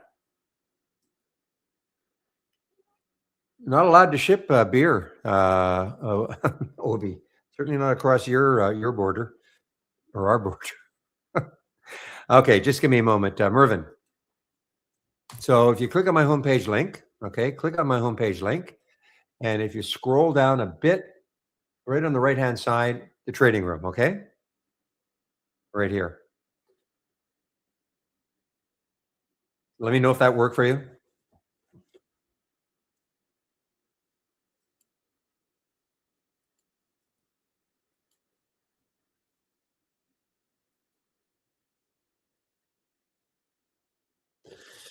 Okay. What do I have here? I have this Elan here. Funny, every time I've seen one of these, they look very close to the next high. That's that red line there, the next high of the day. Interesting. Boy, was that ever a nice one from your scan, William? I know you were looking probably to short it. Well, actually, PHG. So it got from 32.86, and before it pulled back, yeah, not quite $1. I thought it was more. Let me know if you made it in, Mervin.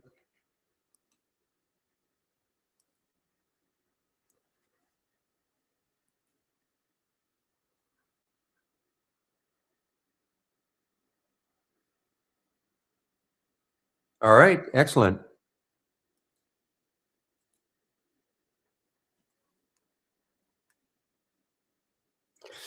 All right, guys. So what I'm going to do now, what time is it now? 1:03. So what I'm going to do now is go over my homepage for, last time today.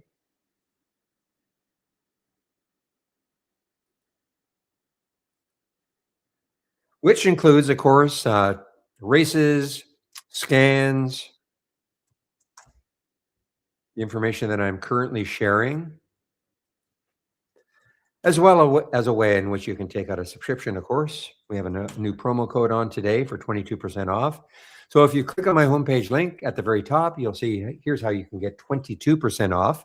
First month only, the first month only, or the entire year of a Trade Ideas subscription. And it doesn't matter whether you pick our standard service or our premium service, okay? You get 22% off. And remember, the first month only. Now, all I ask, please use my code. If you use my code, it helps to keep these rooms free. I moderate a YouTube room, and we just got Mervin over into the trading room. I mean, you can stay in YouTube if you want. There's just not as much interaction amongst traders, and there is about a 7 or 8 second delay. We don't put it on, but YouTube does that. So if you're looking for a more robust trading room, this is it right there, called the trading room. This room is actually open at 6:45 a.m. Eastern time, okay? So that's what Obi does. He opens the room at 6:45 a.m. Eastern time.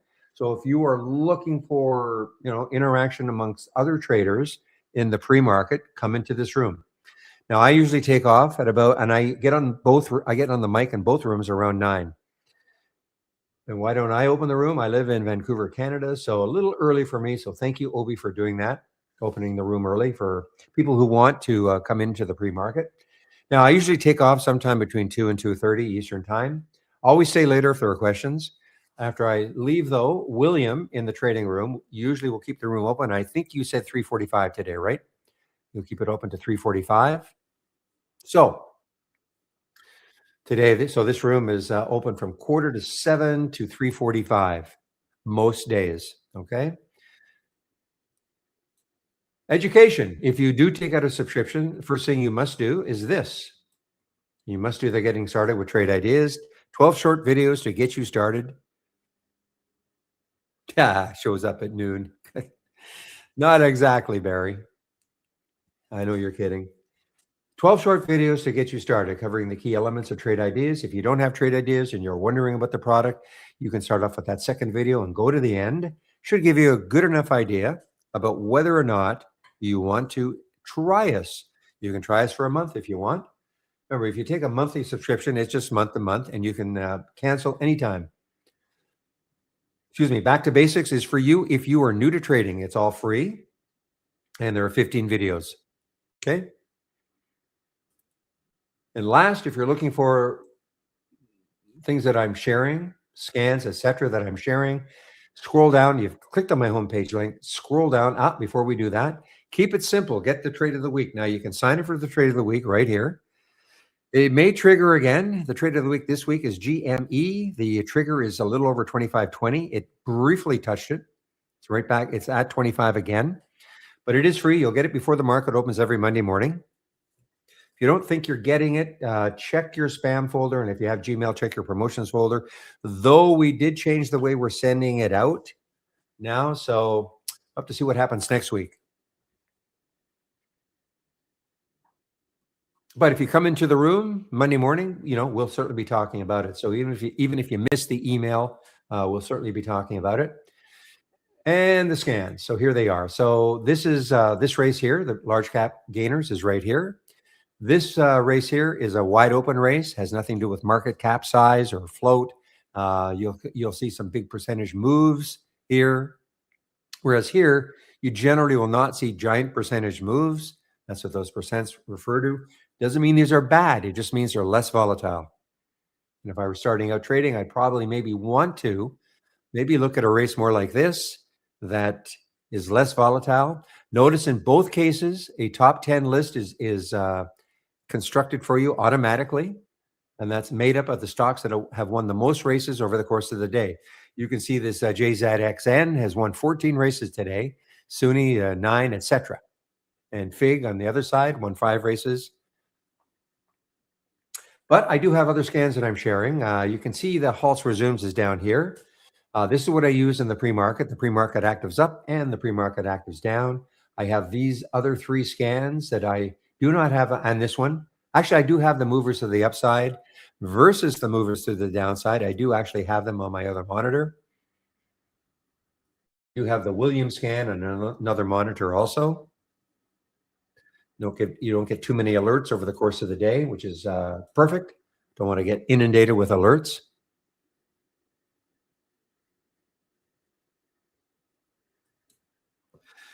So if you have any questions, please don't be shy. You don't have to wait. I think people wait for that 12 to 1 hour. They think that's the only time they can ask questions. You can ask me questions all day long. I'll do my best to answer them. If it's an accounting question, that's the only thing I really can't answer, but I can direct you to the people who can. Depends on the spread, Rob. You know, it depends on I took FIG, I FIG short briefly, 162. It's been a slow day for me. I missed out on the KD early, unfortunately. I was just about 5 seconds too slow. And, you know, I've missed out on some of these, which are really, really nice. I just sort of missed out on them. It's hard sometimes to pay attention. So it really depends on the spread, Rob. Okay. You know, if I wanted to take KD right now, going at market is not a big deal. You know, the 2-cent spread. If the spread, let's just say this is KD. What if I really wanted KD and the spread was 1185, 1190 or 95, a 10-cent spread? I really had the feeling that it was going to move, you know, so that the spread wasn't horrible. What I would do, typically what I do is I use Interactive Brokers mid, sort of what they call the mid feature. So it'll try to fill me with like in between. Okay. Now, it doesn't mean direct, like if this were 1180 and 1190, it's not necessarily going to fill me at 1185. It could be 1188, 89. It could be 1184. Okay. It's somewhere in between though. So it really depends on the spread, whether I go limit and it depends how much I really, really want it.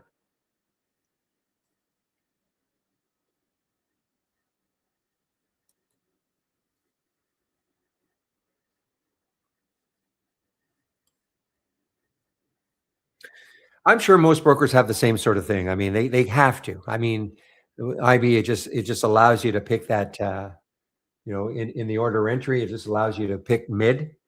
So you see the bid ask.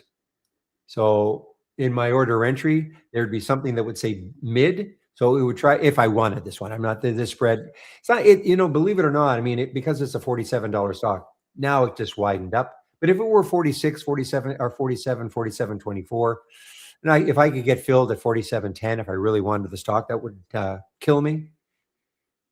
You just can't see the mid here. It's in my order entry box. And again, when I say mid, I don't mean absolutely the midpoint. It just means somewhere in between.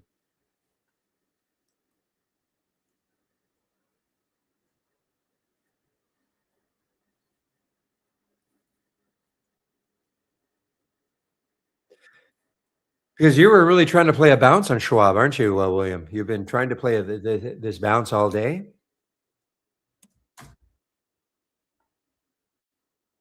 Boy, yeah, this is definitely a nice downtrend right now. Broke down. Look at that. Well, that's almost classic. You know, I mean, look what it did. It broke down a little earlier, and then it came into the VWAP. And how long is that? That is about let's go 1, 2, 3, 4, 5, 6, 7, 8, sort of 9. That's about 45 minutes. That's about 45 minutes just sitting under the VWAP. People wondering, are you going to break through it? And nope. So you could have taken the short around here, around 100, a little under 100, and then, just shorted it. Put your stop just over the VWAP.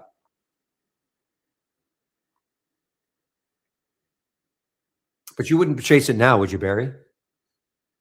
I mean, there is room, I guess. The next low is 90. Not a lot of room on a percentage basis. Really, not that much room. Only 60 cents. Okay, so you don't mind if it. Okay, you're not looking necessarily for a 2-to-1, a 1 for 2, or whatever. You're just looking for a couple of pennies. And okay, how do you trade that? Do you trade the stock, or do you trade the options or something? Because it's pretty expensive stock if you're only going to get like a nickel, even a dime out of it.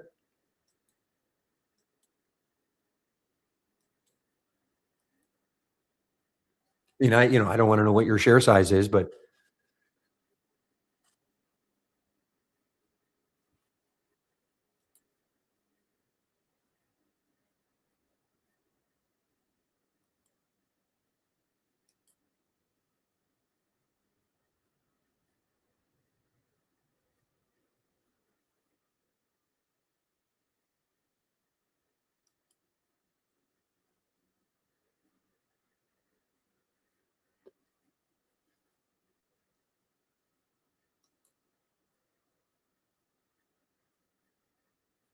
so this Hura now is getting a little more interesting to me. I mean, the fact that it is not still running away. Maybe it dips a little bit more into the VWAP area, maybe a little bit more. Let's see if that is actually turned orange. Not yet, but it's starting to curl down. So the trend is maybe slightly turning down.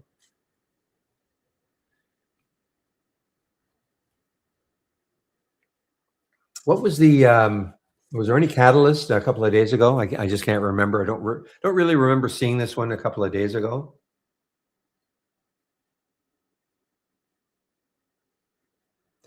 The problem is, you see this one, you think, wow, I could have had it at 42 cents. Look at it now. And then, so tomorrow you look at one that does this and you think, great. And then it just doesn't continue.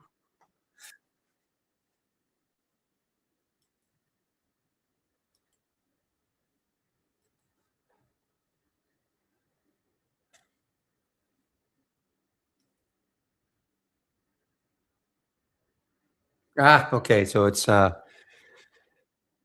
Wainwright putting a big, lofty price target on it like they typically do. $10. Well, that's pretty, that's aggressive.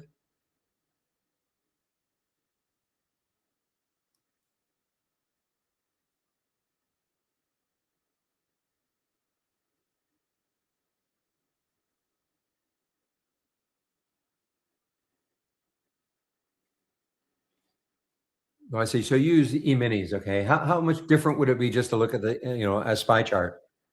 I mean, I'm sure it's a little more formal using the E-minis, but how would that be just looking at the SPY chart?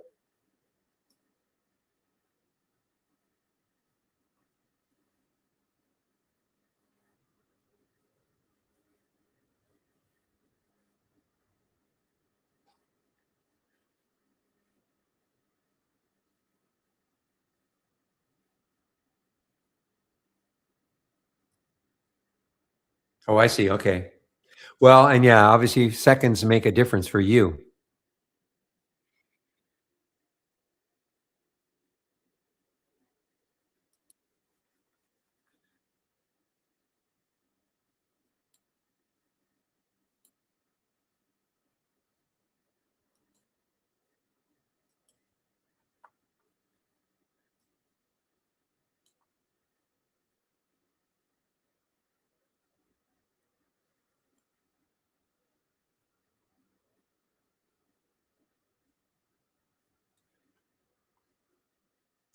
Were there some gas numbers that just came out?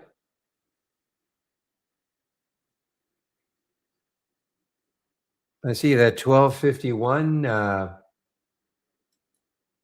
natural gas price forecast after record winter withdrawals. That was obviously, can't believe how cold it is in your necks of the wood.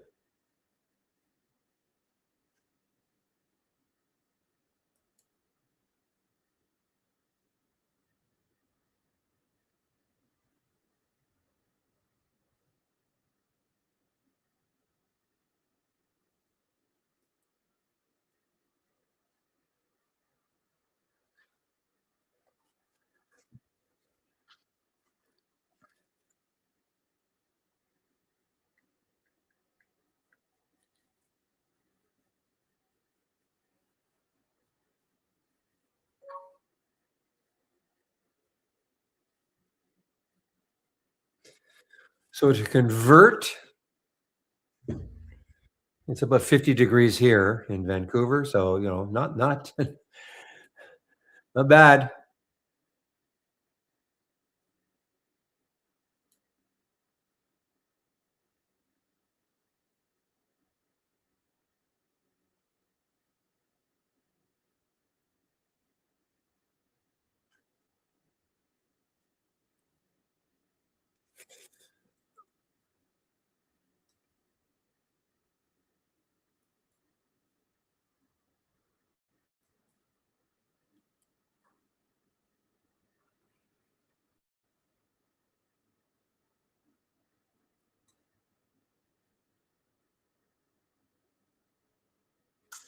All right, guys. I'm I want to see Mattel if it has a move in it later. Excuse me. Well, I was thinking a move up, but maybe it's going to be. Well, it's actually.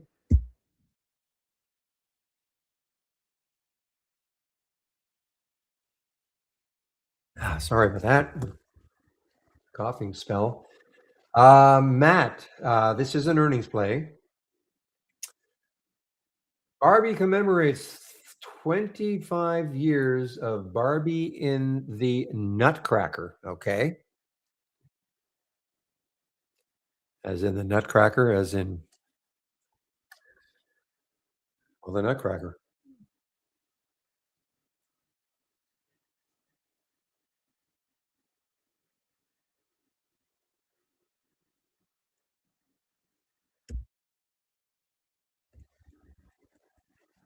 Hmm. Interesting. I mean, I wish I'd, these just breaks underneath the VWAPs.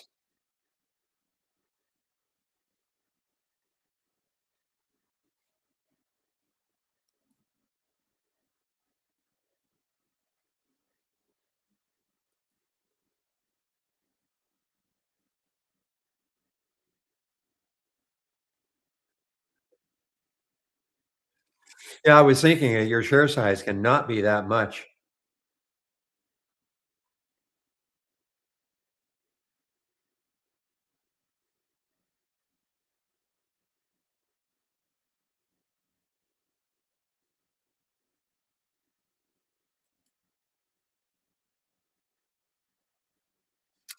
All right, guy. Wow, I just wish I'm looking at some of these that I'm getting from my new scan, my low volatility highs.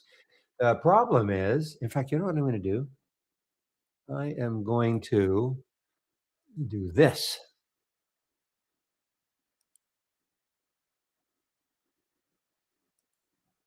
So I can get it both ways.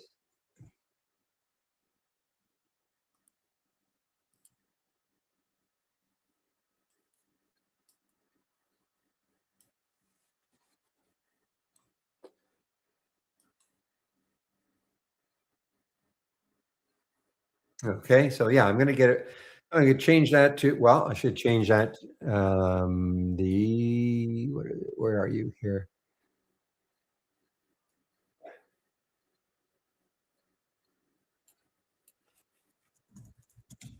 So low volatility highs and lows. If anybody wants this, I'll just give it to you. You can, of course, adjust it however you see fit in terms of price range or anything else. Excuse me.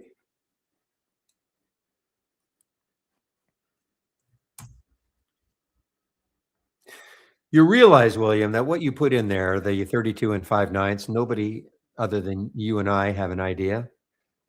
Maybe Monica, Pepe, probably. I said your name just before you put "and me."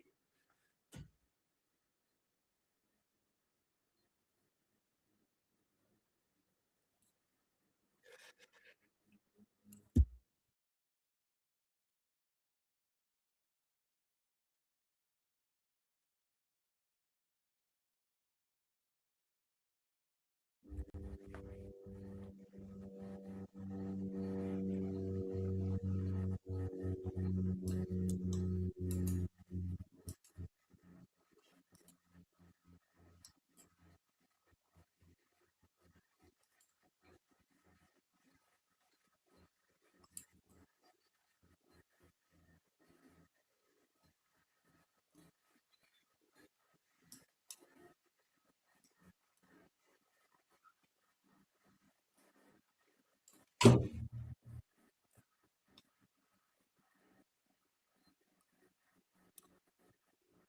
me a moment, guys. I'm just adjusting that little scan that I created. I want to get it pretty small. Okay.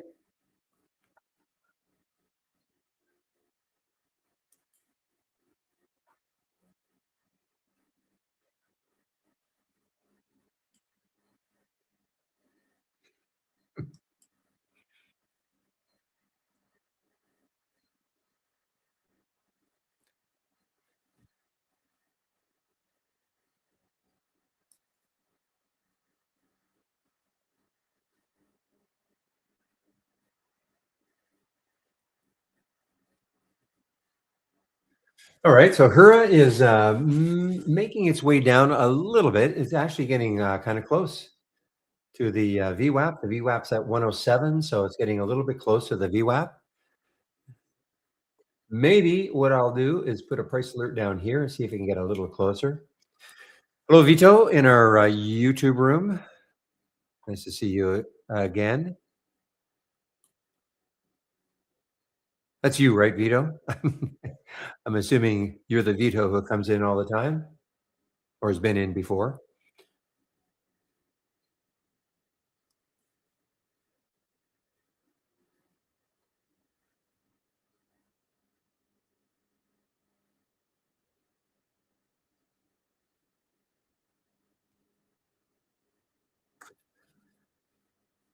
Okay, guys. So I ran. What is yeah, Bitcoin is still underneath 70,000.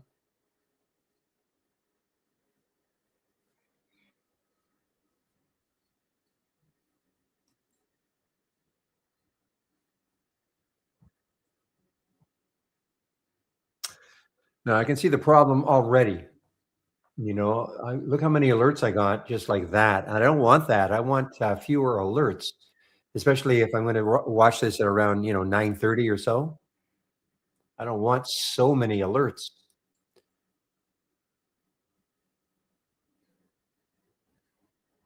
So I'm going to figure out what I want to do.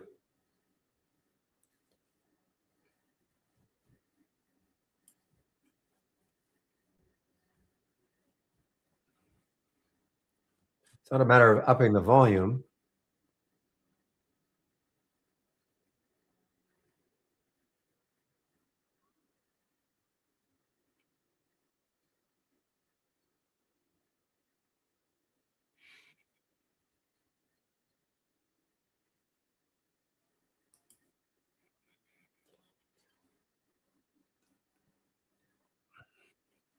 One thing I might do is something like this.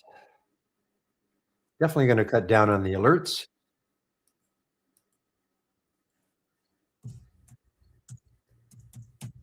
So consecutive candles, I'm going to go 5. I'm going to add the filter. I'm going to go 5 and minus 5. Whoops, 5. Sorry, 3. I'm going to go 3 and minus 3. So that means it has to be at least 3 up or at least 3 down consecutive, 5 minutes.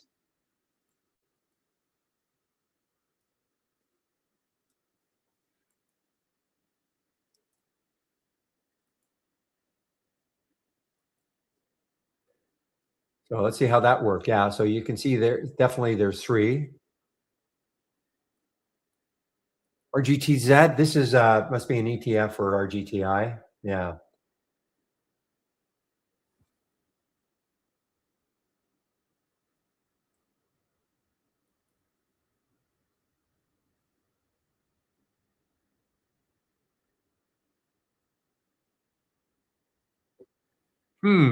Interesting.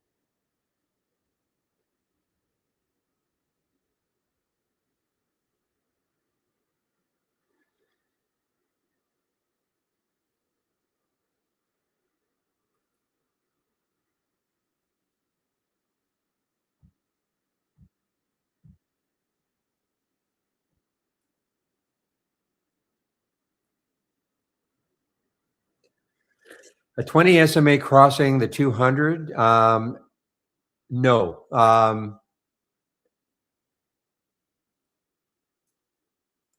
Well, I shouldn't say that. Okay, depends on the time frame. Let's see what we have for SMAs. Okay, so here are the crossings. Okay, so you wanted a 20 and a 200. I don't know if we've got the 20 and the 200. We do, but it depends on the time frame. So we do have the 20 crossing either above or below on the 2 or 5 or 15. Okay, but that is an alert. Okay, so I already have an alert, a new low or a new high of the day. Okay, but if that's all you wanted, the issue can be sometimes people complain that they get the alert and it looks too late, and that's because the candle has to close. They have to deal with that. So, for instance, if you wanted it on the 5, the 20 crossing above or below on the 5, you might want to do it on the 2, because if it does it on the 2, the candle, it may in fact be good enough, if that makes sense, because if you use the 5, the candle has to close and maybe the bar is moved too much, if that makes sense. So you can do it, yes, with the consecutive candles, yes.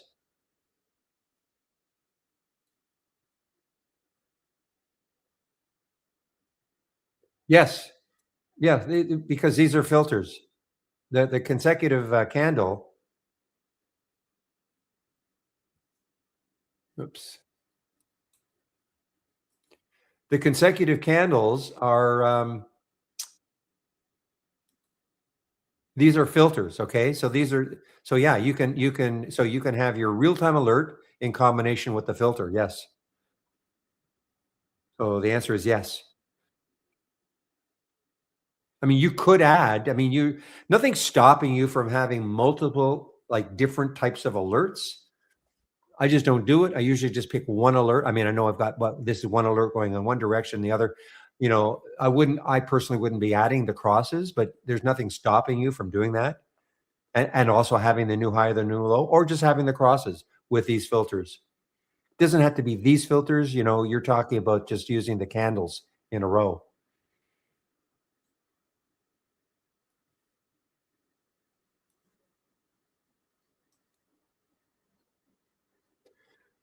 All right. Well, Hura is now, yeah, got pretty close actually to the 200 or to the VWAP.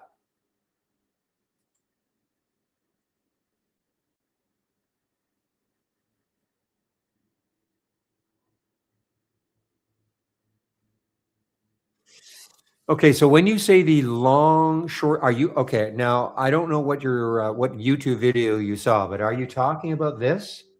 Here are the long and short.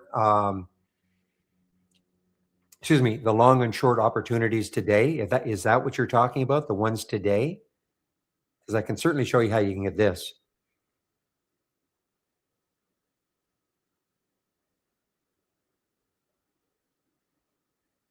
Because these are today's AI alerts. Is that what you're talking about?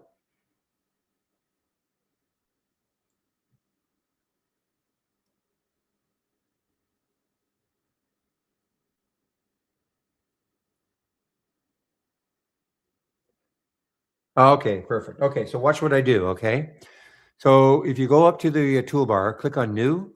Okay, click on New. I have 3 that start off with Premium AI. Pick the middle one. Okay, the one that says Premium AI Strategy Trades Window. Pick that one, and you click on it. What'll happen is you'll get something that looks like this. Okay, it may not look exactly. I'll show you how to get it kind of more or less exactly. When I say that, I mean you may have different column headers. All right. The other thing that you may have, which I completely disagree with, doesn't matter though. You may have filter and you may have profitable trades checked. Okay. Notice what happens when so you see that little box I'm pointing at. Does it say profitable? If you've loaded this, if you've already loaded this.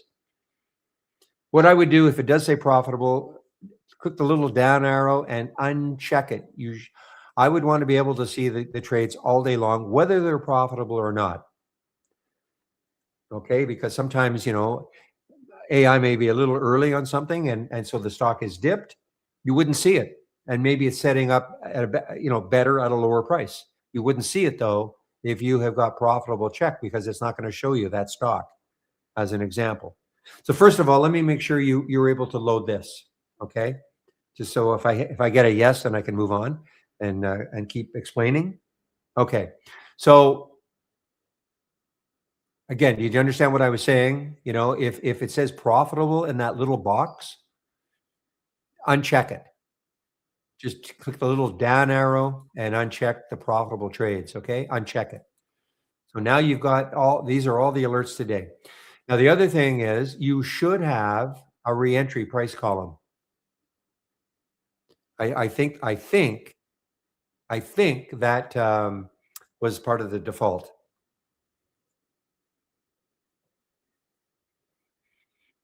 No, Vito. No. I'll answer your question in a minute. No. I'll answer your question in a minute. Okay. So you should have this reentry price column. If you don't have it, but let me know. Can you see the reentry price column? I don't know if that yep was for that or okay, in yellow. Okay. Oh, here. But what about here with a price? I want a price, like the reentry price. Okay. So what that means is this, not that not that they've really, well, I'll have to see if they work today. So what happens is, here is the entry. Now, the alert price, I rather call an alert price. Okay. I think people get hung up and saying, man, I got the alert at 133 and now it's 135. I guess I'm too late. No. I mean, I never, I would always click on a symbol anyway, just to see what it looks like on the chart. But when you have an entry price, and if it hits the stop, I mean, that's a very tight stop, 4-cent stop. So if a stock hits the stop at any point during the day, and then comes halfway between the entry price or the alert price and the exit price, the stop price, you'll get another entry price. It's pretty simple. Halfway between 133 and 129 is 131. And so you can see, and you can see the time. I would have the time column also, so you know when it happened. Okay, then you can see, well, what happened from there. And you can see that the exit price was at what was the exit time? Anyway, here's another one, 1575. Let's see if anything happened. Well, that's pretty good, because this was an opportunity to reshort it at 1575 for gilt, and now it's at 1532. I will say that original alert worked out very well though also, because it got down to it. The alert was at 1552, and I know it got down close to 15 before it pulled up. But if you miss it the first time, you can get it the second time even better. Okay, if you wanted to short. And then there's this one, ICHR. Let's see what happened with this one. Yeah, I mean, whoops. I mean, not bad. I mean, if you missed it the first time, and this actually worked okay, even on the first alert, 45, because I think I got up to around 47 something. But if you missed it the first time, you had an opportunity to retake it or take it for the first time at 44.62. And it's 46 now. I haven't been paying as much attention to the AI as I probably should, because a lot of times all I do is wait for reentries. I never mind the original alert price. I wait to see if a stock has a reentry. You don't have to do that, but that is something you can do. Okay. And again, the only time, notice there are not two reentry prices for these two. The reason being is that NKTR, we had an entry alert price at 51.60. It never hit 50. It never hit the stop price of 50.05. Didn't hit that. That's why this is blank. And the same thing for the PAL. It's close. We had an alert, to short at 837. I think it went down from there, but there's the stop at 862. So if it hits that and then comes halfway between 862 and 837, you'd get an alert. Okay? And you can put a sound alert on this so that you don't, so you can put a sound alert. So if right click on this, the body of this, and box pops up, I click on actions and then click the play sound and then set up the sound. And you can go text to speech. You have a choice. You can have a female or a male voice calling out the symbols, or you could use custom sound. Click on use custom sound, and then you select the sound. And we have 3 folders for you that we've created for you. If you left click on this Mad Money, here are the sounds within Mad Money. So if I click on Heart Monitor, left click on it, and click on Open, and then click on Play. Well, unfortunately, I've got my sound toggle up, but I would hear the sound, and if I liked it, then I'd say okay a couple of times, and then that sound gets attached, okay, to the window. And that's by the way, Vito, that's for any that's for an alert window or the AI. It's not just the AI. Vito, in our YouTube room, wondering, can you only have the symbols read out in the AI? No, you can have them read out anywhere. Okay. Now, a lot of this is in the guide, okay? The sound alerts, if you go to our guide,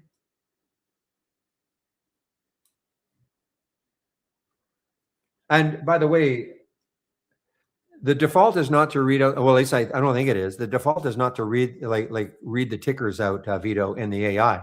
I mean, I've put something else on here. I'm pretty sure the default is not to read the tickers out. You have to assign, set up the sound. You have to go text to speech and either male or female, but you can do that in other windows too. I could now understand that you don't want to, for instance, if I pick the male voice here, if I did that, or female voice, doesn't matter, and said, oh, I don't want to, well, let's pretend I did. I want to cancel because I don't want that. I have a hallelujah.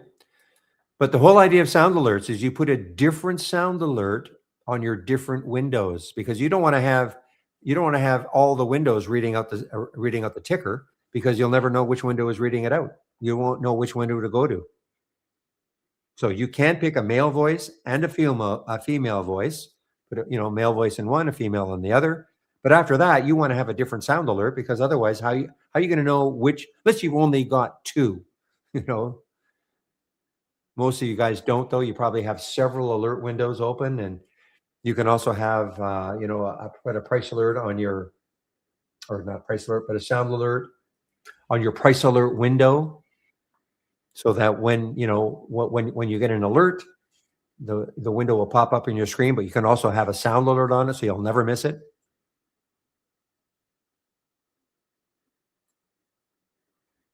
Okay, so Tanaka, does that make sense? And also to Vito. Okay.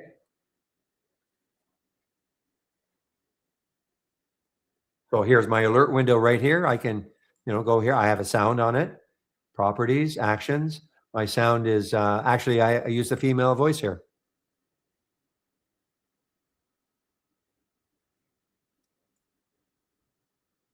And it reads out the symbol.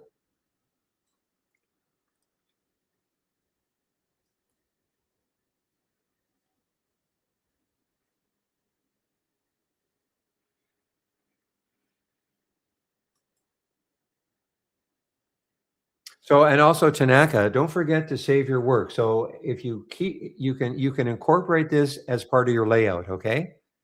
So anything you do in here, make a change, like get rid of that profitable, uncheck that, maybe add, make sure you have the reentry price. Probably want to add the reentry time so you know when it happened. If you don't know how to add the column, you just right click in the body here and go to columns. And then this is just alphabetical order. You can kind of scroll down and you go to reentry. And if you left click on it, if it's not there, I don't know if it is there by default, but if you left click on it, highlight it, and then left arrow it over, it'll be in a column here. And then you can give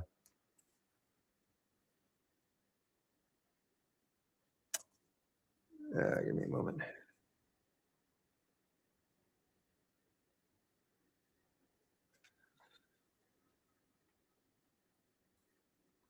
But don't forget to save your work, at the very, new premium AI strategy trades window.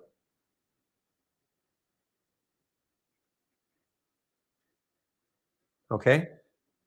So new from the toolbar, then premium AI strategy trades window. And then you'll have something that looks like that. But as I'm trying to tell you, just, get rid of it. If it says profitable, uncheck, that little filter in the filter box, uncheck it. All you have to do is just the little down arrow, uncheck it, and then add these two columns if you don't have, but you said you have the reentry price. But the idea is that you don't have to do it every day. Just save it as part of your layout. If you have the AI, that's what you want to see every day. You will not get an alert until at least 9:40. Okay, that's by design. You notice the first one today was NKTR at 9:40. That's the earliest you'll get an alert. You'll not get an alert in the pre-market. Doesn't mean you'll get an alert at 9:40. Today it happened that you did, but doesn't absolutely mean that you'll get one. It's just that is the earliest you'll get one. And that's to let the market settle down just a little bit.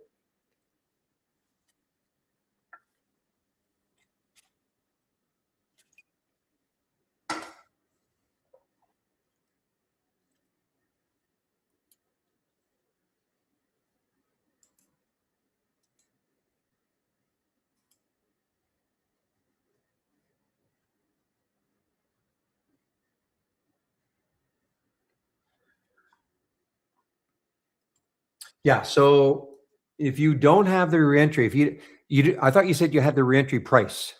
Don't you have the reentry price? If you don't, I'll show you how to get it. But I thought that was the default now.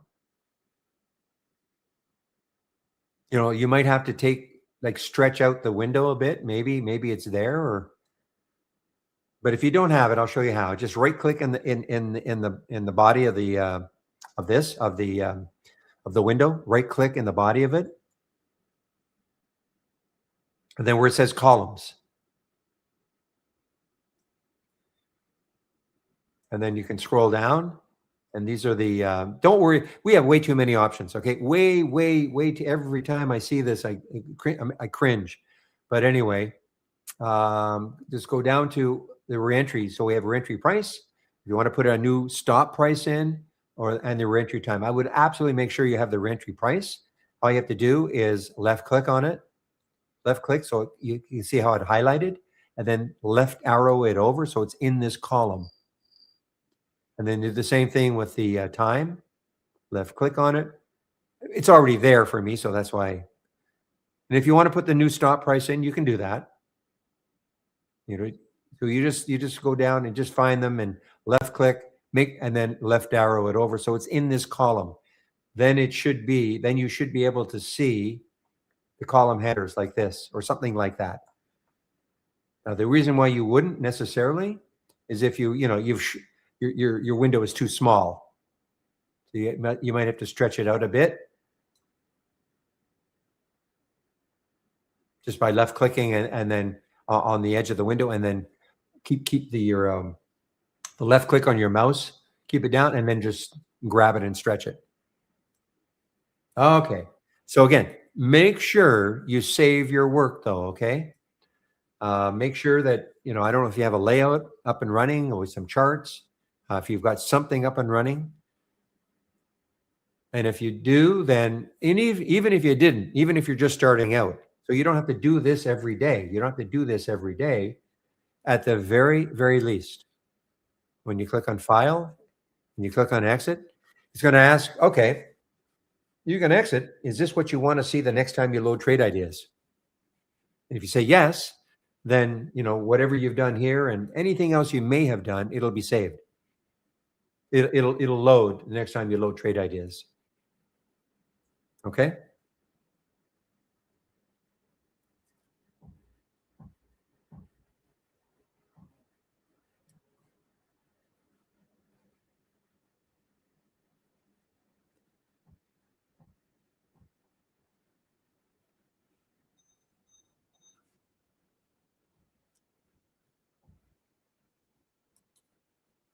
And the questions you asked, Tanaka, is they're great. First of all, there could be people sitting out there wondering about the same thing, and just some people are just shy, to ask questions. So there could be 4 or 5 people out there going, "I never knew that."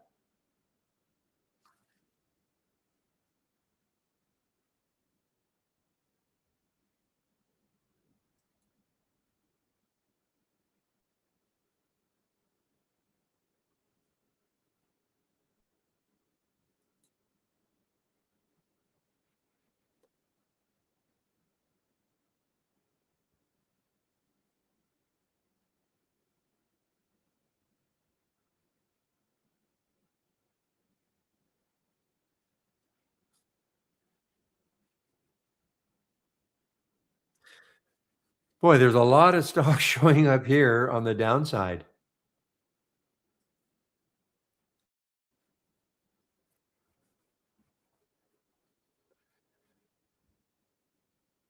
And it makes sense, I guess. With the market doing this now, you're going to get some downside movers.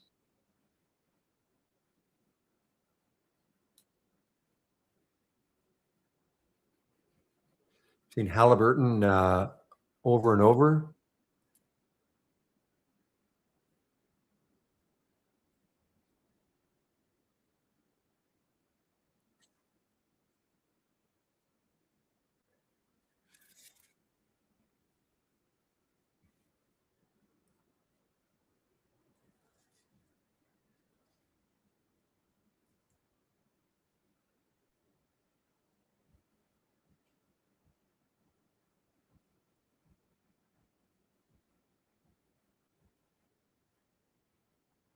Now, in theory, you could also use these for potential bounce plays. What could be bouncing? This is getting kind of parabolic on the way down. Halliburton, HAL, and the next low looking left is 32.98. Is it at that low right now? 33.85.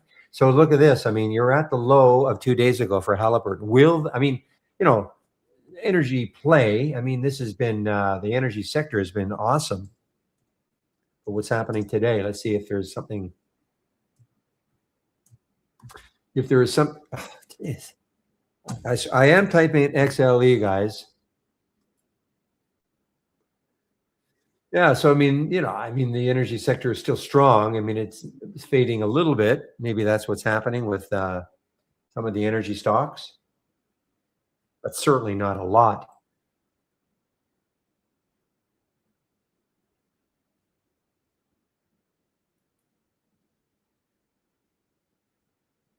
I mean, Halliburton is been trading a lot worse than the energy sector.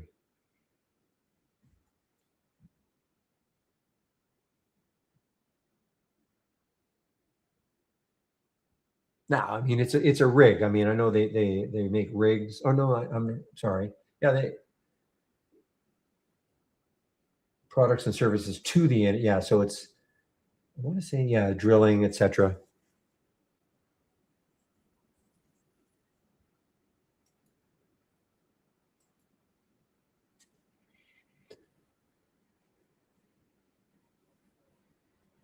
You know what happened? My spy chart got stuck.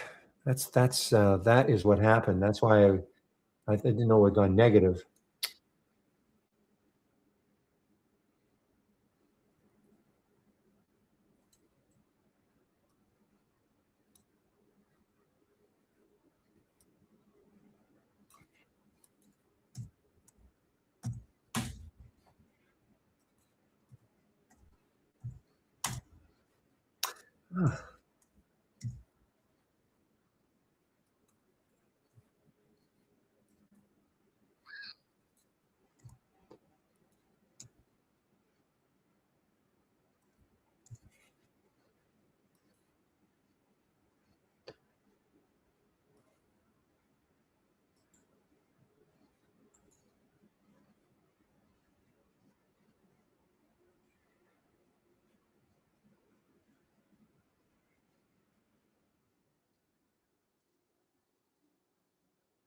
Just give me a moment, guys.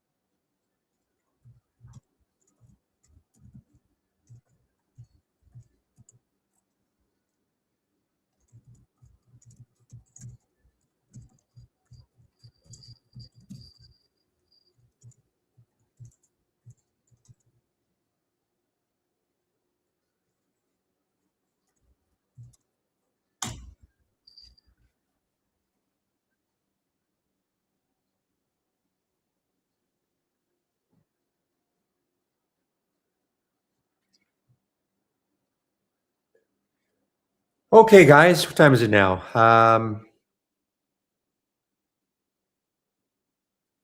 It is now 1:55. So Halliburton continues to move down here. It is what? What is it, Vito? What do you mean? What is it? You asked a question. What is it?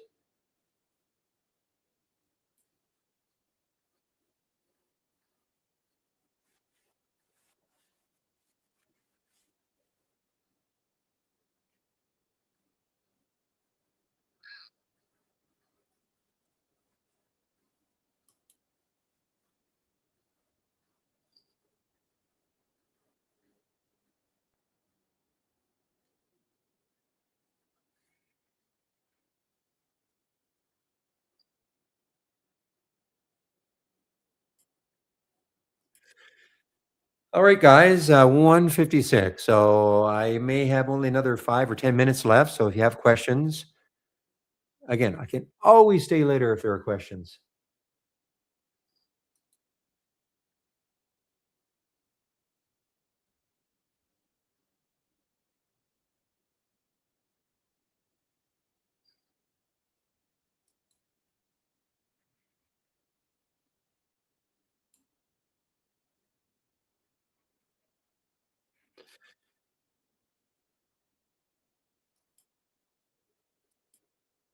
But I don't understand, Vito. What's your question? When you said, "What is it?" and now you've answered yes. So I'm not sure what your question is actually, unless you're saying, yes, you have some questions, in which case, ask away. Talking to Vito in our YouTube room.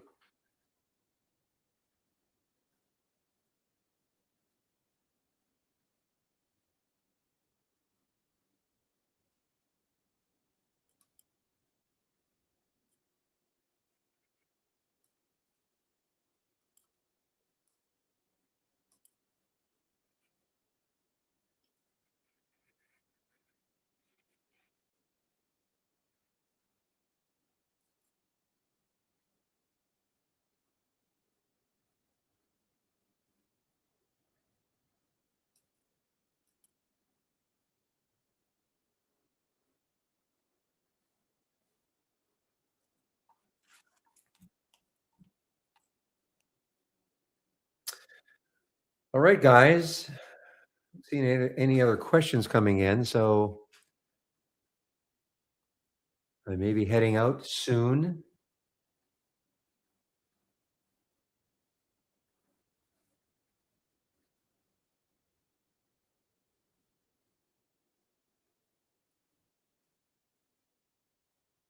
Aha, hurrah. Okay. So it has come back a bit. Look at that. Look at that. I mean, it actually got right into the view app, a little bit below it. And now it looks like the view app is holding it, acting as support. Wish I had more faith in Wainwright.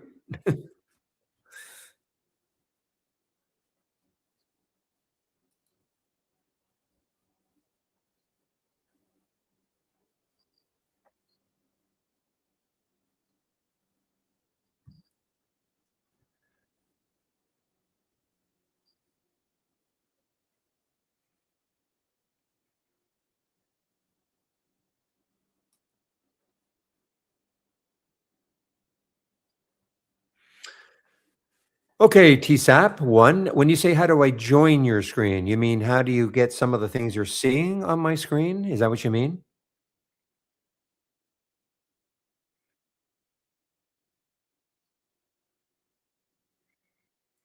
I mean, I can show you how you get these two races and the halts resumes if that's what you mean.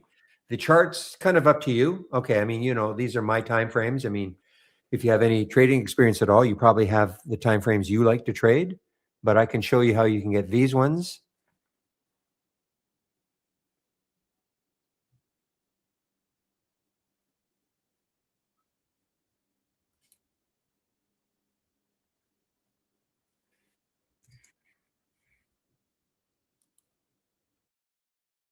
Just drink the Wainwright Kool-Aid. Hard. Okay, so here you are. So if you click on my homepage link, TSAP one, okay, click on my homepage link. A bunch of if you scroll down a bit, now you say you just joined. I want to make sure that you've done at least one thing before all this. So if you click on my homepage link and you go down to the education section right over here, and you click on the more info, I hope you, if you haven't done this, you really should do this first, okay? The getting started with trade ideas. These are 12 short videos that cover a lot of the key elements of trade ideas, okay? If you haven't done this yet, you really should do this first. Okay? But I will show you how you can get the things that I am currently sharing. But that involves, how to load a link and all that. So you won't know how to do that. So that's the first thing you should do, the getting started with trade ideas. And that's in the education section on my homepage. So you click on my homepage link right here, the education section. Okay. But here's the information that I am currently sharing. So the large cap gainers race is right here. The other race is right here. Halts resumes is right here.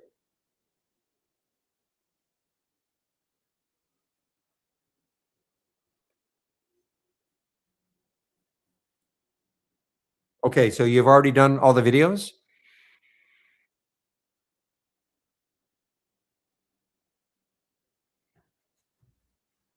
So if you looked at all the videos, okay, great. So you should have you're not going to be an expert, of course, in trade ideas after seeing all the videos, but at least you have some understanding about what the program is all about. So for instance, if you wanted this scan right here, this biggest gainers from the start of the race, and you're looking up here and you see here's the link for it, okay? So you can load whatever you want from my home page, but and it's the same principle. It's the same principle. Click on the open scan. Let's say you wanted that. You wanted that race, the biggest gainers from the start of the race. Okay. Open the scan. Click on the open scan. See right there. There is the link right up there. Hopefully you can see that. And so I go to the right-hand corner. Whoops, you got to get, well, I highlighted. Okay, you know how to highlight, I'm sure. So you just highlight the link. I wanted to drag it. Just highlight the link, left click on my mouse and drag over. Once it's highlighted, then I control C. I'll copy it, control C. So it's now, that link is now copied. It's into the cloud. And now go up to the toolbar, file, load from cloud. If you've done it correctly, then it'll appear right in this box. You can see this ends in B3, ends in B3. If you've done it correctly, the box will be filled, and then you click load, and here's the race. Okay, as an example. Okay. Now, if you don't know the concept of racing, I mean that's for another day, I guess. That is the idea then behind anything that I am sharing. Okay, you just click on the link, open scan. It'll appear up here. Highlight it. File load from cloud. The box will be filled in, and then say okay. Now the other thing is, if you load anything you load right now, if you think, well, I guess I've done it wrong because it doesn't look like yours. The race, the race isn't like you can start your race if you want races. Okay, you can start your race at any time. So right now, but when you load this, if you're just loading this now, and anybody else listening, you're loading it now, say at 2:05 Eastern, that's when your race will start. My race started at 9:30. That's why I've got all these ones that have won races previous. Okay. So don't look at this and go, well, how come this race that I just loaded from your homepage, how come it doesn't look like that? Well, again, that is because my race started at 9:30.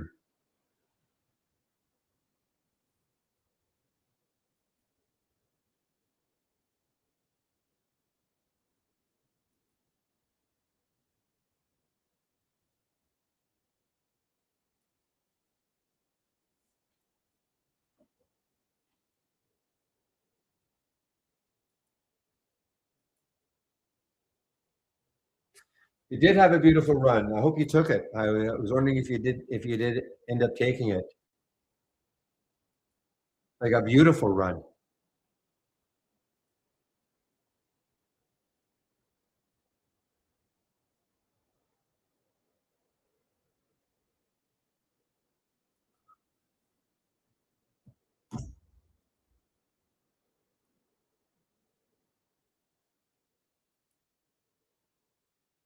Oh, you didn't take it. Oh, shoot, because I was pointing it out to you. Maybe you didn't. Well, you probably heard me, but you had to go out. You had to go out. And this came from your scan.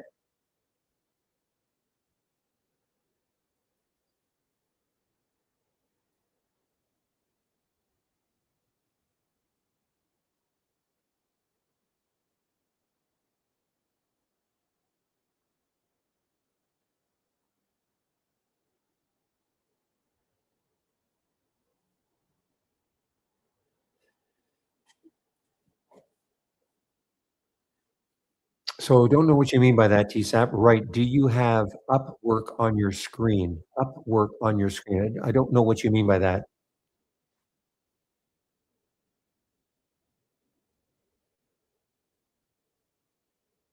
Oh, I'm sorry. Upwork.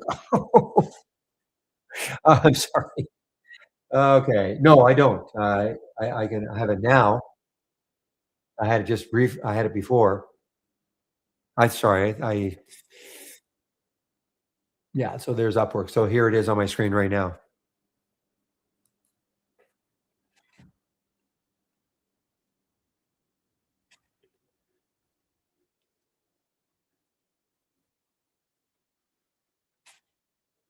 I was actually looking to short it. Back here in this level, and then but then I thought of you. I was thinking William should be taking this. This is from your scan, as a potential bounce play.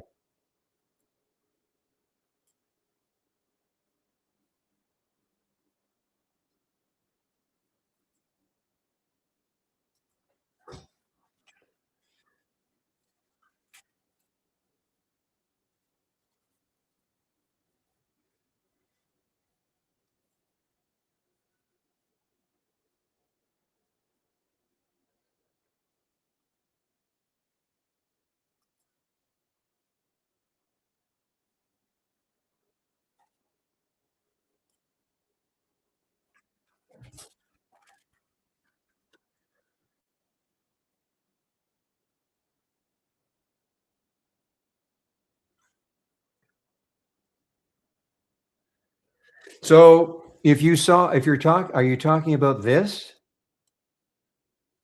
Are you talking about that? TSAP?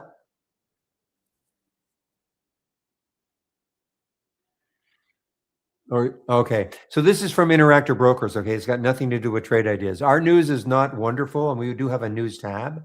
I know they're trying to get it better, but I can't tell you that it is much better. But what I do is I use this is from Interactor Brokers, nothing to do with trade ideas. So when I click on a symbol, yeah, I do a quick check to see if there was any news on it.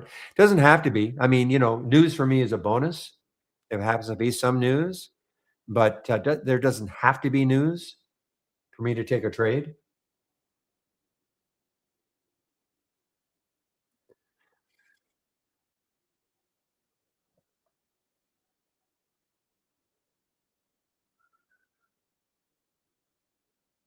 I mean, this is the news today for W. I mean, it's not bad. I mean, it is at least it's today. I use this news feature typically to see news from previous days because it does cover that.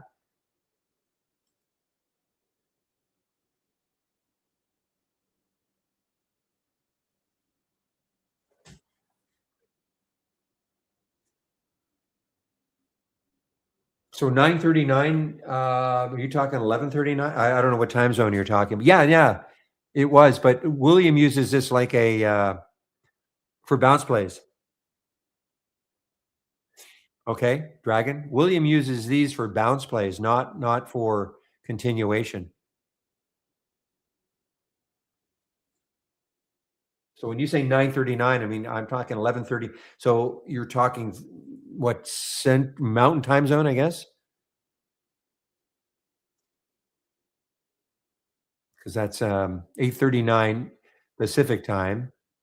Yeah, Mountain. Yeah. So yeah, but but it's a William uses it differently.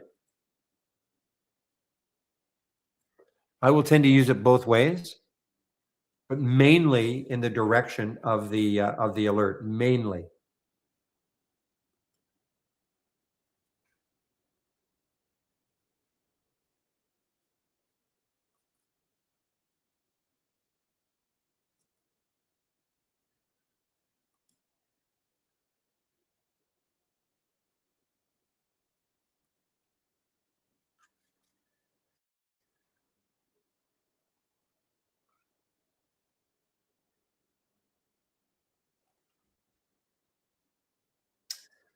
All right, guys. Well, yeah, it's a little bit of overtime for me, which is fine.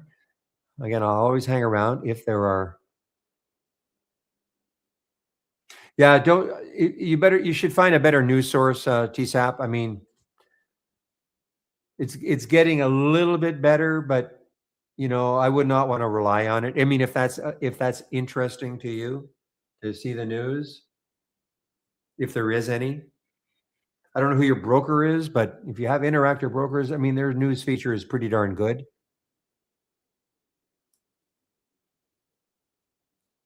But you do get a lot of stuff, I mean, all this stuff about momentum and stochastic and bullish events, etc. You get a lot of stuff that you don't necessarily want to see as news, but it's there.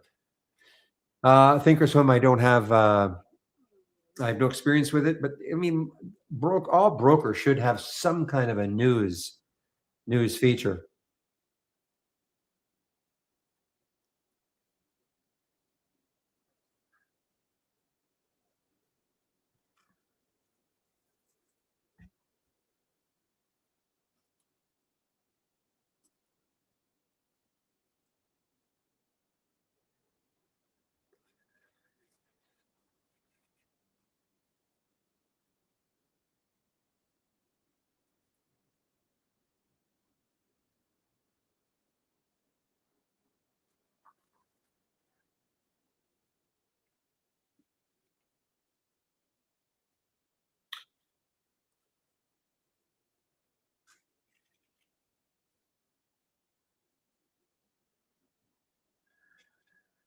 So when you say two rooms, are you talking about YouTube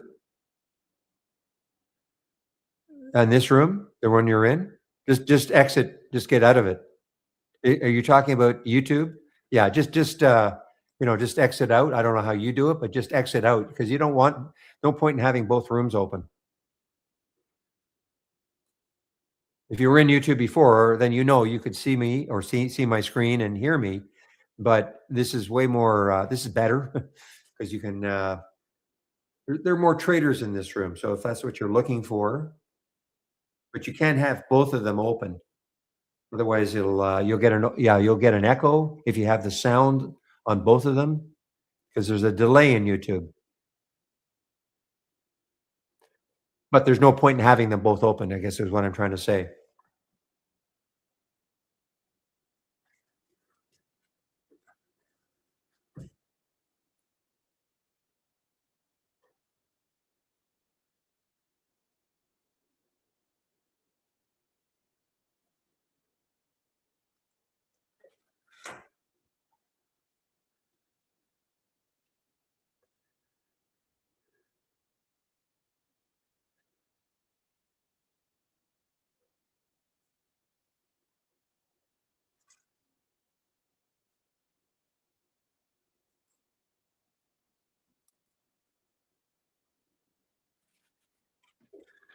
All right, guys. Well, this was I'm very somewhat excited to see this scan tomorrow.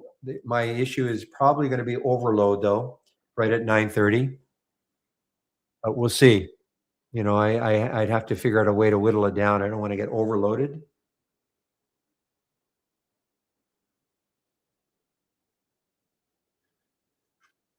And that's Barry with a Y. Okay, not me.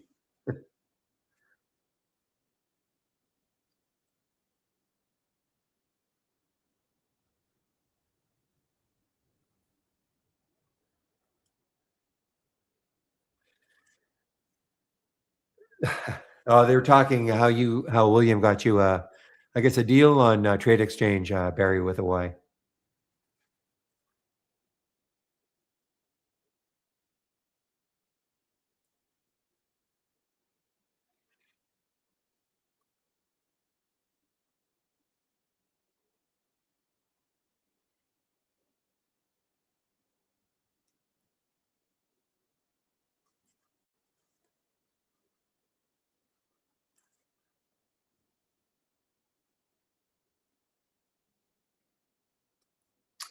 All right, guys.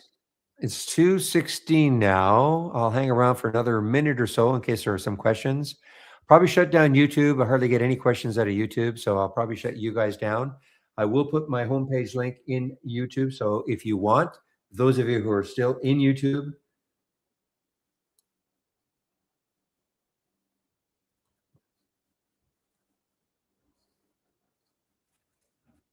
you can do this. Come into the main room if you want. It'll be open till 3:45. William is keeping it open till 3:45.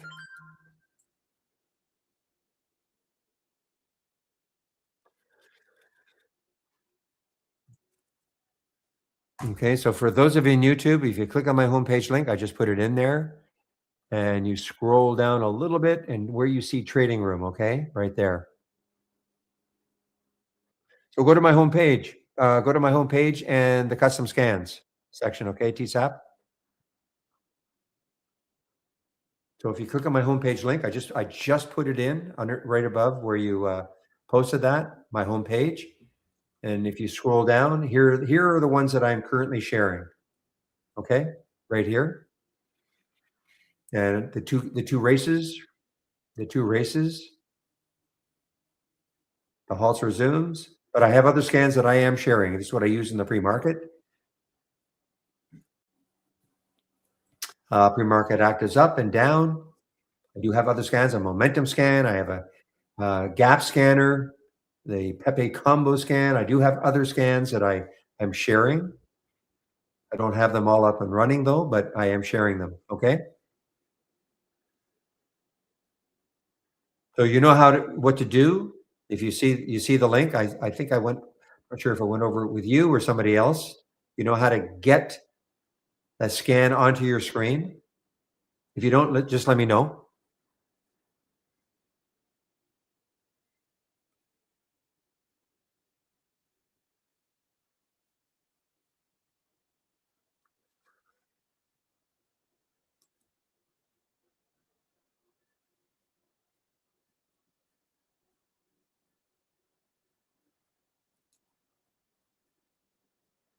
So TSAP, just let me know if you know now that you see this, do you know how to get, for instance, if you wanted this big large cap gainers right there, if you wanted it, you know how to get it.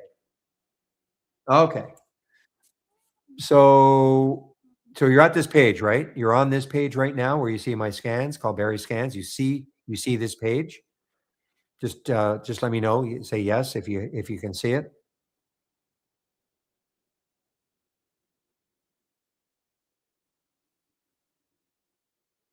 Okay. So same principle, doesn't matter what we look at, which open scan we look at. Okay. So I'll click on the top one right here. So when you click on it, what's going to happen, it depends on your browser. Maybe it'll start it in a new tab, but in mine, it overwrites this. So when I click on open scan, okay, you see what happens. You can see right there. There is the link for it. Okay. There is the link for it right there. Don't worry about all this. This gets to me a little confusing. So once you see the link, then just go to the right to the last. I'm going there. It says B3, and left click on your mouse, and then just highlight it. Left click, drag it to the left. So now it's all highlighted. Okay, now you copy it. Control C on your keyboard. Now the link is copied. Okay, next step, file in the toolbar, click on file, and then load from cloud. File, load from cloud. Basically what you do when you copy it, you sort of put it into the cloud. Now you're going to load it from the cloud. File, load from cloud from the toolbar. And if you've done it correctly, see this box here? It should be the same string. So I will stop right now to make sure that when you've done if you've done it correctly, that you get this box up and with that correct string, it's filled in. I won't go until you tell me yes. There's another step to get it onto your screen, but I just want to make sure you got at least to this stage. If you didn't, just let me know, okay?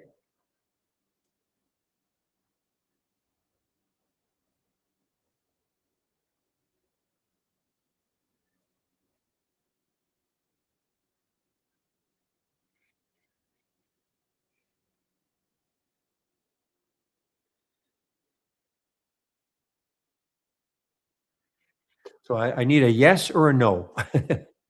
Oh, okay, okay.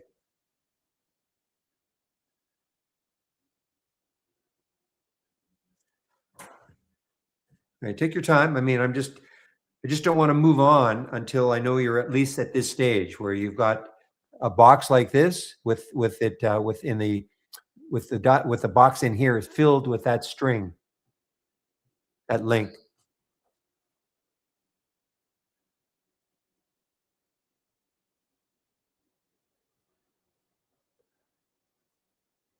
Do you want me to start again, right from scratch? I can do it.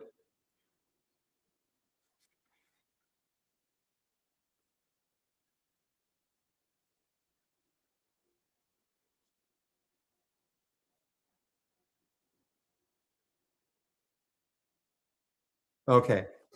So start from scratch. Okay.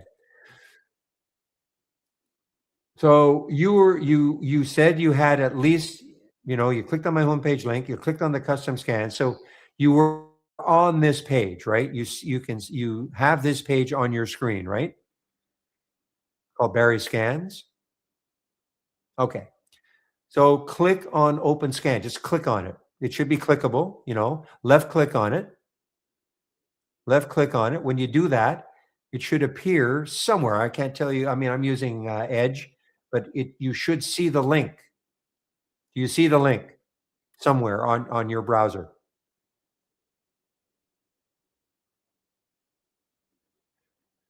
Just different scans, Vito. Okay, different types of scans. You can take a look at them. I'm talking to Vito in our YouTube room. So, do you see this? Do you see this link now somewhere in your browser when you click on no? All right, no. Do you have a now? The only other person that had that problem. Do you have a like a VPN or something that's blocking? Is that possible? I don't veto. I don't use a scan like that for relative strength compared to overall market. I don't really use one like that. Well, when you say can one do, I don't have one readily. So when you click, and so what is happening when you click on open scan? What is happening actually? Like nothing? Click on open scan. So you're not getting the only time that happened to somebody else, they had like a VPN or something that was blocking it from showing up.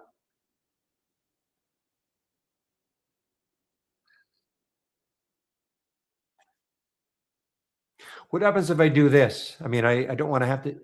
What happens if I do this?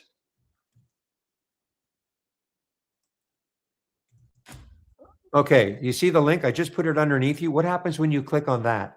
What happens?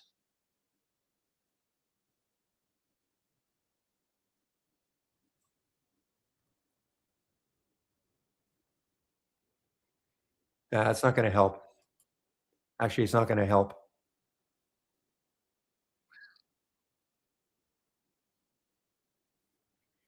So what I did, I just copied that link and put it in here. But you still this. You still have to.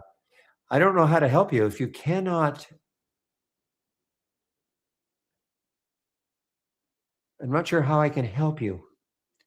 the only other, like, don't worry about this. Don't worry about all this strata. Is that what you're talking about? Like looking at all this?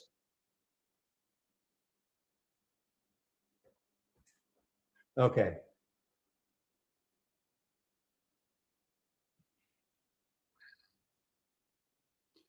Give me a moment. I want to shut off my sound alerts.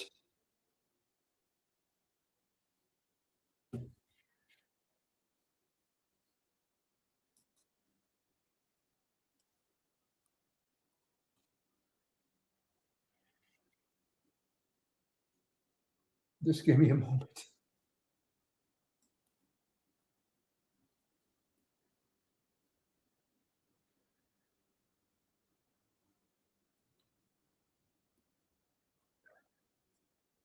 That's what I was trying to do. Don't do this. Okay. Don't pay attention to any of this. Okay. Okay. Don't do this. What I'm trying to do is make it simple. I think I'm making it simple. I'm trying to make it simple. Okay. But you just have to really follow what I'm saying. Oops.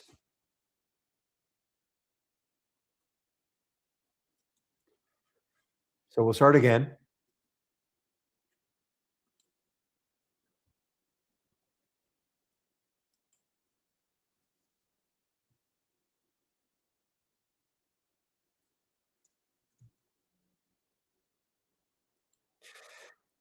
Well, the parentheses, okay.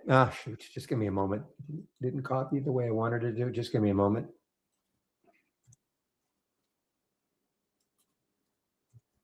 All right. So here's my homepage. No, I don't do that. But I'm sure I can help. I'm sure I can help you. You know, you're right here. So forget everything. When you click on open scan. Pepe, I hate to bother you, but remember somebody had this issue before and it wasn't working because they had a VPN or something. I can't remember who it was. Somebody had a VPN and that was stopping them from opening the scan into a, because when you click on open scan, you're saying you do not see a link anywhere. Okay, well, oh no, I don't want you to have a VPN. I'm just wondering if you had a VPN that's blocking it. Okay.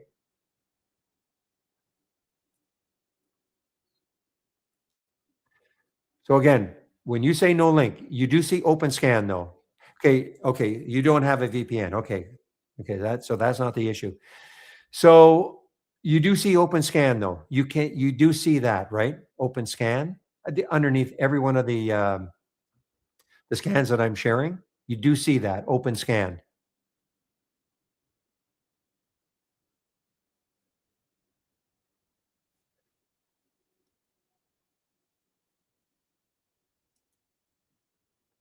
That's what I'm asking. I'm trying to add what happens when you click open scan.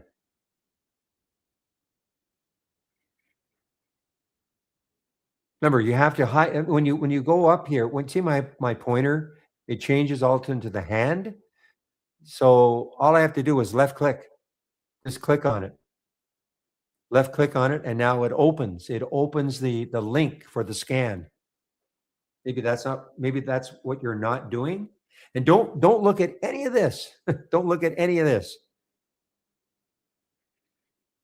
What we're trying to get is somehow you have the link somehow showing somewhere. This link that I'm at is up here.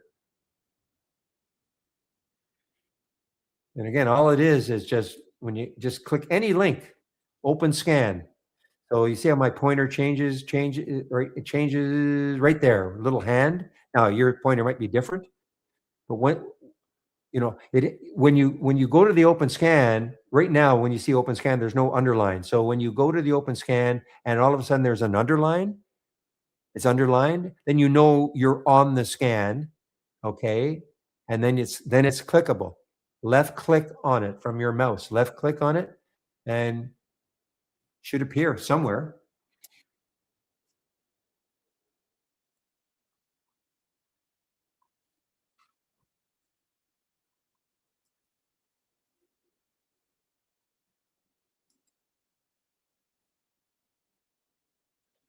Hura is working, Obi. I know you know this. You're probably in it, right? HURA. It's inching its way up.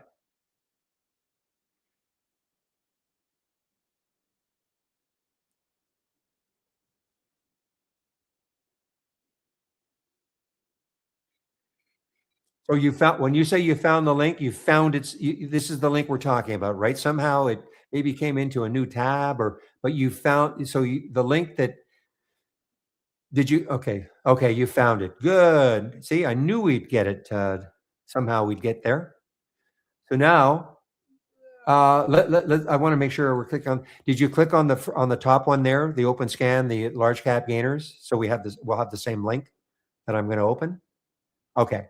So there. So when you say you found the link, great. So there it is. Now you go to the right hand side of the link. Okay, it says B3 at the end. It should say B3 at the end, probably. And then you left click on your mouse, and you just, like, this is just sort of typical web action. You know, I'm just dragging my mouse to the corner. There's no parentheses though, so I don't think there's. Oh, you copied it. Okay, great. So now Control C, it's copied. Control C, you copied it. Okay, we're almost there. We're almost there, TSAP. File, then go up to the toolbar where it says File, New Tools, etc. File, Load from Cloud. And I'm hoping that when you do that, you should see the string right in here, right where I'm, see how the box, it should have filled in with that if you did it correctly. I'm going to cross my fingers.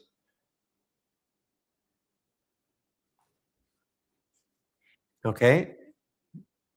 Remember, all it is File, Load from Cloud, File, Load from Cloud, and then this box pops up. And if you've done it correctly, if you've copied this correctly by highlighting and copying, it should show up right here. Now, is it blank?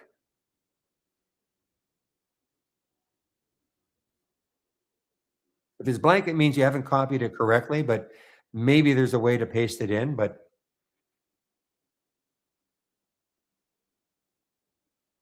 we're so close. Okay, blank. Means you haven't copied it correctly. What happens if you do this? Just out of curiosity. So put it in, so you see a little flashing bar on the left, so you know you're in the box. What happens if you paste it? Control V. What happens if you Control V to paste that into the blank box? If you've copied this correctly, then when you Control V, does anything, does that copied link show up? Control V is just, pasting.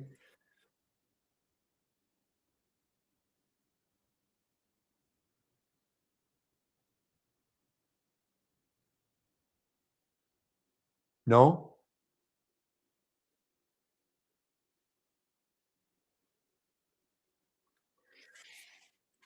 Yes. So that, okay. So I don't know why it didn't show up if you copied it correctly. So obviously it was copied somewhere. It was copied into but you had to paste it in. Okay. Well, I mean, at least, so the link is there now, right? Are we at this point that link is the same as the link that you found? Do we have a yes? Another yes?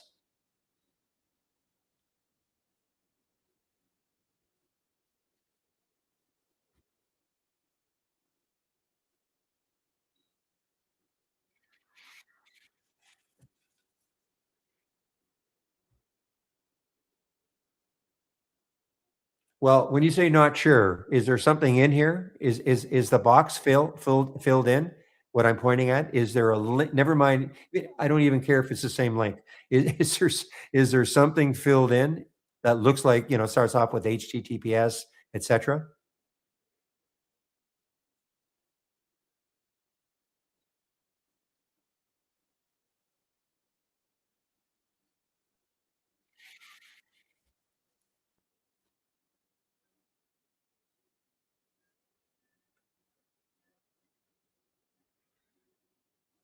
It either is or it isn't. I mean, is the box filled in with something?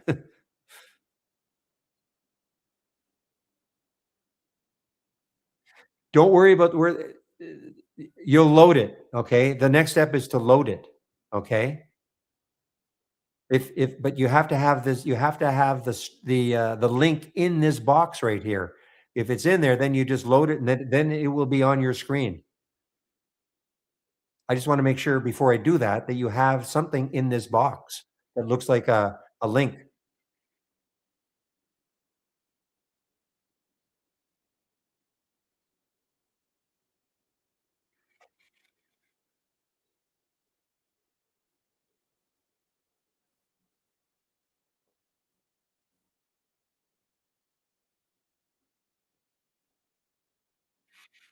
I think I don't know where the confusion is. I'm not 100% sure because you said you copied it. You said you were able to copy. When you copied it, it's nowhere. Okay, you just sort of copied it. It's like copying it to a notepad or something like that, where you'd have to. If you had a notepad, then you could, you paste it into the notepad. All we're trying to do is you copy the link, and then we file load from cloud, and then that box gets filled in if you've copied it correctly automatically. Now you said that box was blank, but then you said though, when you went control V on your keyboard to paste, something filled in. No?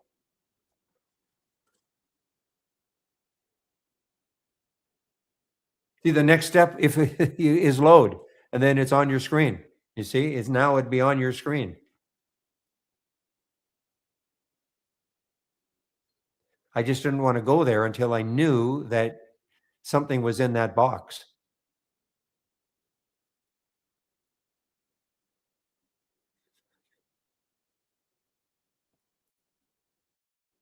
Ah, you got a red ball. Okay, well that is I should, you know what? I'm sorry. I should have asked that question. Now, when you signed up for Trade Ideas, okay, that's why then that is exactly the reason. Okay, that's exactly the reason.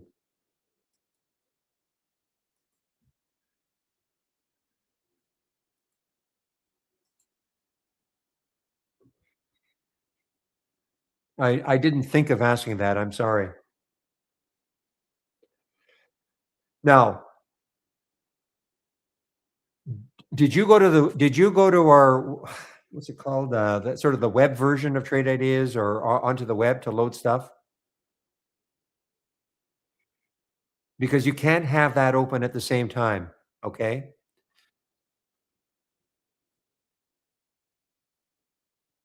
Did you load anything else? I know you've got TI Pro, so you have this toolbar, but did you do something else? And what's it called, Pepe? The market, whatever it's called,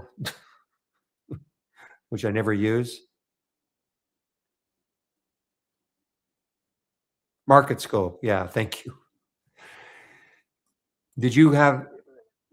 Did you go to like sort of here to the web and click on something, and then something appeared in your browser, which is market scope? Because you cannot have. Well, the other thing is, are the exchange agreements filled out correctly? That was going to be my next step, but.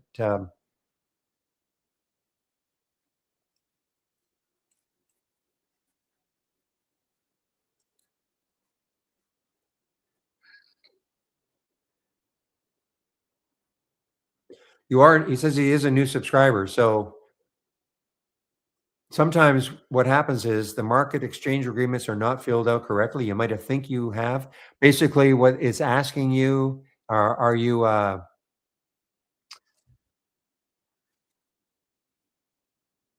professional trader? Sorry, are you a professional trader with a license and all that? Because if you are, I'm sure you're not. Most of our customers are not. But if you are, then the exchanges want to extract some money from you. Not us, but the exchanges want to extract more money from you. Your subscription covers the subscription costs of getting the data, okay, the real-time data from us. But if you're a pro, then the exchanges also want to charge you for the data on top of that. But I'm sure you're not. But people, they might bypass that. They don't sign up the agreement. You have to You have to basically say, no, I'm not. No, I understand. But you have to, there's a, if you want, you can go to info and they can take a look at your account just to make sure that you filled out the exchange agreements correctly. Okay. But Pepe has also got it. So if you click on this, the exchange agreements, you can fill it out there because you have to do it, because what happens is, see, we get audited. So the exchanges want to see all of our customers and to make sure that we've asked the question. And if we haven't asked the question, we get audited and they make us pay. So that's why, unfortunately, we have to do it. All exchanges, all your broker does it. I know Interactive Brokers asks me once a year to do the same thing. So it's not just us.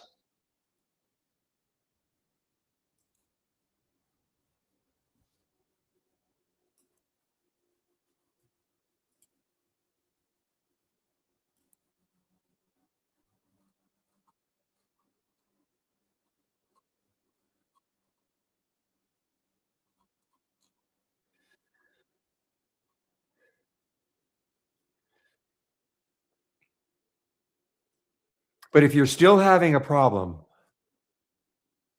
yeah, okay, so you understand, yeah, so it's everybody has to go through it. If you're still having a problem though, okay, maybe filling out the exchange agreements, you can go to, I put up here, info@trade-ideas.com, and somebody will look at your account, okay, to make sure that it was filled out correctly. That I can't do for you. Okay, I cannot do that for you. Because then I figure that if that's why nothing was working for you, because they had a red ball. Okay.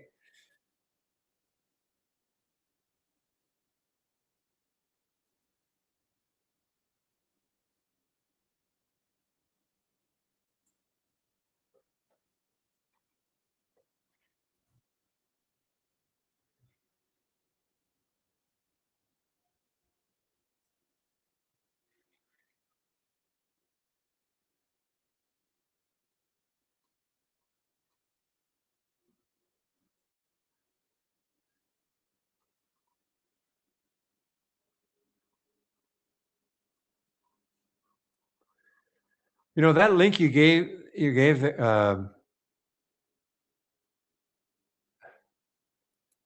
Oh, I see. You got to go to the account management page. I see. Gosh, that is.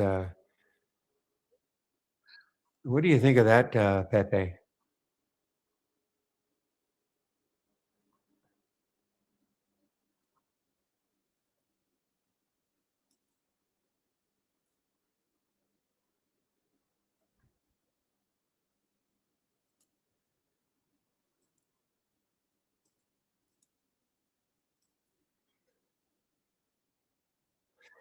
Yeah, I mean, I'm clicking on it, and boy, home, and then exchange agreement. Boy, why can't there just be just one page that says exchange agreements, and with the yes, no, yes, no, yes, no.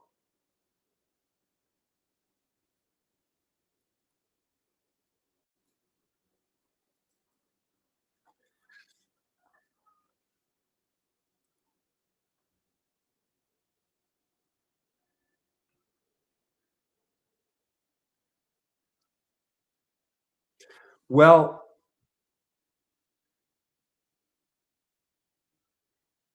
yeah, I mean, if it's red now, though, that is the reason. But if you can remember what you did, you can save my homepage link. Oops.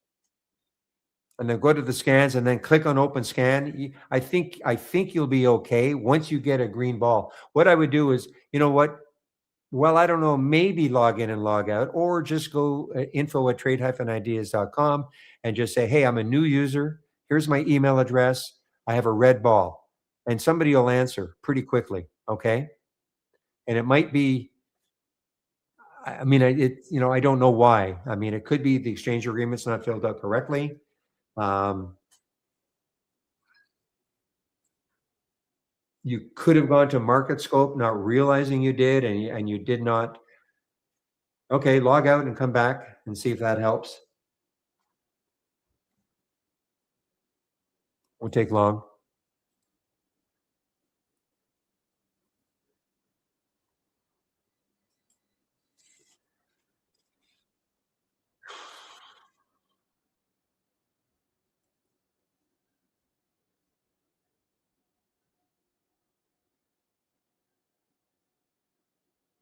So Vito, again, what do you mean exactly when you say a scan for relative strength compared to the overall market? I mean, are you talking about an individual stock? Are you talking about a sector? Are you like, what are you talking about exactly?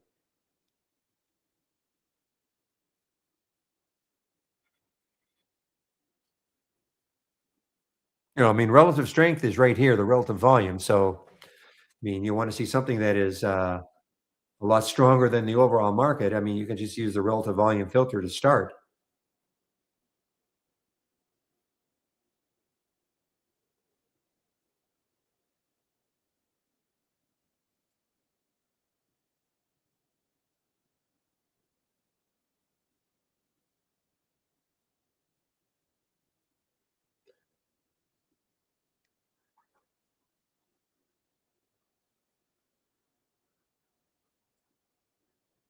You know what? I really think you should go to info. Oh, you mean the info? It's right here. Info. You can't click on it. You'll have to type it in. Okay. Info at trade-ideas.com. Okay. But don't forget it's a hyphen ideas. Okay. You have to type it in. You can't click on it. Okay. And so send them an email, and there are people there right now. So just say new user. Here's my email that I use to sign up for my account. I have a red ball. Operators are standing by. Yes. Okay. And I'm pretty sure they'll be able to help you. They'll look right at your account and they'll probably say exactly what's going on. Apologize for the frustration. I know when you're new, sometimes it can be a bit of a trial.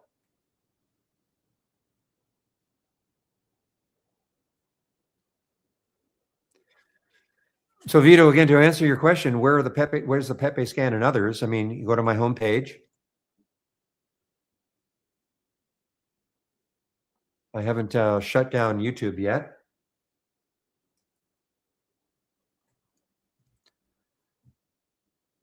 I'm talking to Vito in our YouTube room. So yeah, just go to my homepage and go to the scan section. Go to the scan section and middle section right here. So here's everything that I'm currently sharing. Okay. So here's the momentum scan, a gap scan, and the Pepe combo scan. Okay.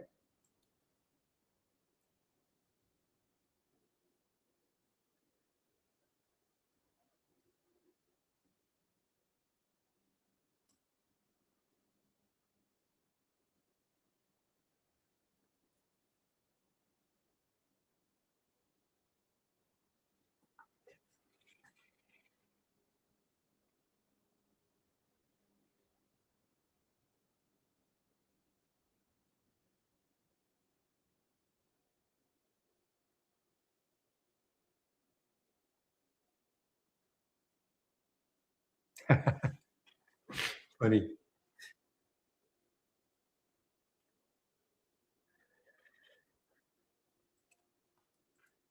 Okay, guys. Well, listen, I think TSAP's going to probably have to go and somebody in accounting is going to have to help. Okay. You can always come back tomorrow. Okay. Make sure you do I think I asked you, you said you did, but maybe you want to just rehash them, the short videos. You can come into the room tomorrow. I'll do my best to help you again. Okay. YouTubers, I'm going to stop the stream now.